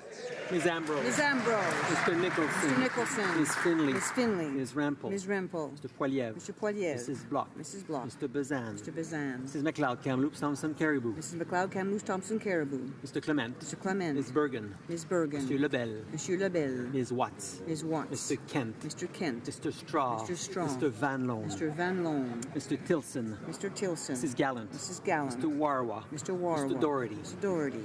Monsieur Clark. Monsieur Clark. Monsieur Paulus. Monsieur Paulus. Mr. Allison. Mr. Allison. Mr. Carey. Mr. Carey. Mr. Reid. Mr. Reid. Mr. Workington. Mr. Workington. Mr. Brown. Mr. Brown. Mr. Aboultaïf. Mr. Aboultaïf. Mrs. Wong. Mrs. Wong. Ms. Gladue. Ms. Gladue. Mr. McColeman. Mr. McColeman. Mr. Reyes. Mr. Reyes. Mr. Broussard. Mr. Broussard. Mr. Sorensen. Mr. Sorensen. Mr. Lake. Mr. Lake. Mr. Lauzon, Stormont, Dassel-Gungary. Mr. Lauzon, Stormont, Dundas, South Gungary. Mr. Albrecht. Mr. Albrecht. Mr. Calkins. Mr. Calkins. Mr. Shipley. Mr. Shipley. Mr. Van Kesteren. Mr. Van Kesteren. Mr. Miller, Bruce Gray, Owen Sound. Mr. Miller, Bruce Gregg, Owen Sound. Mr. Dreeshen. Mr. Dreeshen. Mr. McKenzie. Mr. McKenzie. Mr. Sweet. Mr. Sweet. Madame Boucher. Madame Boucher. Mr. Lobb. Mr. Lobb. Monsieur Généreux. Mr. Généreux. Monsieur Gould. Monsieur Gould. Mr. Richards. Mr. Richards. Mr. Hoback. Mr. Hoback. Mr. Sopak. Mr. Sopak. Mr. Albus. Mr. Albus. Mr. Zimmer. Mr. Zimmer. Mr. Falk. Mr. Falk. Mr. Barlow. Mr. Barlow. Mr. Arnold. Mr. Arnold. Mr. Yordega. Mr. Yordega. Mr. Iglinski. Mr. Iglinski. Mr. Berthold. Mr. Berthold. Mr. Cooper. Mr. Cooper. Mr. Diot. Mr. Diot. Mr. Jenis. Mr. Jenis. Mr. Genereux. Mr. Genereux. Ms. Harder. Ms. Harder. Mr. Kelly. Mr. Kelly. Mr. Kimmich. Mr. Kimmich. Mr. Macaulay, Edmonton West. Mr. Macaulay, Edmonton West. Mr. Leipert. Mr. Leipert. Mr. Nader. Mr. Nader. Mr. Shields. Mr. Mr. Shields. Mrs. Stubbs. Mrs. Stubbs. Mr. Vierson. Mr. Vierson. Mr. Waugh. Mr. Waugh. Mr. Weber. Mr. Weber. Mr. Motz. Mr. Motz. Mr. Benson. Mr. Benson. Mrs. Cousy. Mrs. Cousy. Mr. O'Brien. Mr. O'Brien. Mr. Trost. Mr. Trost. All those opposed to the amendment will please rise. Ms. Chager. Ms. Chager. Mr. Hare. Mr. Hare. Ms. Qualtrough. Ms. Qualtrough. Mrs. Philpott. Mrs. Philpott. Mr. Goodale. Mr. Goodale. Madame Joly. Madame Joly. Mr. Champagne. Mr. Champagne. Mr. Morneau. Mr. Morneau. Mr. Bryson. Mr. Bryson. Ms. Wilson-Raybould. Ms. Wilson-Raybould. Mr. Macaulay Cardigan. Mr. Macaulay Cardigan. Madame Le Boutillier. Madame Le Boutillier. Madame Bibot. Madame Bibot. Mr. Hussein. Mr. Hussein. Ms. McKenna. Ms. McKenna. Mr. Baines. Mr. Baines. Ms. Haidu. Ms. Haidu. Ms. Bennett. Ms. Bennett. Ms. Mahaichuk. Ms. Mahaichuk. Mr. Casey Cumberland Colchester. Mr. Casey Cumberland Colchester. Mr. Easter. Mr. Easter. Ms. Fry. Ms. Fry. Mr. McKay. Mr. McKay. Mr. Nault. Mr. Nault. Ms. Scrow. Ms. Scrow. Mrs. Romanado. Mrs. Romanado. Monsieur Lauzon, Argenteuil, la Petite Nation. Monsieur Lauzon, Argenteuil, la Petite Nation. Monsieur Rioux. Monsieur Rioux. Monsieur Lightbound. Monsieur Lightbound. Mr. Holland. Mr. Holland. Casey Charlottetown. Mr. Casey Charlottetown. Mr. Leslie. Mr. Leslie. Ms. Gould. Ms. Gould. Mr. Carr. Mr. Carr. Ms. Monsef. Ms. Monsef. Monsieur Rodriguez. Monsieur Rodriguez. Mr. Sohi. Mr. Sohi. Mr. Garneau. Mr. Garneau. Ms. Duncan and Etobicoke North. Ms. Duncan and Etobicoke North. Ms. Murray. Ms. Murray. Ms. Kira. Ms. Kira. Cecilia Chaban. Mrs. Caesar Chaban. Mr. Lemedi. Monsieur Lemedi. Mr. Cosner. Mr. Cosner. Ms. Jones. Ms. Jones. Monsieur Paradis. Monsieur Paradis. Mr. McGinty. Mr. McGinty. Mr. Sims. Mr. Sims. Ms. Ratanzi. Ms. Ratanzi. Mr. Jesnevsky. Mr. Jesnevsky. Mr. Dhaliwal. Mr. Dhaliwal. Mr. Shifke. Mr. Shifke. Mr. Virani. Mr. Virani. Mr. Fillmore. Mr. Fillmore. Mr. Algebra. Mr. Algebra. Mr. De Courcy. Mr. De Courcy. Mr. Beach. Mr. Beach. Ms. Rudd. Ms. Rudd. Mr. Duguid. Mr. Duguid. Mr. Miller, Ville-Marie, le Sud-Ouest, Île des Sœurs. Mr. Miller, Ville-Marie, le Sud-Ouest, Île des Sœurs. Mr. Lamoureux. Mr. Lamoureux. Mr. McKinnon, Gatineau. Mr. McKinnon, Gatineau. Mrs. McCrimmon. Mrs. McCrimmon. Ms. Petitpas Taylor. Ms. Petitpas Taylor. Mr. Vaughn. Mr. Vaughn. Mr. Mendicino. Mr. Mendicino. Mr. Blair. Mr. Blair. Mr. Poisson. Mr. Poisson. Ms. Hutchings. Ms. Hutchings. Ms. Young. Ms. Young. Mr. Pesky-Solido. Mr. Pesky-Solido. Madame Mendez. Madame Mendez. Mr. Oliphant. Mr. Oliphant. Monsieur Dubourg. Monsieur Dubourg. Mr. Aldag. Mr. Aldag. Ms. Alislev. Ms. Alislev. Mr. Amos. Mr. Amos. Mr. Anna de Sangari. Mr. Anna de Sangari. Monsieur Arsenault. Mr. Arsenault. Mr. Area. Mr. Area. Mr. Ayoub. Mr. Ayoub. Mr. Badaway. Mr. Badaway. Mr. Bayliss. Mr. Bayliss. Mr. Chan. Mr. Chan. Mr. Biddle. Mr. Biddle. Mr. Boissonneau. Mr. Boissonneau. Mr. Basio. Mr. Basio. Mr. Breton. Mr. Breton. Mr. Chen. Mr. Chen. Ms. Dabroussen. Mr. Bruson. Ms. Damoff. Ms. Damoff. Ms. Dillon. Ms. Dillon. Mr. Diorio. Mr. Diorio. Mr. Drouin. Mr. Drouin. Ms. Tassi. Ms. Tassi. Ms. Zerowitz. Mr. Zerowitz. Mr. Sassi. Mr. Assassi. Mr. El Khoury. Mr. El Khoury. Mr. Erskine Smith. Mr. Erskine Smith. Mr. Finnegan. Mr. Finnegan. Mr. Fisher. Mr. Fisher. Mr. Fonseca. Mr. Fonseca. Mr. Fregiscato. Mr. Fregiscato. Mr. Fraser Central Nova. Mr. Fraser Central Nova. Mr. Fewer. Mr. Fewer. Mr. Garrettson. Mr. Garrettson. Mr. Greywall. Mr. Greywall. Mr. Hardy. Mr. Hardy. Mr. Graham. Mr. Graham. Mr. Harvey. Mr. Harvey. Mr. Housefather. Mr. Housefather. Mr. Yacono. Mr. Yacono. Mrs. Jordan. Mrs. Jordan. Mr. Johari. Mr. Johari. Mr. Kong. Mr. Kong. Madame Lapointe. Madame Lapointe. Madame Lefebvre. Monsieur Lefebvre. Monsieur Lefebvre. Monsieur Lemieux. Monsieur Lemieux. Mr. Levitt. Mr. Levitt. Mrs. Lockhart. Mrs. Lockhart. Mr. Long. Mr. Long. Mr. Longfield. Mr. Longfield. Mrs. Ludwig. Mrs. Ludwig. Mr. Maloney. Mr. Maloney. Monsieur Massé Avignon le Métis Matin Matapédia. Monsieur Massé Avignon la Métis Matin Matapédia. Mr. May Cambridge. Mr. McKay Mr. McDonald. Mr. McDonald. Mr. McKinnon, Coquitlam, Fort Coquitlam. Mr. McKinnon, Coquitlam, Port Coquitlam. Mr. Morrissey. Mr. Morrissey. Madame Nassif. Madame Nassif. Mr. O'Connell. Ms. O'Connell. Mr. Oliver. Mr. Oliver. O'Regan. Mr. O'Regan. Mr. Ouellet. Mr. Ouellet. Mr. Peterson. Mr. Peterson. Mr. Picard. Mr. Picard. Mr. Robillard. Mr. Robillard. Mr. Rumi. Mr. Rumi. Mr. Rosnack. Mr. Rosnack. Mr. Sahota. Ms. Sahota. Mr. Saini. Mr. Saini. Mr. Sanson. Mr. Sanson. Mr. Sanga. Mr. Sanga. Mrs. Schultz. Mrs. Schultz. Monsieur Serry. Monsieur Serry. Madame Shanahan. Madame Shanahan. Mr. Sheehan. Mr. Sheehan. Mr. Sidhu, Mission Mastery, Fraser Canyon. Mr. Sidhu, Mission Masquerade, Fraser Canyon. Ms. Sidhu, Brampton South. Ms. Sidhu, Brampton Mr. South. Seacon. Mr. Seacon. Mr. Sorbera. Mr. Sorbera. Mr. Spengeman. Mr. Spengeman. Mr. Tabera. Mr. Tabera. Mr. Tan. Mr. Tan. Mr. Vandal. Mr. Vandal. Ms. Vandenbell. Ms. Vandenbell. Mr. Whalen. Mr. Whalen. Mrs. Zahid. Mrs. Zahid. Mr. Rota. Mr. Rota. Madame Fortier. Madame Fortier. Madame Labropoulos. Madame Labropoulos. Ms. Ing. Ms. Ing. Mr. Rankin. Mr. Rankin. Madame Laverdière.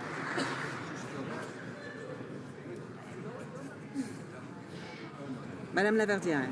Ms. Duncan and Mr. Strathcona. Ms. Duncan and Strathcona. Mr. Christopherson. Mr. Christopherson. Madame Brosseau. Madame Brosseau. Mr. Davies. Mr. Davies. Mr. Cullen. Mr. Cullen. Mr. Donnelly. Mr. Donnelly. Mr. Massey, Windsor West. Mr. Massey, Windsor West. Mr. Garrison. Mr. Garrison. Madame Boutin-Sweet. Madame Boutin-Sweet. Ms. Matheson. Ms. Matheson. Monsieur Dubé. Monsieur Dubé. Madame Quash. Madame Quash. Monsieur Dussault. Monsieur Dussault. Ms. Kwan. Ms. Kwan. Mr. Blakey. Mr. Blakey. Mr. Duval. Mr. Duval. Monsieur Aubin. Monsieur Aubin. Monsieur Nantel. Monsieur Nantel.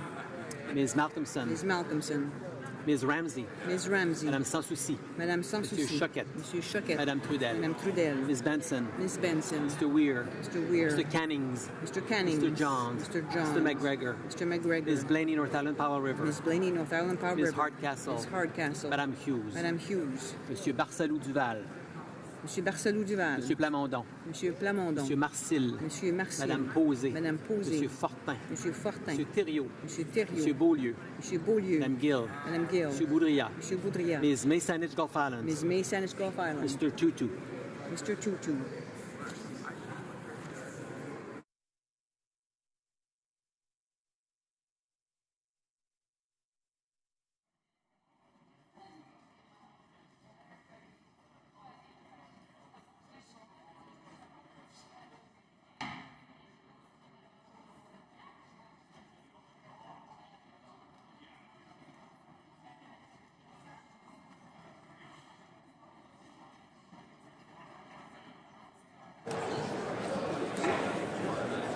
Yeas pour 78, 78, nays contre 206, 206.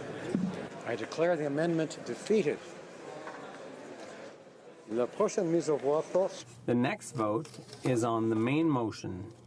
The question is as follows. Ms. Philpott, seconded by Mr. Duclos, moved that a message be sent to the Senate to acquaint their honors that the House, may I dispense? Agreed. Plaît-il à la Chambre d'adopter? Is it the pleasure of the House to adopt the motion?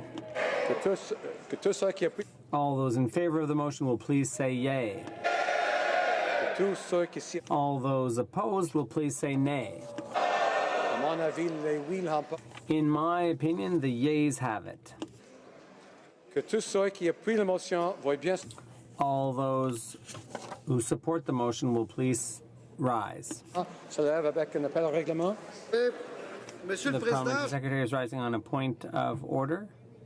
I believe there's unanimous consent that the previous results be applied to this vote. Liberals voting yay. Is there unanimous consent to proceed in this fashion? The Honourable Member for Leeds, Granville, Thousand Islands, Rideau Lakes.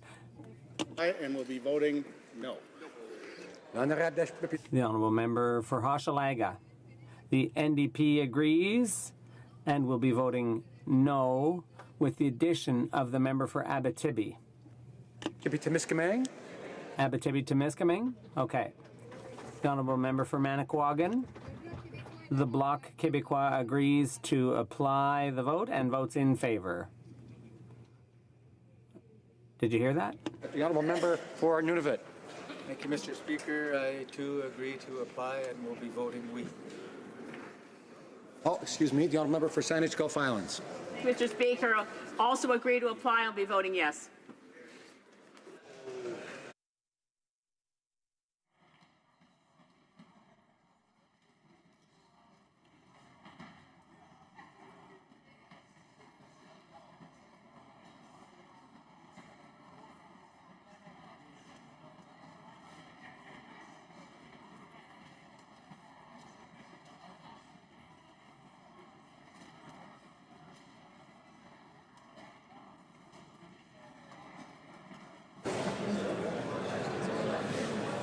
Yeas pour 173, 173, nays contre 112, 112.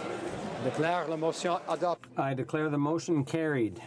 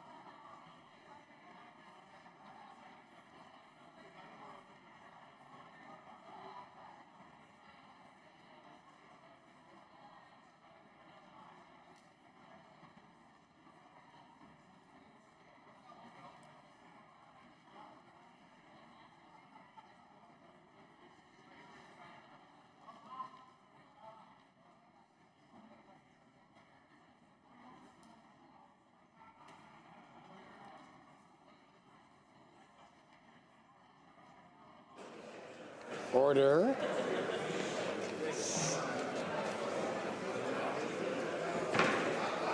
Alors. Order.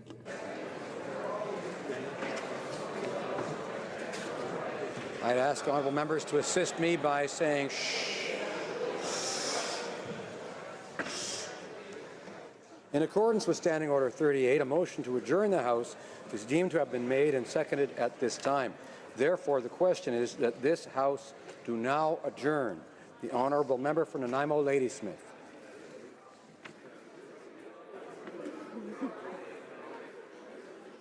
Without pay equity, women are robbed of an estimated 23% of their earnings. And this government is an accomplice to that robbery. 13 years have passed since the 2004 Pay Equity Task Force report. It was a comprehensive blueprint for pay equity. It was a 3-year study on a proactive pay equity regime, 596 pages, 113 recommendations, and let me say again, that was 2004, when the Liberal government was previously in power. If those recommendations had been implemented in 2004, women would have had $640 billion more in their pockets, money that they are now owed. $640 billion is what the wage gap has cost Canadian women in lost wages since 2004. Now imagine for a moment if the improved quality of life women would have had if they hadn't had to wait. Imagine the boost to the economy if that money had been in their bank accounts or being spent in our communities that whole time.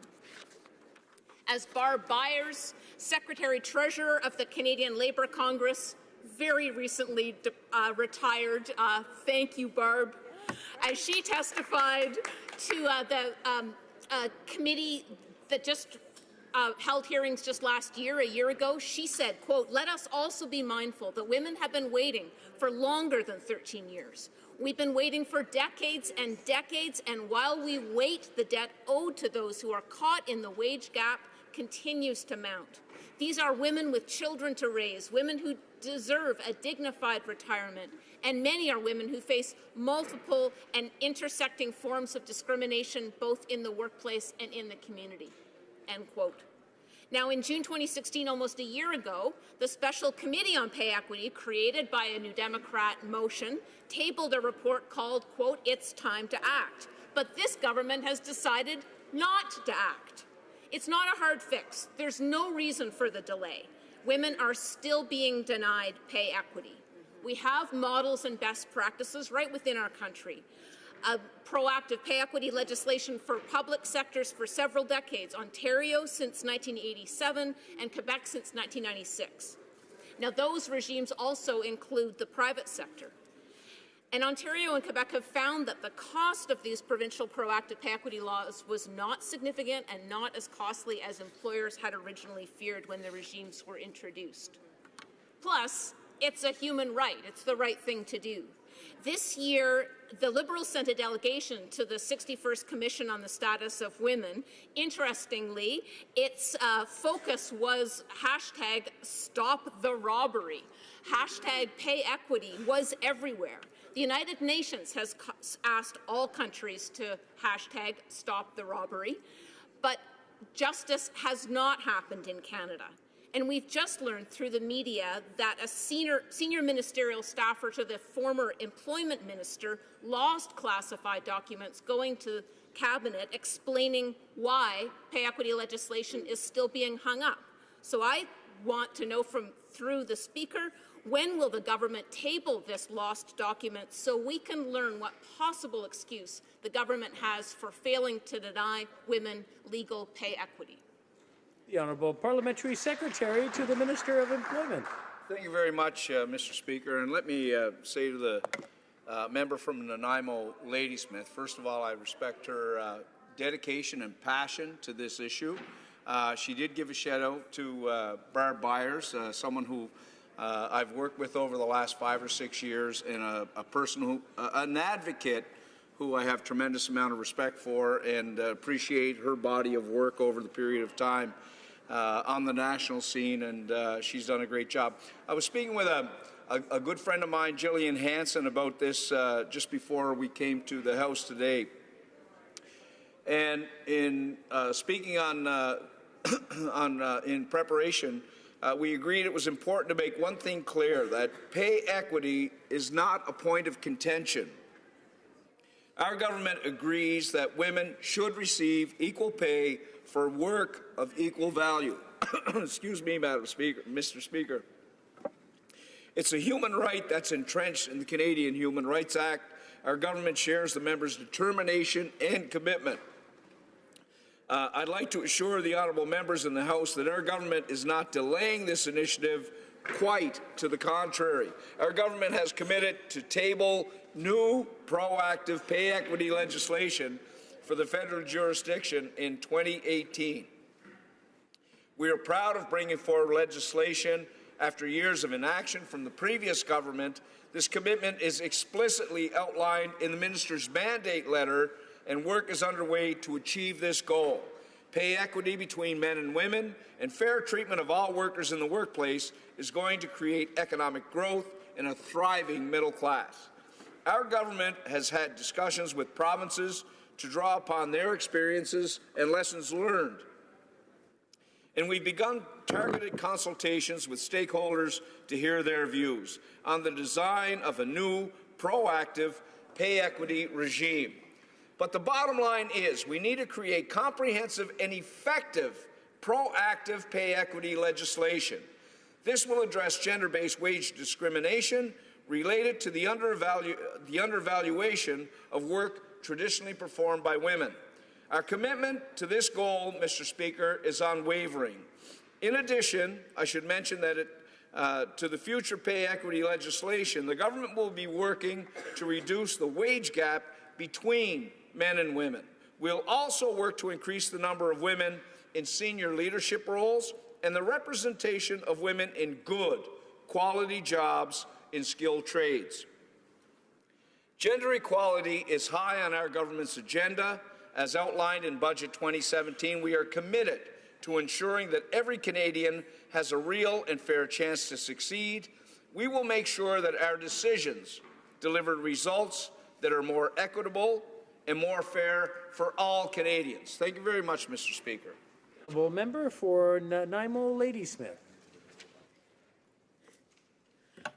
There was not a single witness at the Pay Equity Commission that was held last year at the special committee that asked for more consultation, that asked for more time. It was the unanimous recommendation of the committee that this government table legislation in June 2017. That's like 2 weeks away.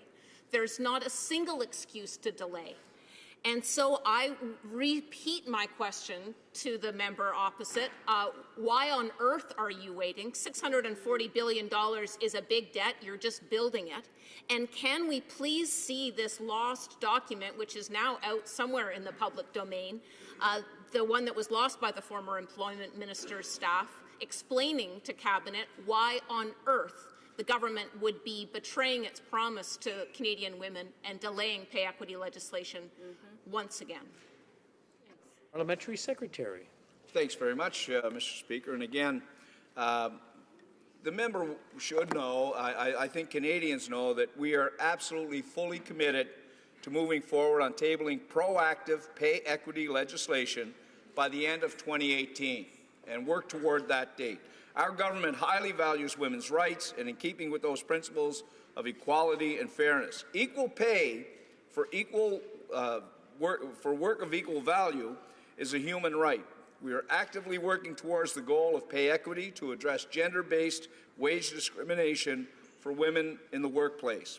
Pay equity legislation will impact different organizations in different ways.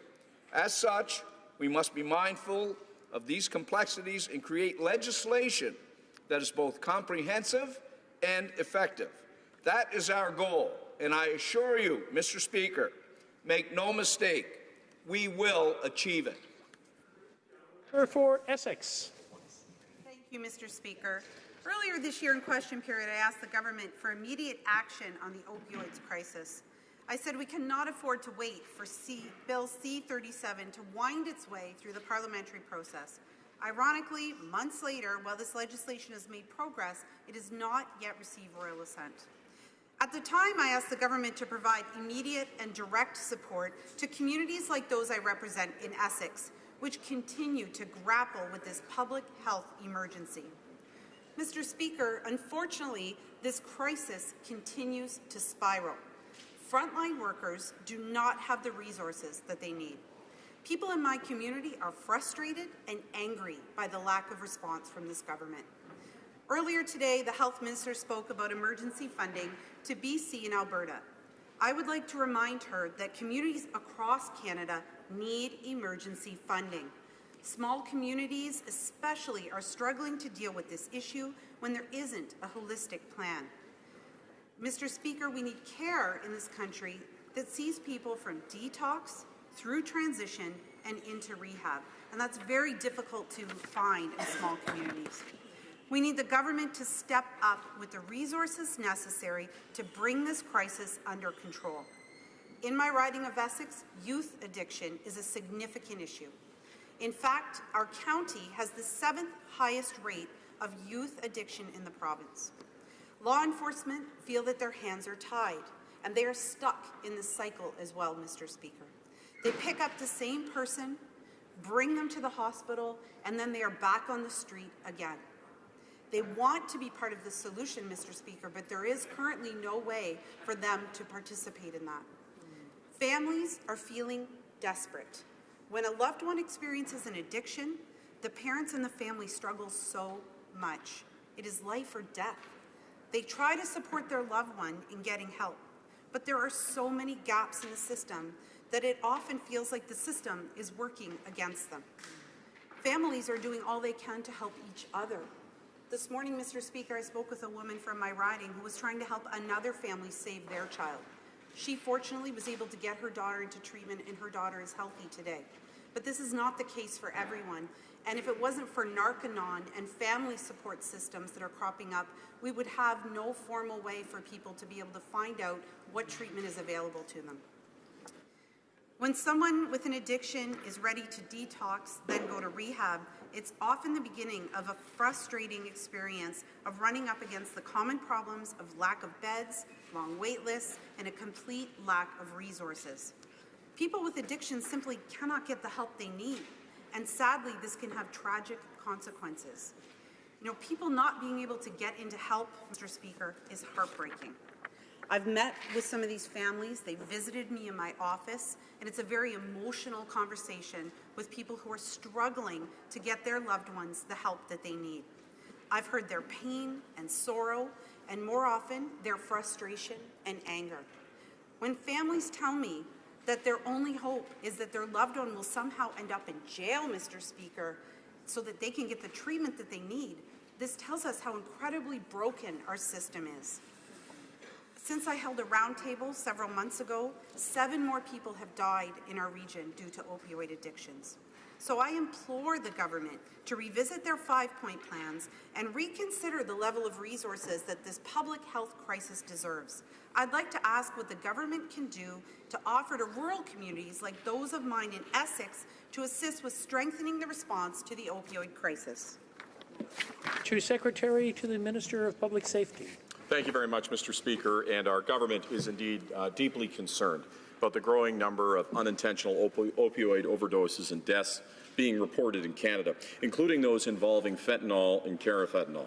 We know this is a complex issue and that no one organization or level of government is going to be able to find a solution on its own. In fact, months ago, we recognized that there was an opioid crisis in Canada, and since then, this government has taken swift and concrete action. We have been working closely with provinces and territories, community organizations, academia, and international partners in all areas of response, from prevention and treatment to law enforcement and harm reduction. We listened when nurses, doctors, pharmacists, patients, and parent organizations told us that removing the requirement for a prescription to access naloxone would allow for a more rapid response to a potential overdose situation, increasing the chance of survival. We applauded the decision of those provinces and territories that have followed this recommendation and delisted naloxone in their jurisdiction. Health Canada has also worked to provide access for Canadians to single-use nasal spray delivery system for naloxone, which has already been approved for use in other countries.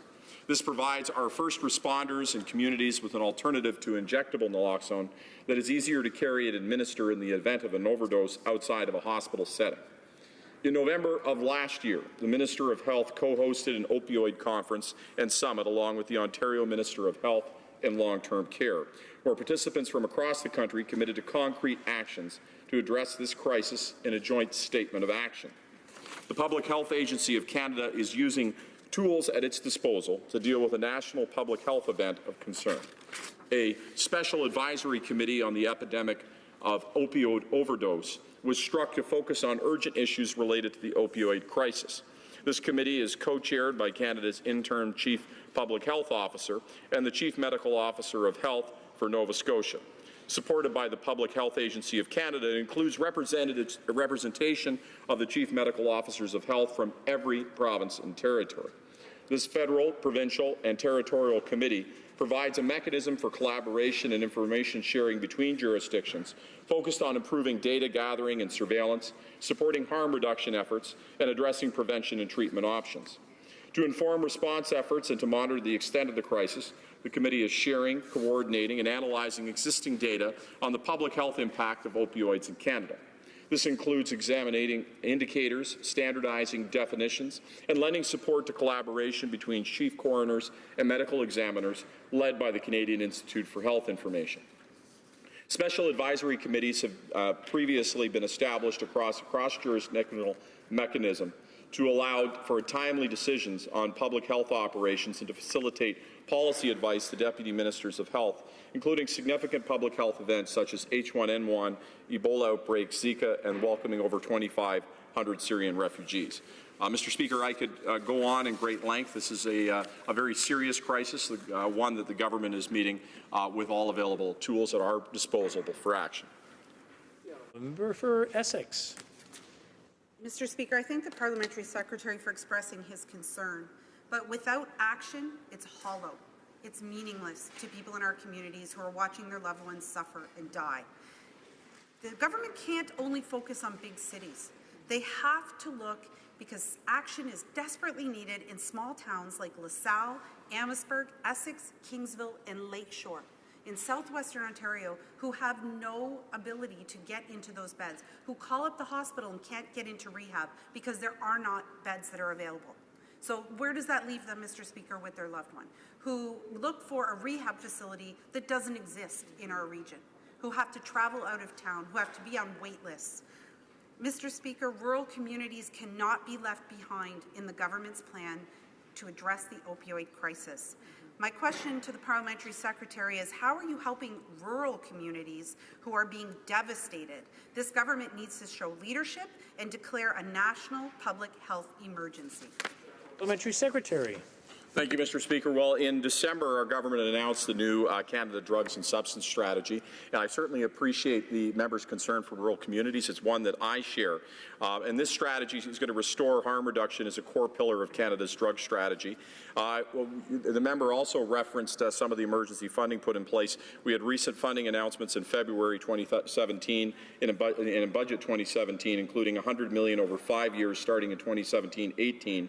with $22.7 million per year ongoing to support national measures associated with the new drug strategy and implementation of the Opioid Action Plan. And that, of course, would also affect rural communities, Mr. Speaker.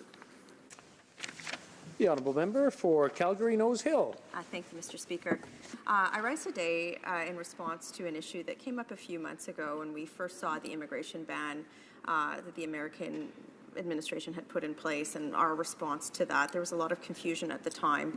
I guess, fast forwarding to today, what I'm concerned about is frankly the government's complete incompetence in managing the integrity of our immigration system, and now that I feel that that's bleeding over to border security as well. Look, I'm just going to be perfectly honest. The response that the government has had with regard to not only its response to keeping the rights of Canadians intact as it relates to our American friends, its response to virtually any immigration issue has been nothing to see here, folks. Talking points about the Syrian Refugee Initiative, when in fact, we've seen. I just think it's just such a disservice that the government said during the campaign, this is going to cost, the Syrian Refugee Initiative is going to cost $250 million. It's well north of $1 billion. It's, when you look at provincial costs, it's probably $3 or $4 billion. And now we're seeing the government not even wanting to look at the fact that the increase of asylum claims in the U.S. Coming across the border through illegal means, they're not even wanting to address this as an issue. So my question is very pragmatic. Canada is a nation that has been built on immigration. The question is, how do we do it? And I know that the government is going to have a serious public policy challenge 5-10 years down the road, much more magnified than now, because they will have lost the social license in Canada to see any further immigration because they haven't thought about treating people that are coming to this country like people. We don't talk about long-term integration programming, and they will lose social license from a lot of Canadians in that they refuse to look at issues such as border integrity. So my question, I just want to start from a very simple place tonight, Mr. Speaker. Does the government acknowledge that there is a problem? Honourable Parliamentary Secretary to the Minister of Public Safety. Thank you very much, Mr. Speaker. I thank my colleague across the aisle for the question and comments. Absolutely, we monitor the situation on the border daily, and we take a look at how those numbers compare. The reality is that if we go back to 2008 or to 2001, the numbers of folks that are crossing are actually lower than at that point in time, and the resources that we have are higher. That it's not just ourselves that believe that the situation on the border is being handled effectively. The United Nations, in fact, oversees the happenings there and have reported to be very impressed and to say that it's working very effectively. To the broader question of what should be done, I would ask the member opposite what she specifically would do. When somebody crosses the border into Canada and arrives irregularly on Canadian soil, we are bound by both convention and I would also articulate a moral imperative to act, to assure that the person that has come across is in fact a legitimate refugee. If not, they're sent back. But if they are a legitimate refugee, obviously we need to ascertain that. And simply turning them back at the border, as some in her party have suggested, would mean violating our international commitments, and I think would violate the very spirit that this country has operated in. Now, there was some questions with respect to the Nexus program. I don't know if those are going to arise. I'd be happy to address them. But I would say, to the member, if there are specific ideas or specific ways that she would like to see things done differently, I'd love some specificity, because that's not what we've seen to this point. The Honourable Member for Calgary Nose Hill. I'm sure that the families of Emerson will take great comfort in the Parliamentary Secretary's comments that the UN has told them that everything is just fine. I am sure that they will take great comfort in that when they have a multitude of folks knocking on their door in the middle of the night. I'm sure that will bring great comfort. And to my colleague's comment that, well, my colleague should come up with the solution. Well, that's fantastic. Because if this government is looking to the Conservative Party for solutions, then perhaps we should have a Conservative government after 2019. Thank you. The Honourable Parliamentary Secretary. Well, Mr. Speaker, we have a solution, and it's bound by convention from the 1951 Convention on Refugees and by other bilateral agreements, that when somebody lands on our soil in Emerson or everywhere else, that we ascertain the legitimacy of their claim. And I am said that's what we're doing. And my preposition is that if the member has a specific recommendation to the contrary, she should put it to the table as opposed to just criticizing. And I would say to the families of Emerson, to the community in Emerson who've been so welcoming and so supportive in dealing with this, a huge thank you. It is our responsibility, obviously, as we see asylum seekers come anywhere in this country, to deal with them appropriately, to make sure that they're legitimate, and where they're not, to send them back. The motion to adjourn the House is now deemed to have been adopted. La Chambre demeure donc ajournée. Accordingly, this House stands adjourned until tomorrow at 10, pursuant to Standing Order 24-1.